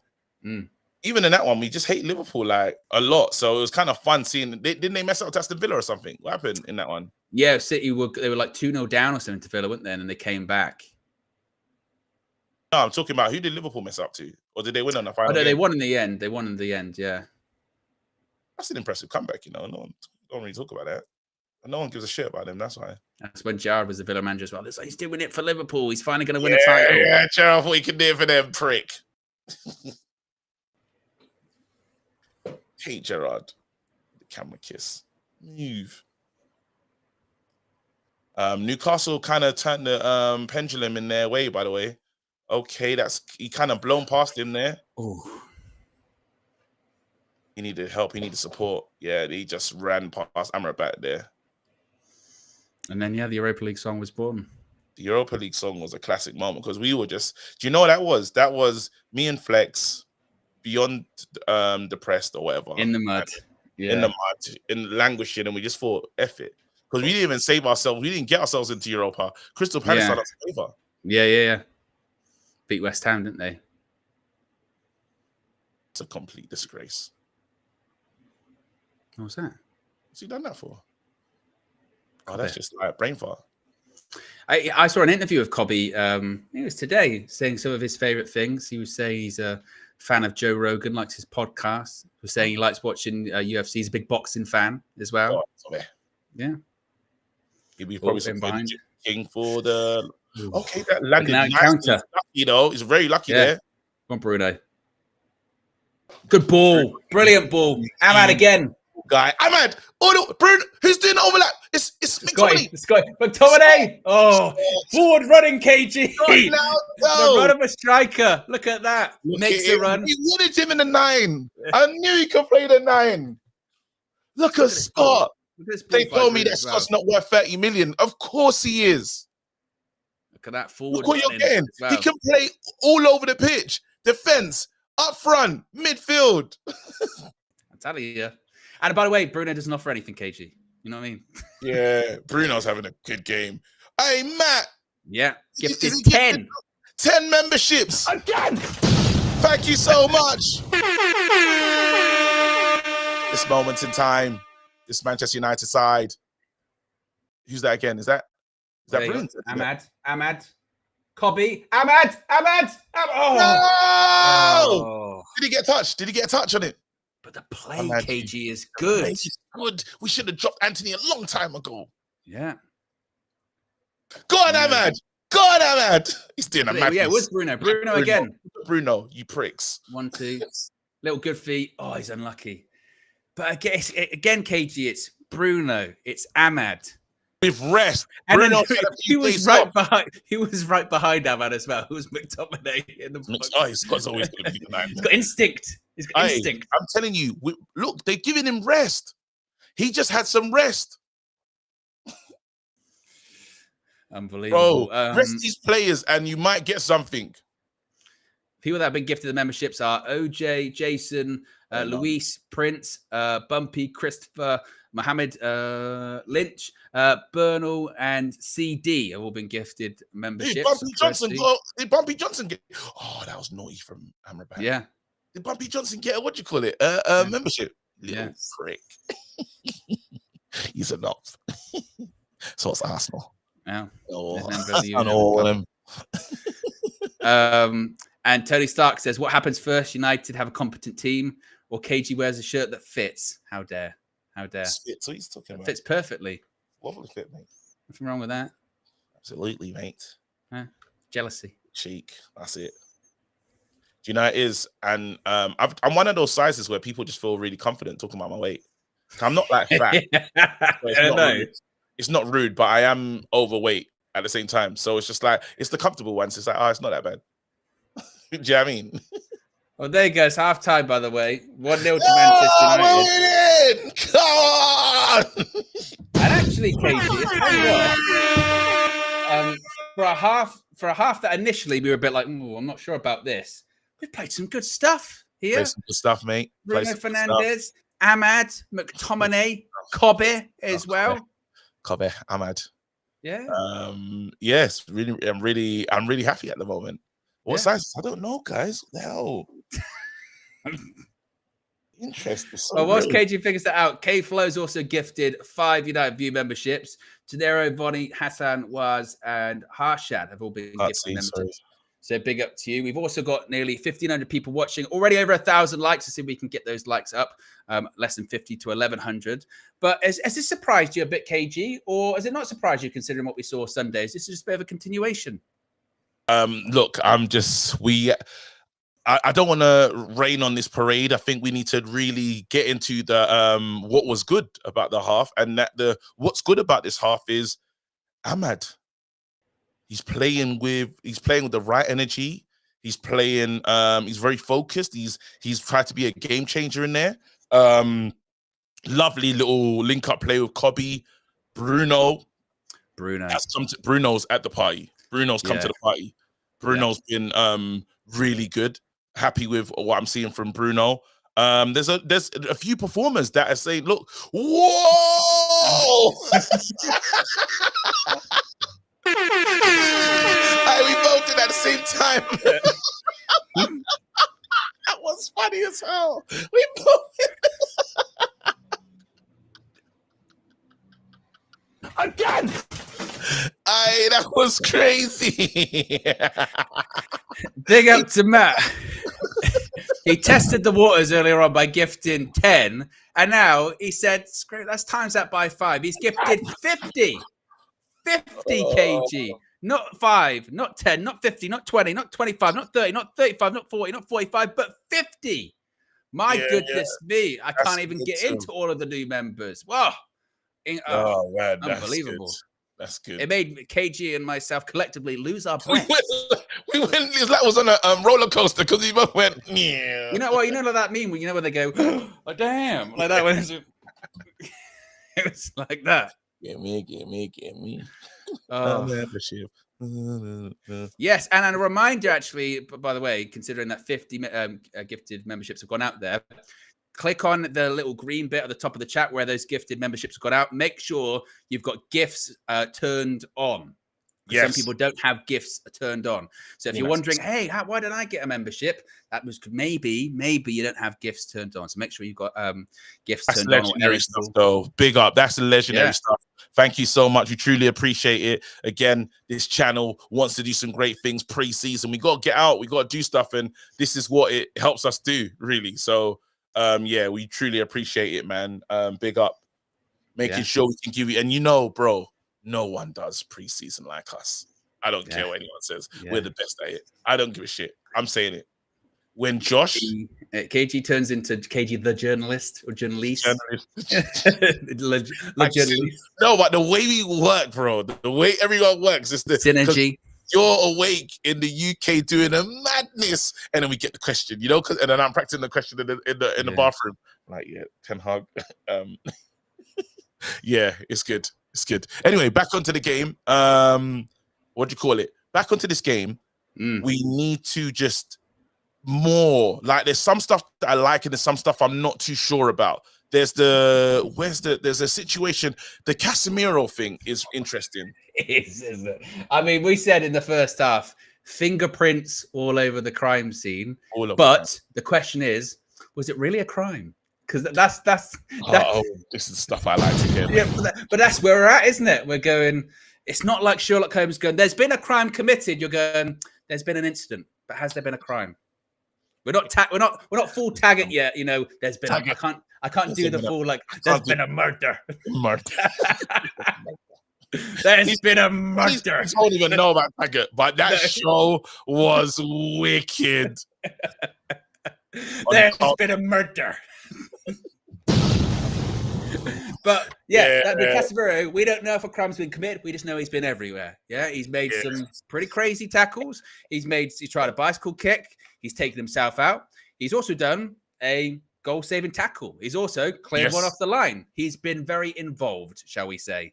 Look, there's Sean Giles says, what do you call it? It's not, this is on free seats. It's not a crime. It's just a civil offense. Yeah. That ball, the way look at this though, and on Cobby in the right place at the right time. I think Rasmus must be thinking they never pass it there. Yeah. They never give it there. Yeah. But again, this is the thing, because Cobby thinks then I might be offside because obviously he's assuming, but he doesn't realise that Trippier's so deep. But still got to finish it. Just composure, just side foots in the net. From Dubravka though.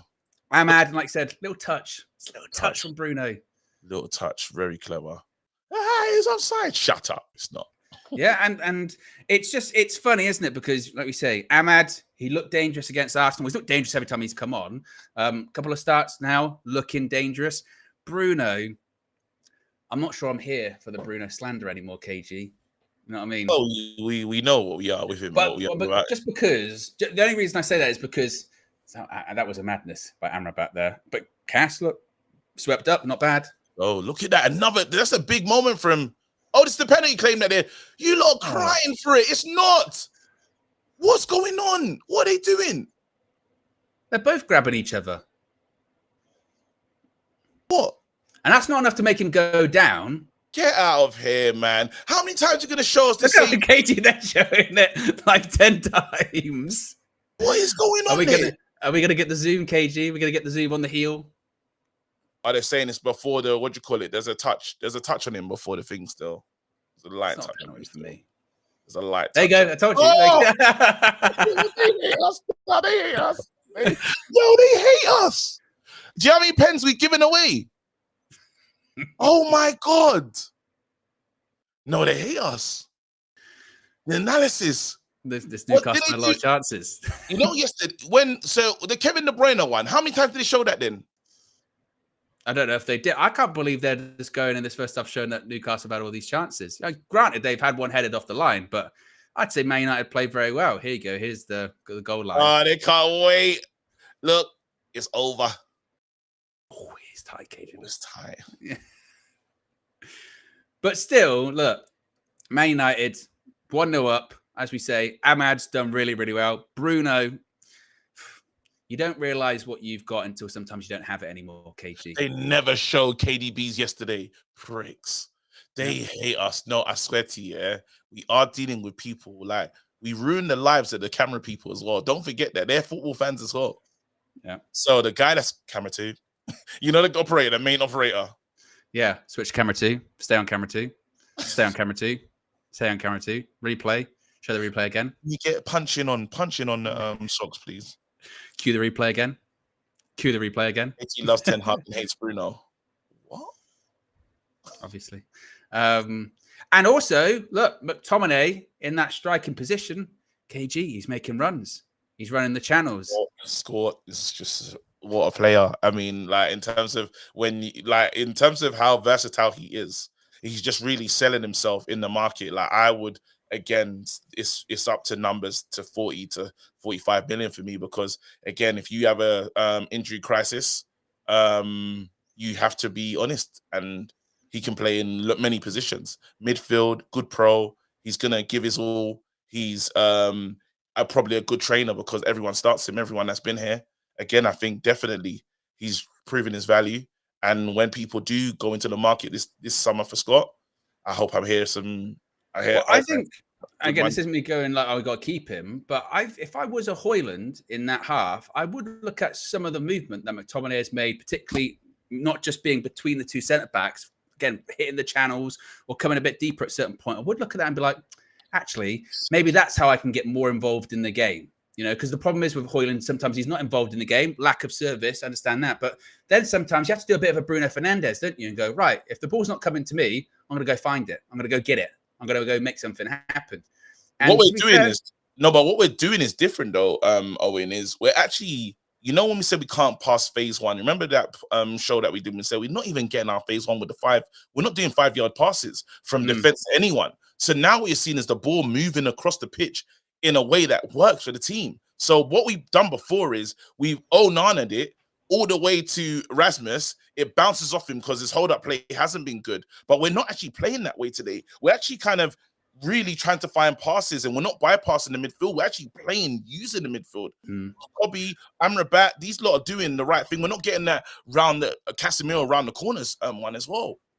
I think also as well, and this was my theory on McTominay, is that for a period of time in his career, it was like he kept getting moved backwards. So it was like, oh, he's a midfielder. Oh, no, actually, he's a defensive midfielder with Fred. No, actually, he can be a centre-back.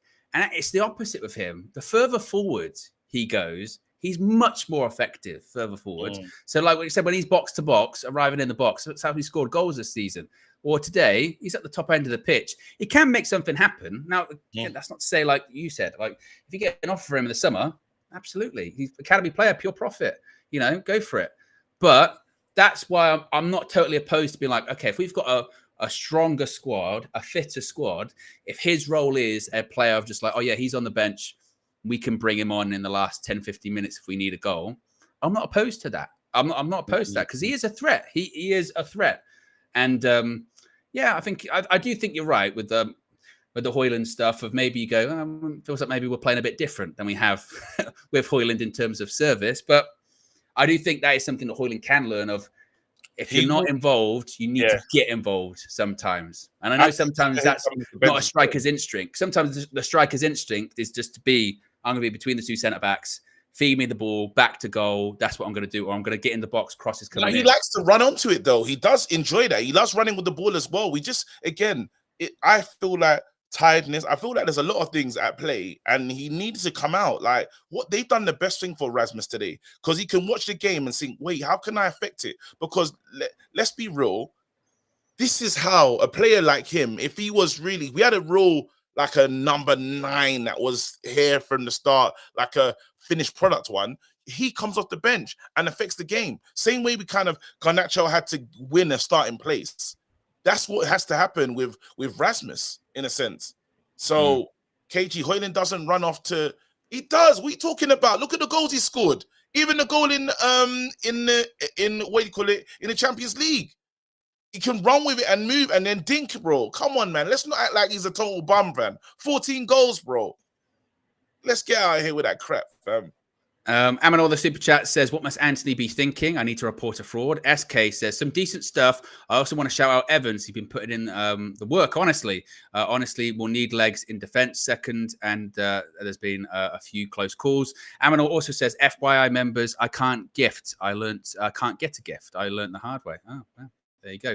We've also got over 1,700 people watching. We're currently at close to 1,250 likes. So if you haven't already, click that like button, as it says, the poll in the chat right there. Have you clicked the like button? Yes, or I'm doing it right now. So if you haven't already, click that like button. Let's see if we can get to 1,500 likes on the road to 2K likes, and hopefully on the road to 3 points. Have you seen how small Fury is? How much weight he's lost? Good shape, isn't he? For Fury, he's in good shape for Fury. I know. You know what? It is funny, isn't it? People, the sort of the body experts come out every time about him, don't they? You know what I mean? He looks in terrible. He never looks great.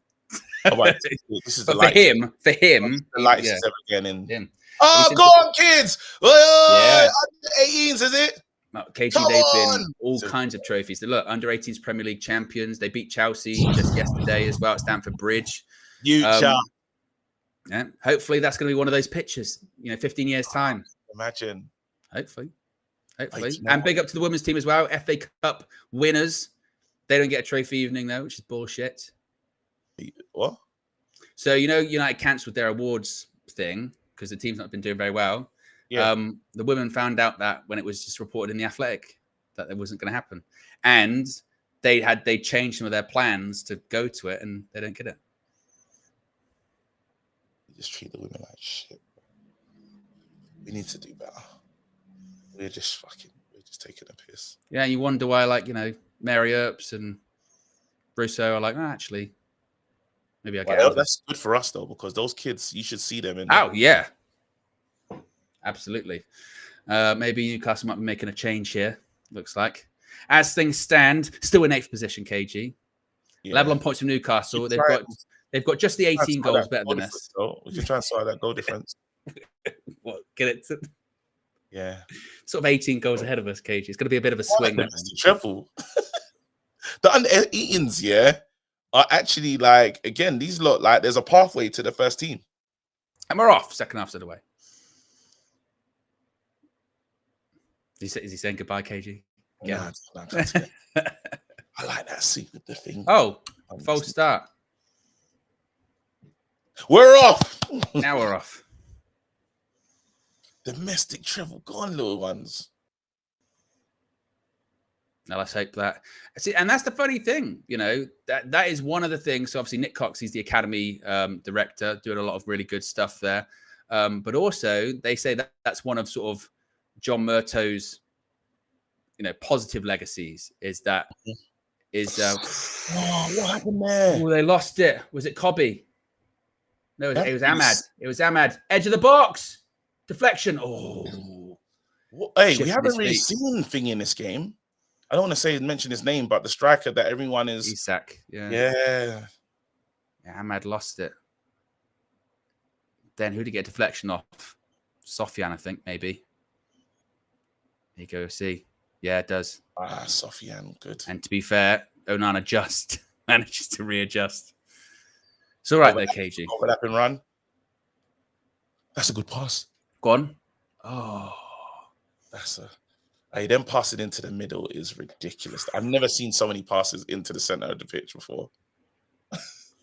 What you saying, conspiracy? Luckhurst special, bro. Because Luckhurst has done that, and now he's just making you think about it all the time now, isn't it? Like, we are passing centrally, innit? Well, when you see the seed's been planted. The seed has been planted, bro. Well, you do that thing when you go, well, now you mention it, actually. It's like when you buy that car, when you buy a car and then you realize, oh, everyone's got the car that I have. Yeah. You know, you can see it everywhere. Oh, come on, boys. Just keep the ball again. Let's just settle it a little bit. Casemiro tries it over the top. It's ridiculous, that. Sofian Amrabat, though, it's fine. Sweeps up. Do you think there's going to be the same thing with Amrabat next season like it is with Sabitzer? Where they go, no, we let Amrabat go. Why did we do that? Absolutely. I like Amrabat, man. That's one signing I really wanted to work, and it just didn't take off. But then now you're seeing him getting time and stuff. Like, I'd start him. Oh, what kind of heavy touch was that? Heavy touch, Bruno. What was that? Bruno Fernandes into the box. Gordon blocked by Casemiro. Another one. Oh, I tell you what, KG, sloppy. A couple already. A couple of heavy touches, bad passes, getting caught out. That's a heavy touch. Yeah, it was Bruno. Kind of touch that needs a diet, mate, because, I mean... Heavy. Oh, look at the calories in that one. Yeah. Very heavy. There's a lot of saturated fat in it. Thanks, Owen. I love that you do that. It was a touch. Go check the saturates. Oh, what are we doing, KG? We're desperate to give the ball away. Here it is. There you go. There you go. Because if you do it like twice, let's just keep doing it until we concede. Let's just keep doing it until we concede. Let's just keep giving 1-1. We did it over and over again. There you go. We did it to ourselves. Yeah. Great start, and then we came out second half, not ready to play. Well, we did it to ourselves like 3 or 4 times in the space of like a minute. Really, that was coming. I think, what was it? Was it a heavy touch again, or just the ball goes over the top? It's the header. So we go long, which we shouldn't. The first time we really done, bounces off. Amrabat can't get it. Amrabat can't get it. Can't bring it down. Can't get right. First pass onside. Casemiro doesn't see him on the shoulder. There you go. See him as like well. I said, let's just give him sort of 3 or 4 opportunities in the space of a few minutes. Jeez Louise. Yeah, okay. Of course it's ball across goal as well, because that's what we do. That's a really good cross as well. We're so predictable, aren't we? Yeah. Like, so predictable. And again... Why is Ten Hag a record breaker? Was he... Oh, isn't there the thing of like if Man United have been leading at half time, like we haven't lost in like years. Oh, Jesus. And that one's been going for like every manager. Come on, boys. Don't get stupid now. You've done so well. It's been you lot as well. I'm not even like I'm trying to give the praise to Ten Hag for organization and stuff. I'm really saying the boys have played well. Don't mess it up now, boys. And this is the thing as well. Any decent team, like they get that one misplaced pass, doesn't work out. You go, all right, let's just wake up a little bit here. We just keep doing it until we concede, and then we'll go, oh, let's wake up. And we're doing it again. It's just coming straight back. We're just doing this. Let's just keep giving the ball away. It's the mentality, mate. It's the mentality at the moment. Gimaresh. Come on, boys. Let's get it going again. Hit someone in the back. Don't panic. Owen, don't panic. I know it's scared. Can't keep the ball. We can't keep the ball. We'll get through this. We'll ride the storm. There you go. There we go. Stay calm. Perfect. Don't give the ball away. There you go, boys. That's it.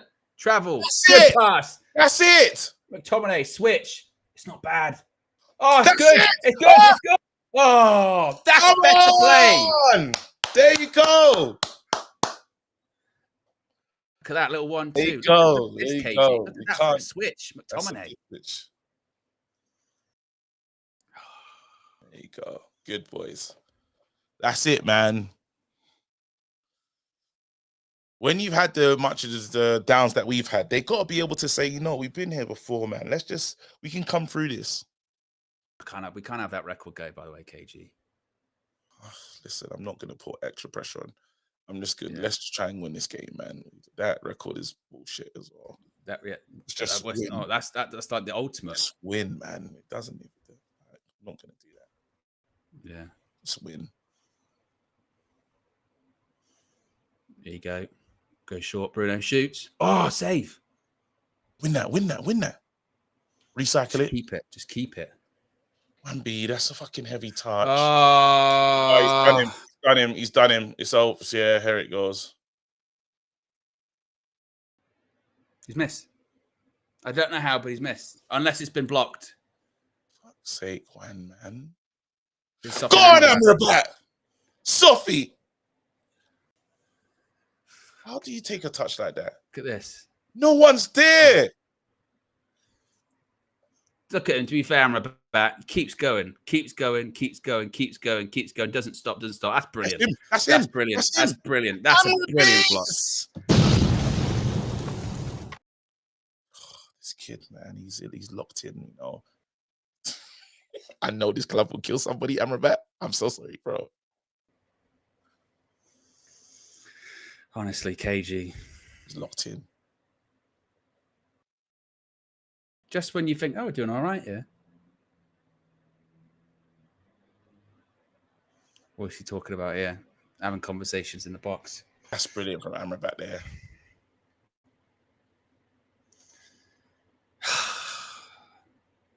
Come on, man. That's British. It is a brilliant block by Amrabat. That's unbelievable. But just with the way we're moving, you just feel like it's just silly from war's coming. Like, these lot don't want to hurt themselves. Hey, Tommy 97, I'm not going anywhere. So you piss off because I'm not shutting up. Imagine telling the commentator to shut up. Oh, they're saying penalty now.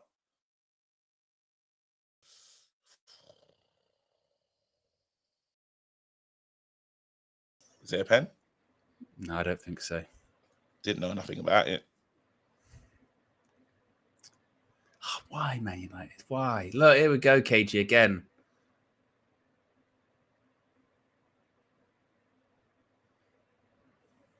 We need a spark. We need something. It's not a foul. Not enough. Oh.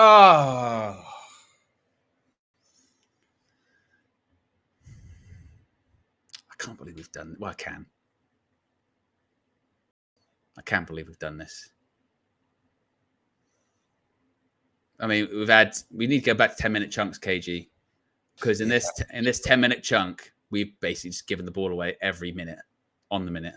Yeah. You know when they do that phrase, every hour on the hour, every minute on the minute. We should go back to the chunks. I'll give you the ball. I think we need to let's relax. Not we need to relax on the stream. It's been a lovely stream for people. What's the England assistant manager doing there? Is he looking for his future job? Will he be bought with Southgate? Good old Gareth. And he was sitting next to a guy. He was sitting next to a guy in a United suit as well. Why is he there? Just checking out the England players. I probably wants to go and check and see if Rashi's all right. Panic stations, everyone.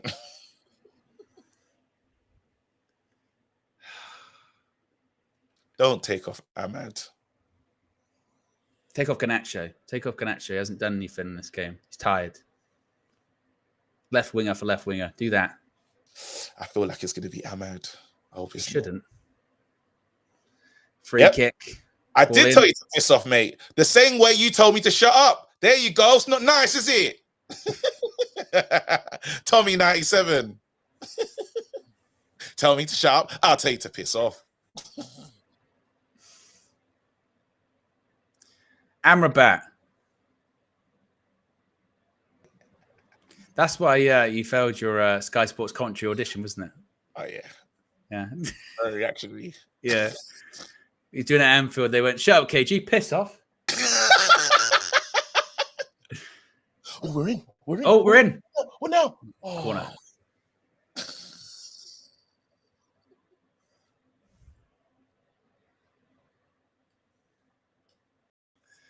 That's really making me chuckle, you know, because he's probably at his computer like, how's he allowed to do that to me? That's not right, is it? Like he didn't start it, bro. Well, and also as well, it's one of those. Well, not even that. It might be on the phone. Oh, ball in! Ahmad, yes! Don't take him off, KG. Don't you dare! Don't you dare give it up. Oh, he might come off. He might come off. No. Let's go! It's deserved. How can he not start games now, KG? He's creating things. He's scoring goals. Ahmad. And to be fair, that is one of the things, isn't it? When people are going to talk about Ten Hag this season, they're going to go, Eric, why? Yeah. Why did it take this long? Oh, that's a beautiful celebration. Hey, guess what, Anthony? You're not playing again, mate. Yeah. You're not playing again. Bang. What a finish. And I tell you what, KG, as well, that was the same position he had when Bruno did the cross in the first half, the corner in the first half. So you know he's playing him. Yeah. You know he's there. Look at this. Foot through it. Bang. Have a bit of it. I don't think you would say this, but could this be the answer to the right-hand side? How many answers? Is this the answer to the right-hand side? That's lovely, Ahmad. Let's go. Put him on the list of players that are not allowed to leave. And not only that, KG, FA Cup finals on the horizon. Who starts? I'm keeping Amrabat. Hasn't had a proper chance. If you don't look silky on the ball, fans will write you off, even if it's not your primary job. Aaron Wan-Bissaka, same. Okay. You know what's so funny? I was in the middle of laughing, and then we went into celebration. Yeah. Like, it was a bit mad. It was a bit mad just now. But the thing is, with score update, 2-0 Chelsea and Kunku. Chelsea hitting form. Chelsea hitting form at the right time. Yeah, they're peaking at the right time of the season. Peaking at the right time of the season. Some would say the wrong time of the season if you spend £1 billion. Chelsea side. That's mad. They could end up fifth, KG. If Spurs lose the final day of the season and they win, they will. End up fifth. Spurs will lose because Big Angie's not happy. He ain't happy at all, mate. Imagine after their season they end up fifth. I mean, incredible. Take the piss when they've been the bottom half most of the season. It'd be wicked. It'd be incredible. Oh, man. Now Amman's down. I hope he's not like. Zoom in on his leg then. Zoom in on his. Show his socks. You disgraces. You cheats. I'm at to play, you know. But that's what I'm saying. FA Cup final. Who starts, KG? No.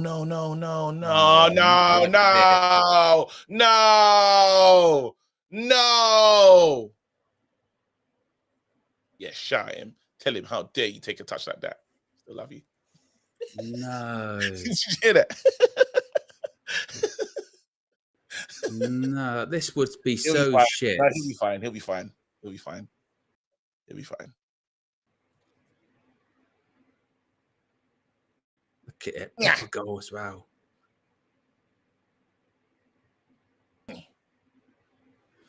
Well, because he came off on Sunday and he was like, "Oh, I just had my knee was just hurting a bit, but it was fine." Yeah, let's save him. Let's take him off. Wrap him up in cotton wool. He's done enough for me. He can play again against Brighton. Yep. That's enough for me. Take him off. But this is what I'm saying, KG. At the moment, okay, who's your front three for the FA Cup final right now? Ahmad. Oh, that's just one. Oh, we're in. Good ass. What are you going to do? Oh, shit. Dallow's going to have a pop. He's going to have a pop. Oh, shoot. Oh, wait. Hey. Put it back. Fairly. Cobbs. Cobbs. That's a bit naughty, that.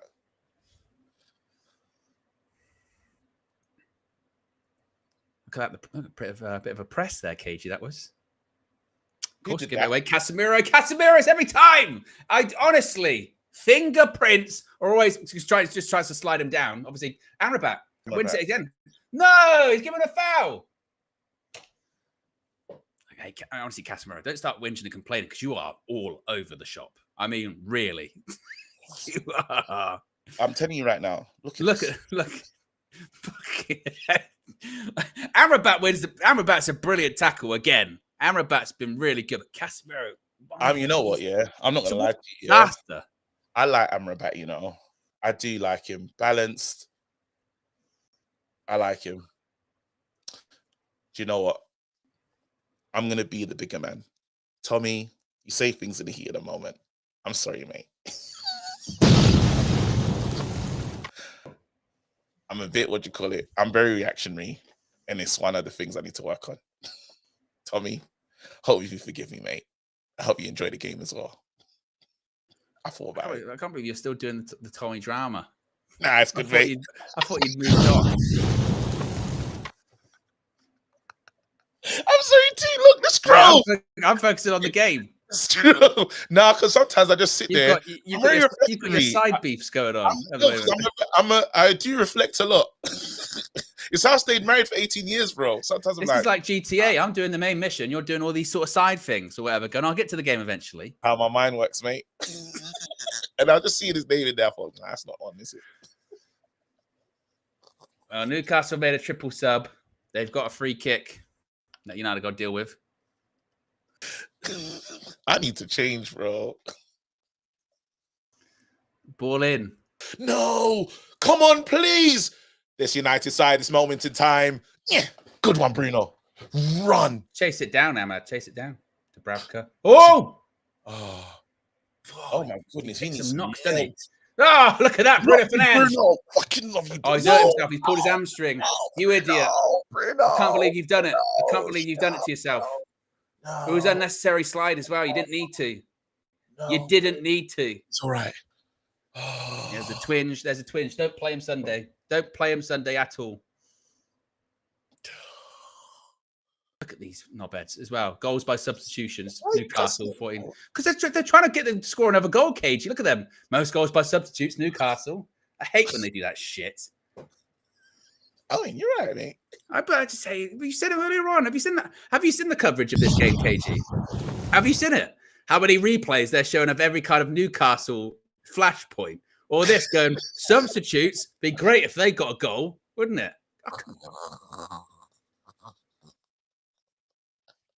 I'm still not over zooming in on. I'm still not over zooming in on Anthony Gordon's blister on the back of his foot.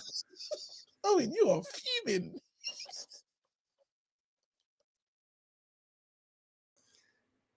Sick of it. You probably just had one there, innit? Yeah. Oh man, it's been a good. Hey, you lot, hit the like button, man. It's been a very. You know what I'm like though. I'll just explode and then settle over something very small. That's a touch there. Good from Amrabat. Look at just the right passes, picking the right ones. Oh, bring it down. Good. Lovely. Bruno across goal. Oh, you can't tell me you don't need He went through him again. He went through him again, landed on his back. Can't do that. I think he's fine with his hand. Be He's got careful. injuries everywhere. Oh, honestly. He's trying to take him out. I told you. KG, what did we say before? It's that bloody wall. Look, the drop off. Who's designed that at Old Trafford? They gonna get Brailsford working on that. And zooming in on Casemiro again straight away. Got to go in. What's going to happen? Don't know. Casemiro, he could do an overhead kick. He could get sent off. He could concede a goal. The possibilities are endless. Bruno Fernandes going to step over it.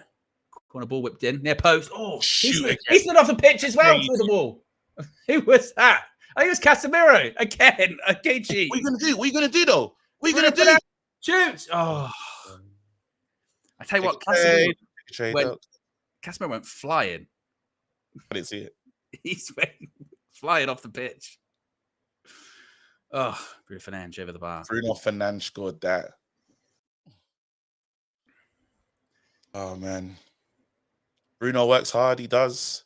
Ahmad's been brilliant as well. Got to say it. Amrabat's been solid. Well, that's what I was saying to you earlier, KG, when I was saying, who would you play? Who's your front three for the FA Cup final right now? You just I haven't said Ahmad. That's who I'm playing. Oh, Casemiro, you stepped out too far. Good save. And again, that's what I mean. He's so erratic, man. Like literally, just Casemiro steps out. He's a walking liability. We have to be honest. He can't do it anymore. Not in the morning game. Oh, careful, Isak. Just hold your position. Nothing too stupid. Nothing too silly. Don't dive in. No penalties. There you go. Oh, just don't dive in. Ball in. Wasn't that? Oh, for God's sake. Tipped over the bar. And I stuck in his net again. Take a look. Header. Just a little tip. It's okay. Should save it. He's high up, isn't he? Look at him. Joelinton. What's off the bar? I don't even know if he gets a touch to that. No, I think he gets it. I think Onana gets. But we just got to open there. That's a great save there. That's what I mean. But Casemiro, he just follows it. When Onana's not dealing with a bunch of shots, yeah, it's better. It's when he's like, right now, because he's not being peppered, he's actually doing all right. When called into action, he's doing all right in this game. Wildlife AJ says Owen had nothing to do with Casemiro, man. It did. He steps out of defense. He follows the ball. Let's go. What can we do? Foul. Oh, no. He's been taken out. Now that is one with Casemiro when he follows that ball out for that one. That is one when you go back because he's not a centre back. Because the natural instinct should be just, don't just get sucked in for that. It's a bit like you remember with when in the first leg of the Real Madrid Bayern Munich game when Kim Min-jae, it happened with him and he just followed Vinicius. Yeah. You just sort of drift and then there's a bit of space in behind. They nick the ball in behind, boom. 67 minutes gone. How many minutes gone? Is that right? 68. Oh. 68 minutes gone. 2-1, Manchester United. We need another goal. Ball in. It was in the area of McTominay. That was an interesting touch. Well done. Bruno Fernandes. Ahmad. They go a bit of space. Keep going. Good ball. Oh! How can he miss that, Scott? No, I wish they had thingy.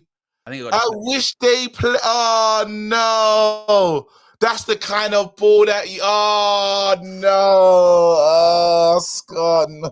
Oh, that is beautiful. That's a striker's dream, that kind of ball there, mate.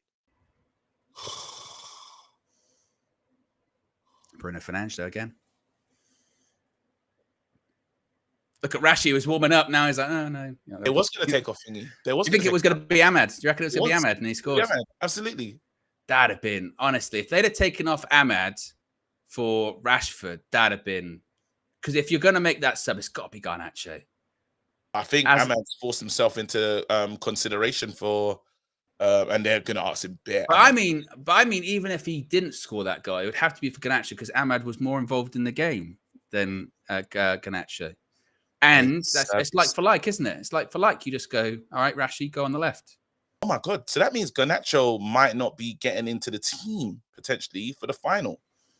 Well, that's why Rashford's going to play. That's why I keep asking. Oh, that's why you're asking.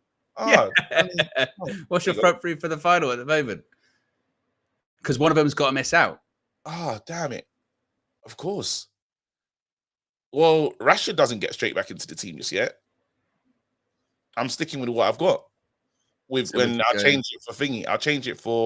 I'll put Rasmus in there. And then Rasmus and Ahmad. Yeah. All Rashford can do. Rashford needs that game against Brighton to really tell us that I'm still Rashford. Well done, Casemiro. That's better. That's foul. Just when you think he's got it. There you go. That's the funniest little piece of. Look at it. That was a segment of it. There you go. That's good. That's good. No, that's not. That's literally been his fingerprints all over the game. Yeah. Oh man, that's funny as hell. What? He's Hubba Bubba player. You know, just a couple of seconds of flavor. That whole. For enough on it. Yeah. Well, just jaw hurts now. Yeah. This game has been insane. Come on, boys, hold out. I don't like these. What is it going to be an in-swinger? They went a bit early as well. Back post, back across goal. Not today. Always a cross goal of us, isn't it? It's always the cutback, cross goal. Would you take Gordon at United, Owen and KG? You know what? I really wasn't sold on Anthony Gordon when he was at Everton because he was linked to the Chelsea move. Yeah. For like all that money. And it was like, no. And then he's gone there and he's been brilliant. And to be fair, I saw him do an interview and he was like, he almost admitted, he was like, yeah, I was a bit big for my boots. I had to come here, just work really hard. And you go, fair enough. So to answer your question, would I take him at United? Yeah, I would. I think he's a good player. He's quick as well, good end product. Not going to happen, obviously. Oh, definitely not. Dan Ashworth and what do you call it? Gordon. Oh. It's really flaky for me. I can't really see what's going on. Oh, Casemiro. Fuck. Casemiro. I'm telling you. I'm not singling him out as well. It's not like picking. He just got Did it go in? Did it go in? Because I can only see a guy in the net. No. Okay. Look at this. Casemiro. See you later. Oh, it's close as well. Millimeters. Almiron is millimeters. Look, man. I'm tapping it in.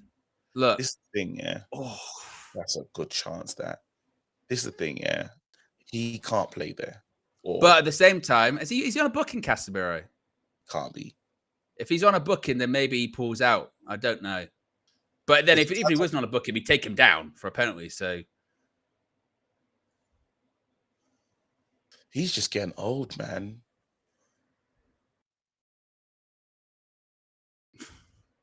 That's all it is. It's just age. We got the ball back. There you go. Oh, it was wasteful. Wrong pass. Do the right thing. Do the right thing, please. Watch Cannon. It's away with that. Amrabat, that's better. I feel what's good is we're getting out of the phases, which is brilliant for us. We don't usually do this. There you go, Garnacho. End product, please. Give something. He's going to do something. Go on, Garnacho. He's done the Rashford a few times recently, hasn't he? Where he sort of runs and then stops. At least he's not shooting. At least he's not trying to. As long as he's not fizzing it through like two people and stuff, he resets the ball. I'm fine with that. Yeah, stuff like this, I'm happy with. If it's not on and you just go right, I'm gonna go back. Fine. Just get at this stage, keep the ball. And Annan looks for him again, goes all the way to the goalkeeper. Oh, I tell you what, the corner. Hey, Marcel, where's your guy? Where's your guy, Marcel? Where's your keeper? Where's your keeper? Why is he not in the goal? The Bravka. Favorite thing with Marcel. He said he's better than De Gea. He was. Yes. And then he played. He played one game and he's doing some bad kicking. He went, I think he's got a dead leg. It's the Wolverine picture with Marcel. Yeah, that's my favorite.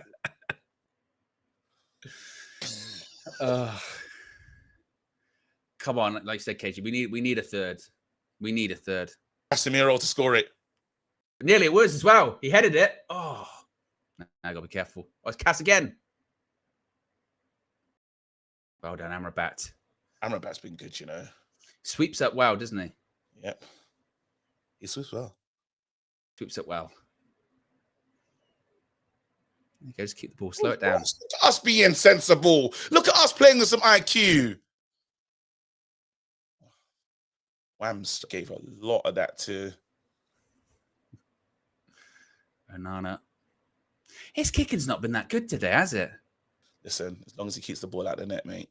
Yeah. Yeah, well, I know we've conceded, but zoom in on the Casemiro. They just constantly zooming in on him. Oh, I love the Bravka. That's such a lie. Be writing history. Absolutely. False narrative. False narrative, mate. Oh, he's done him there. Be careful. Kobe. Okay, I'll be Kick careful. again. Stay with him. Stay with him. He's free. Where's he going? See it out. Go out for a goal kick. It's gone. Yes! United! United! Pulled his groin. Pulled his groin. Then it split. Yes! United! Oh, come on. What do we do now, though? Do we make that change? You want to see some of the... Have we made any subs? I don't think we have we? No. He was going to, and then he went, no. We are terrible. We are terrible commentators. We made any subs. Yeah. I don't think we have.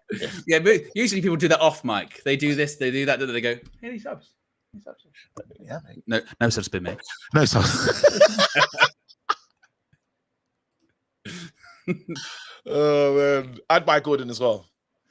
Got that. Yeah, he's a good player. Anthony Gordon. I'd buy Isak as well. Kimmeresh. Oh, this is what I'm saying, KG. What's the kick in today? Don't worry about it, Owen. We're going to get through this game. That's nice there. I'm back, man. When's it time for Leacher? To bring on Leacher for Casemiro. We can have a good look at him, innit? But yeah, I think he's probably saying to himself, the speed of the game, do you want to risk Leacher and hurt him? He's got to play eventually, hasn't he? Go like, put Leacher on for Cass or something. You know, he's been through the ringer today. Put on Rashford for Garnacho. Yeah, don't know, man. Maybe Eric's just surprised we're winning. He's like, shit. Maybe he's just like, I didn't expect us to win. Maybe he's saying to himself that, like, oh, that was nasty. That was nasty. Book him good. I was going to say. He takes a touch and moves on our way. Nasty. They've kicked Bruno to high heaven tonight. Oh, absolutely. Look at that. Oh, that's disgusting. Right through him. Fabian Share. Occasionally share. You know, I share. And I'd be like, well, do you believe in life after love? Do you believe?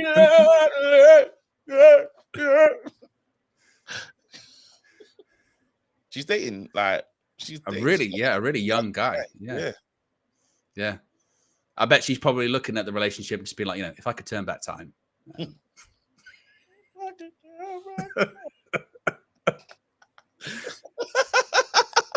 Hey, there's someone produced by Palmeiras. Yeah, he's got the he's killing me. That's proper, like what pundits say.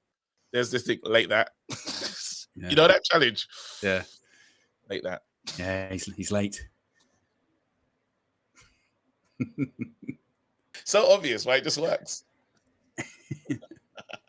Everybody hit the like button, please. Again, oh, by the way, on my channel, I'm not far from road to 40,000. I think I'm like 100 and something away. Really? So, good. Yeah. His link should be in the video description. If not, someone will put it in the live chat and go and it'd be awesome if we can do that. Go and hit some records this evening. Yes. Yeah, man, that'd be absolutely awesome. What am I on? Yeah. 862. 162. Oh, here we go. The subs we mentioned, KG. Here comes Rashi. Here comes the Butcher. Let's go. Let's go. That's the guys that we know. If you lot could hit the like, oh, thank you, yo, man. If you lot could subscribe to my channel, I'd really appreciate that. It'll be wicked. I said, could I do it by the end of the season? And it looks like it could happen. What kind of content do you do to KG on a daily basis? Chat rubbish, basically. Don't come there for analysis. Don't go there for anything. Just go there and well, I was looking for a bit of a better start. I thought you were going to go like every day 10:30. You know, every day. I'm there every day. But I'm saying, just, if you're going for like deep breakdowns and analysis, I apologize. You'd have to immediately be like, wow, I'm not really doing it. It's a vibe. All I'm saying is a vibe. What kind of content you do? Well, every day we do morning streams, 10:30, reckless breakfast, and then it's no, I'm not really doing the analysis. Don't come for that. But actually, if you have subscribed for that, unsubscribe. It's not for you. Yeah. No, it's not for the faint-hearted, is it? It's like it's not for the faint-hearted. It's just like literally, it's mental. And like you set something up, you say this is what we're talking about today, and we just go another way. Yes, exactly. There's a lot of trials there. A lot of trials. A lot of people are lying. A lot of trials.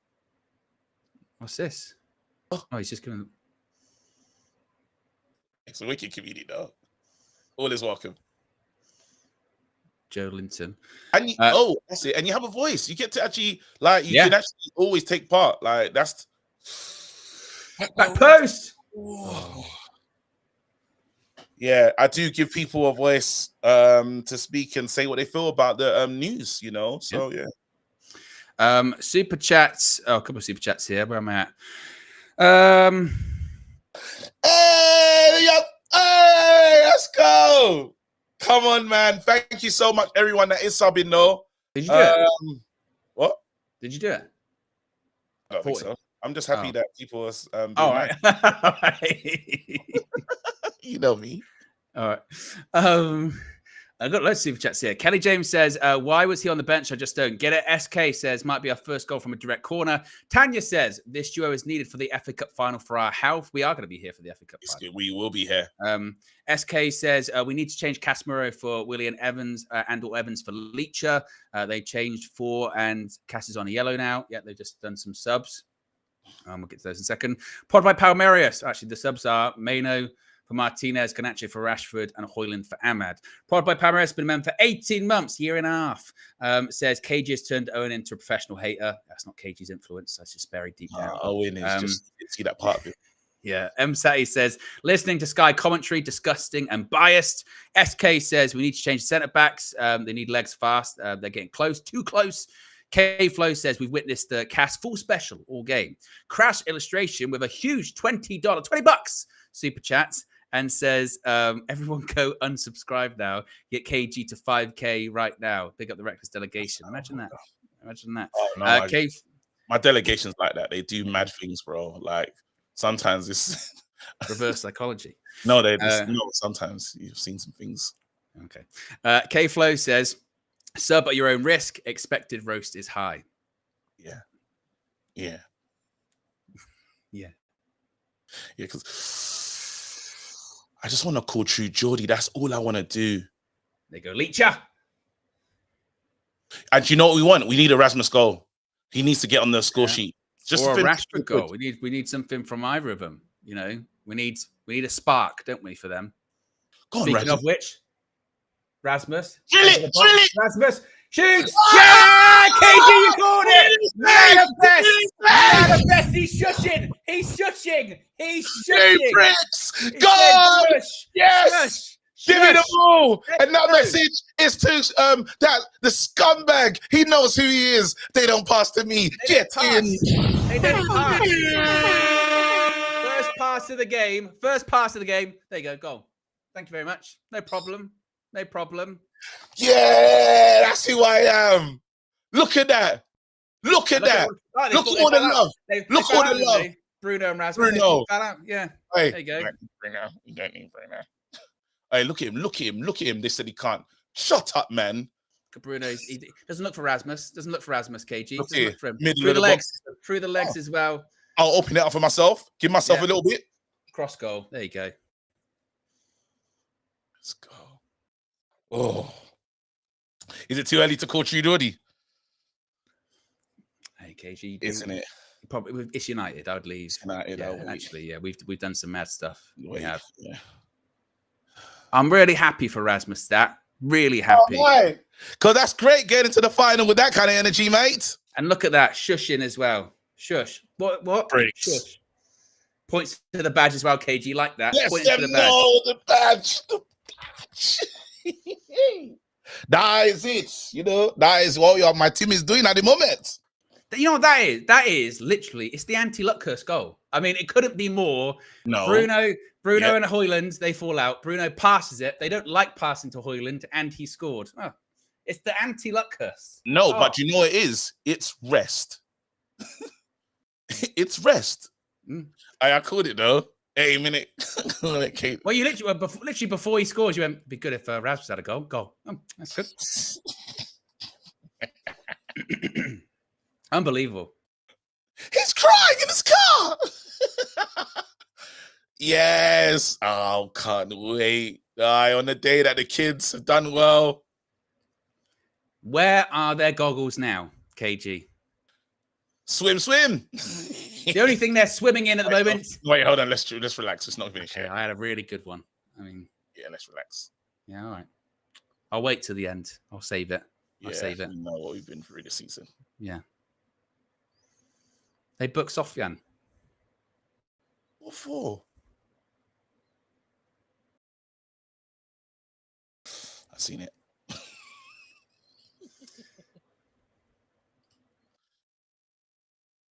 Hello? Oh, what? You just muted yourself. I was like, oh, we're really quiet. I was being professional. I was clearing my throat. Okay. Oh, well done, man. I'm just like, yeah, yawn, sneeze. I'm like, what's he doing? It's called professionalism. Yeah. Scar's chosen spokesperson says, great subs. Well, I'll wait for this play out. Gary Neville. Wait for this play out. Scar's chosen spokesperson says, great subs. Ahmad and Amrabat have added instant depth. Godson says, Cobby, you see that, Gary? He's their greatest generational assembled. I'm not sure. I am coast to coast. Has gifted 5. Are you going to do it again? Are you? Nick it. Oh. I am coast to coast has gifted 5 UV memberships. Ishmael's been a member for 4 months. Says KG, that football book looks like it's paying off. Your technical analysis is getting better. I'm developing. Aren't you like 6 pages into it? 6 pages in, mate. 30 pages in a book. Yeah. How many? Like, what's the writing like on the pages? I say quite large. A lot of text.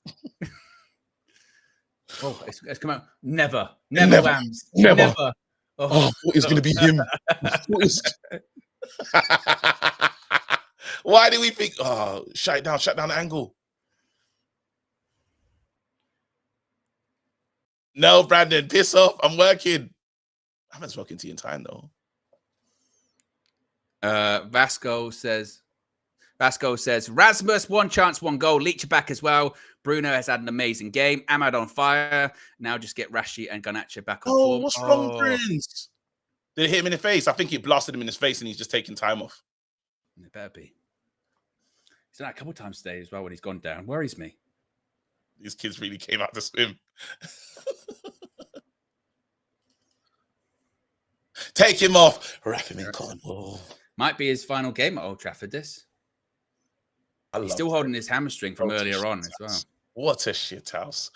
Captain's performance. They said we don't need you. Oh, this is brilliant. What a sign off as well. We can say bye to Moran. Yes.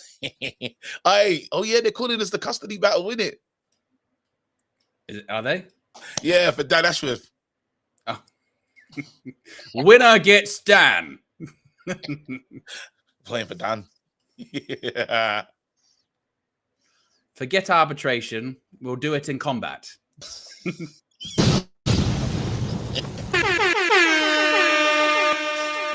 Come on, let's.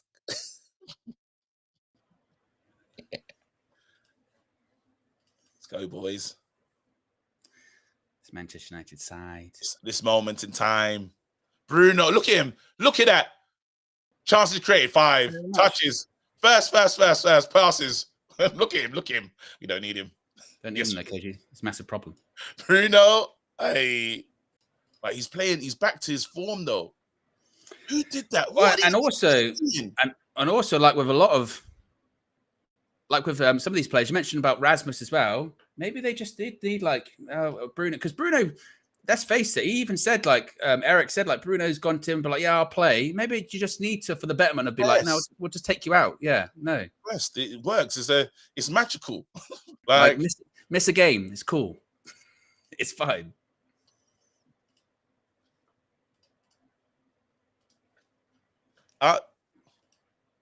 Ball in, back post.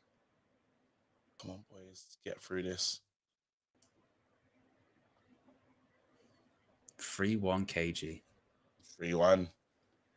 And with how we started the second half as well, because second half we were a mess. Like proper mess for like 10 minutes, 5 minutes or whatever. And to be fair, KG, look, I should listen to you more often. You said, "Owen, don't panic." Don't panic, man. We was in this today. Good little vibe. No, what happened? There you go, 3-2. About that Stop panicking, mate. Stop panicking. Yeah. Oh, don't do this, Man United. Get ready. Don't do this, boys.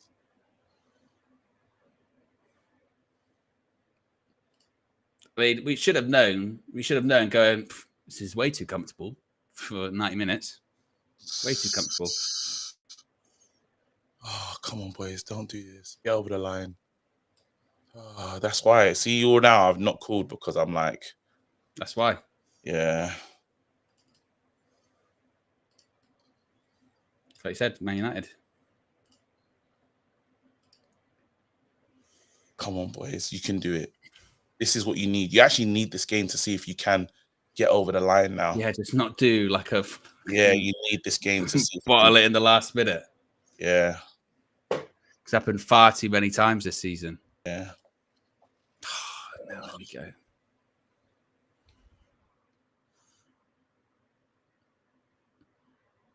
Catch it. Fall down. Well done. Oh, you went down in installments there. Yeah, exactly. Rougher. It was a Klarna fall. Yeah. We can do Waste it. time, Onana. Take a booking. We can do it. It was a great goal, though. It was a great goal. This is when you've got to be shithouses.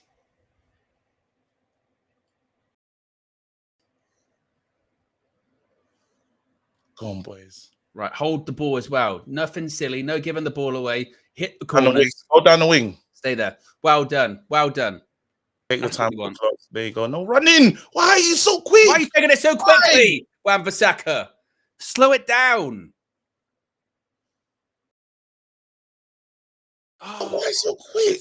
Just settle. No rush. Yeah. No rush. See Eric saying that to him. Going, what are you doing, What the man? fuck's wrong with you, Wambi? Muppet. No, you're not going to throw it out of position.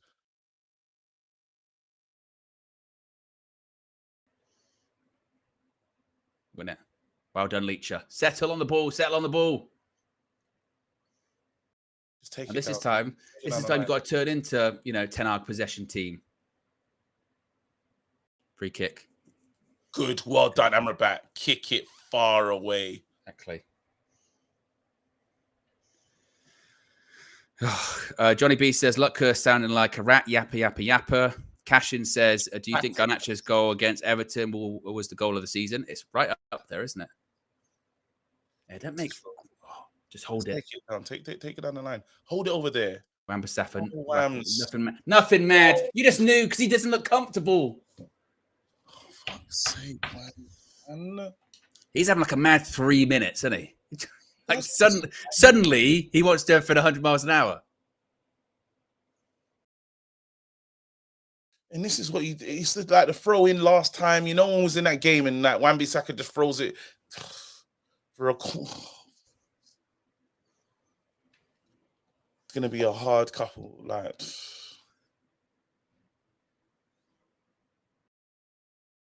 Good.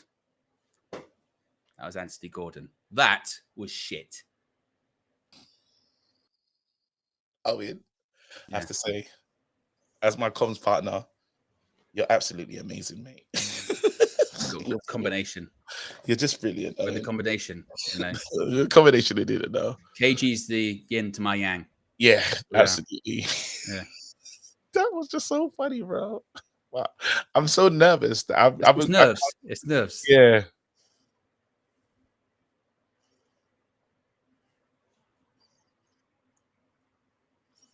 Well done. Please No, not well done. Well done again.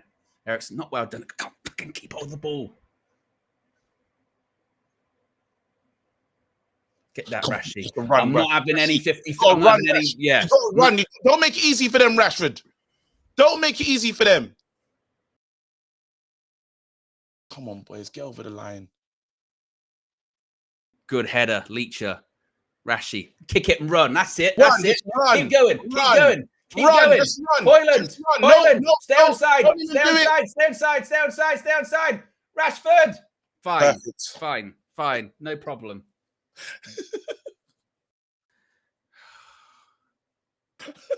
But I like that effort from Rashford. You can't fault the effort there, can you? He kicked it. And well done to Thingy as well. Well done. And Hoyland. Yeah.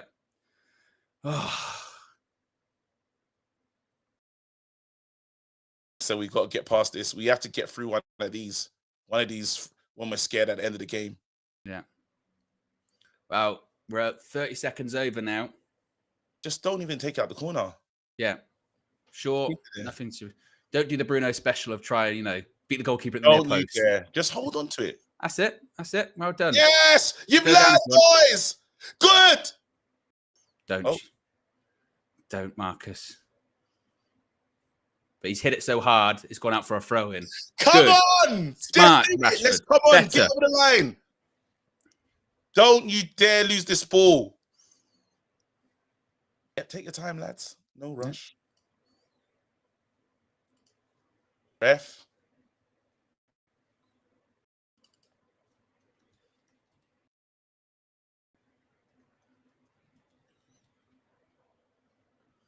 Full time! Come on! Come on, KG! We won! We won a game! Let me get my phone. 1 sec. We won. We actually won a game. Manchester United win 3-2 at Old Trafford in the final home game of the season. Goals from who even scored? Hoyland, Ahmad. Look at Benny with Ahmad as well. Brilliant. Absolutely brilliant. Manchester United get a win, KG. A win. We won. We did, Jeff. We won. We finally got a win. We won a game. Oh, man. Over the moon. Proper buzzing me. And it's time to get my phone out, mate. Because this guy's been giving me shit all season. And it's time. He said he's a big fan of the show. He watches all the streams. Well, Mr. True Jordy, what now? Where is he? Come on. Hey, let's go.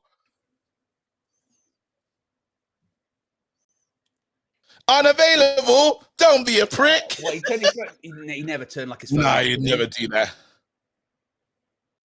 Unavailable. He went airplane mode. What a disgrace. Wait, listen, Jordy, it's me. I'm looking for you, mate. You've been chatting all that shit. What now? You said you hate Man United, still couldn't beat us. Hold that, the true fraud. You are a fraudulent fraud. Your phone should be on right now, but it's unavailable. How? I asked the question. How? Get in. Basically, the comedian. Yes. We end the final game at Old Trafford of the season with a win. Is that we mentioned about earlier on, didn't we? About it's the manner. That's what we kept saying, didn't we? It's the I know. manner of what happens. Is that a little bit more of a, hey, that's a point in Ten Hag's column, that? A win against a side that's probably going to finish above us this season in the league, right, as well? Bit of momentum into the cup final. Bruno's back. Højlund scores. Ahmad's emerging. It's suddenly, there's a bit of optimism. No, listen, end of the day, we didn't know if we're going to get another point. That was the question that we had. Yes, there you go. Wait, clap to your shitty fans about they came with, what do you call it? They came with bloody, what's that thing called they came with? Goggles and that, thinking they're going for a swim. Not today. Oh, that's what I was going to say. You know what they're swimming in? You know what they're swimming in? They're swimming in Geordie tears. That's what they're swimming in. The saltiness of the liquid from the eyes. That's what they're swimming in at the moment. That's right. That's right, Owen. A lot of people have been coming here, stomping ground, this, that, and the other, and they couldn't win. And Rasmus' goal, important. How important was that goal? Because I'm telling you now, his Bruno, you wonderful player. Bruno, we need you, bro. Bruno, we need you. Player of the match, back in. Yes. Yeah. Can you see why he would go to Ineos and go, I need reassurances? Yeah. Because I'm too good for this shit. You know, let's be honest. And look at him. Out for a couple of games, comes back in. And like we said earlier on, when it comes to Bruno too, mate, if you're playing through injury in the future, have a rest. have a rest. Like, we need you at your best. And that's what he was today. That was Bruno Fernandes.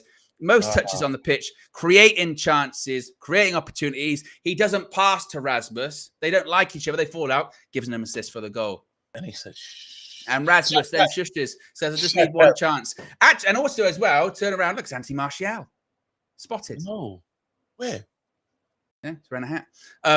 Because he's got to do a speech, innit? If they broadcast it on Sky, I'll turn the sound up and we'll listen. Yeah, because they usually do. He's gonna tell us one more game, and we're gonna need you. Is that your Ten Hag? Is that your one more game? No, you know what? You know who's really surprised me? Like Ahmad. I thought it was too small and too slight for this league. Like Premier League, I thought he won't be able to manage to step up. Totally wrong. Like, he's good. Not even like he's good. He's good. Well, again, KG, that's when we get into that conversation of, for the final, for the FA Cup final, has he given Ten Hag a real decision to make? A total decision to make. Because let's face it now, if that FA Cup final starts with, let's say, Højlund, Garnacho and Rashford, there will be questions then, because people will say, actually, well, we've seen Ahmad against Arsenal do well. We've seen him score against Newcastle. We saw him score against Liverpool in the FA Cup to win it too. Like, there's an argument to be made. He might be in more form at the moment than a Rashford. No, you must play him, and this is the thing. The players have to believe. For next season, for the cup, the players just have to believe. KG never said Højlund isn't good. SLT, stop lying. Like, I've never, like, I rate Rasmus. Again, he's done well today. He's come on and scored an important goal. Do you know what I'm saying? I'm playing Rasmus in the final just because he needs to play. Like, inform Rashford. I said, hurry up. Look at Ten Hag. Look at Ten Hag going, hurry up. He said, these snakes. These snakes. Let's go. Let's talk to the people. Look. Yeah. This is still my team. Come on. Come on, Ten Hag, man. Get us over the line. Make us win that cup. Here we go. I'm going to try and turn the sound up for us, KG. Yeah, do it. Is that still on?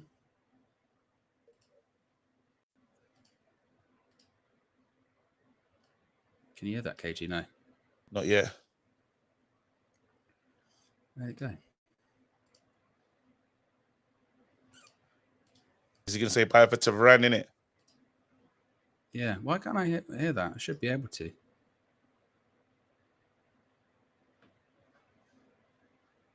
I might have to get rid of it and then get it back in. Yeah, go on then. Hey, you lot, let us know what kind of stuff he's saying. You gotta give us. Wait, who's booing? It's the thingy. It's the Newcastle fans. That's who's booing. Man United fans ain't gonna be the manager.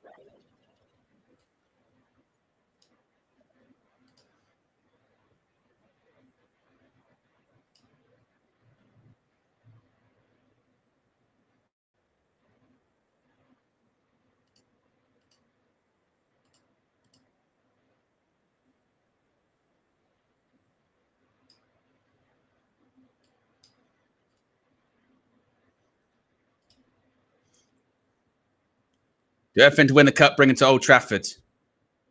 You're gonna do everything to get that cup, bring it to Old Trafford. He has to try.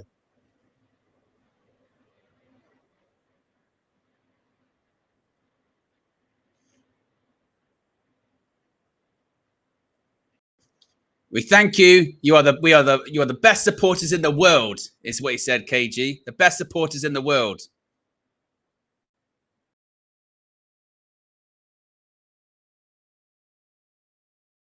They're not booing him. It was thingy. It was the bloody Newcastle fans that are booing him. Yeah. They seemed very much behind him there.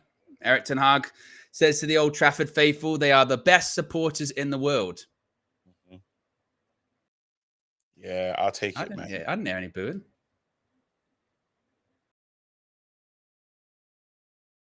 That's good, kid. That's good.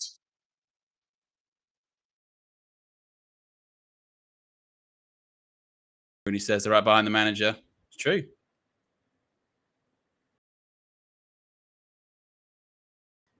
Oh, come on, Eric, man. Do it, man. Oh, I It's love good it. that the sound, isn't it? It's good. I'd love him to listen. I'd love him to win it. Oh, be absolutely everything. How do you feel inspired watching that, hearing that speech, KG? No, it's similar to the one before. So it's just it's all he's got to do is the crowd are cheering for him. The crowd are cheering. It's fine. Yeah, that's good. That was good. I'm happy with that. You can't talk too much. We had a poor season, but we move. You know, anyone thinking it's not Man United fans that are booing the manager. They're not going to do that. They've had so many opportunities to boo. Why would they boo now after 3-2 at home? Not going to do that. Yeah. Yeah, particularly when he's saying about, we've got 2 more games, Brighton, then we go to Wembley. We know you'll be there. You're the best fans in the world. Boo. It's just not gonna happen. Saying all the things that you need to, you know what I mean? But I'm happy. I'm happy. Like, KG decides lead the viewing. Here's what it is. Look, this is good. This is what we needed. We needed that from the squad. We just have to like keep going. Like we have to try and win our last game of the season. So we just go into that final. That it's not a walkover. You know, we got to do our thing in that game. So I'm impressed with us getting through that nervy time as well. You know, when it gets to 3-2, nervy scoreline for us. We haven't got over the line. You know, we brought back Leacher. Leacher did his thing. Varane's leaving, so we're saying bye to Varane today. But hopefully Varane saving his final goodbye for the final. The job's not done yet. Yeah, hopefully he's not played his final game. I don't think so. The suggestion is he might be fit for Brighton, if not the FA Cup final. And look, we need it, KG. We need that momentum. The league stuff, I mean, we've given ourselves an opportunity. You never know what could happen on the final day. But, I mean, Chelsea won. So I think we're stuck in 8th, aren't we? I think. But the point is, it's just, we said it earlier on, legitimately, it's the man. Look at even Ten Hag. He's sticking around even longer. He's clapping all the fans. He's saying that they deserve it, man. But he realizes it's been a shit season. You know what I mean? Season, but I'll be so happy if we could win that. What do you call it? Win that FA Cup, man. As I said, like this, we just need it to happen, man. Needs to get. That's good. That's good. We got that. We won that game. Win the next game, and just like a good, like great we need all of it to work out. There was a lot of things that did look good today. In terms of Amrabat in the midfield, Ahmad looked good. We didn't expose ourselves too much. Yeah, happy, man. Really. I mean, look, we still concede goals that Man United do. Has it changed? Like, we're still massive underdogs going into the final. I'm not going into that final like we're definitely, well, now we're going to win, you know. Mm-hmm. But momentum's key. You know, you've got striker on the pitch, hasn't scored a goal in a while, or hasn't been scoring regularly anyway, gets a goal. Your captain, who's been missing the last couple of games, and he's been playing through injuries, comes back, man of the match performance. He was excellent. The guy that we've been begging to start has started the last 2 games, and he's showing the manager, you can't drop me. I don't care if Marcus Rashford's back, you can't drop me. That's good. Sofian Amrabat, he's probably playing his last few games for Manchester United, let's face it, but he wants to make sure that wherever he goes next, they're going to be realizing they're picking up a half-decent player that wasn't, you know, a total flop at United. He's giving a good account of himself. Good. Here we go. Look, from the stadium, KG, I'm in the South Stand, block 124. That was 100% Newcastle fans booing. Absolutely, pricks. And yeah, it is what it is. I'm not worried about, like, again, now's not the time to worry about Chelsea. If we win the FA Cup, we put ourselves in a good position. It's simple as that. Now's not the time to be thinking about Chelsea. So that's it. And also as well, with like Ten Hag and his future, like the report came out earlier on today and said, I think if there was going to be one game that really has a big influence, it's going to be the FA Cup final. It's not going to be today.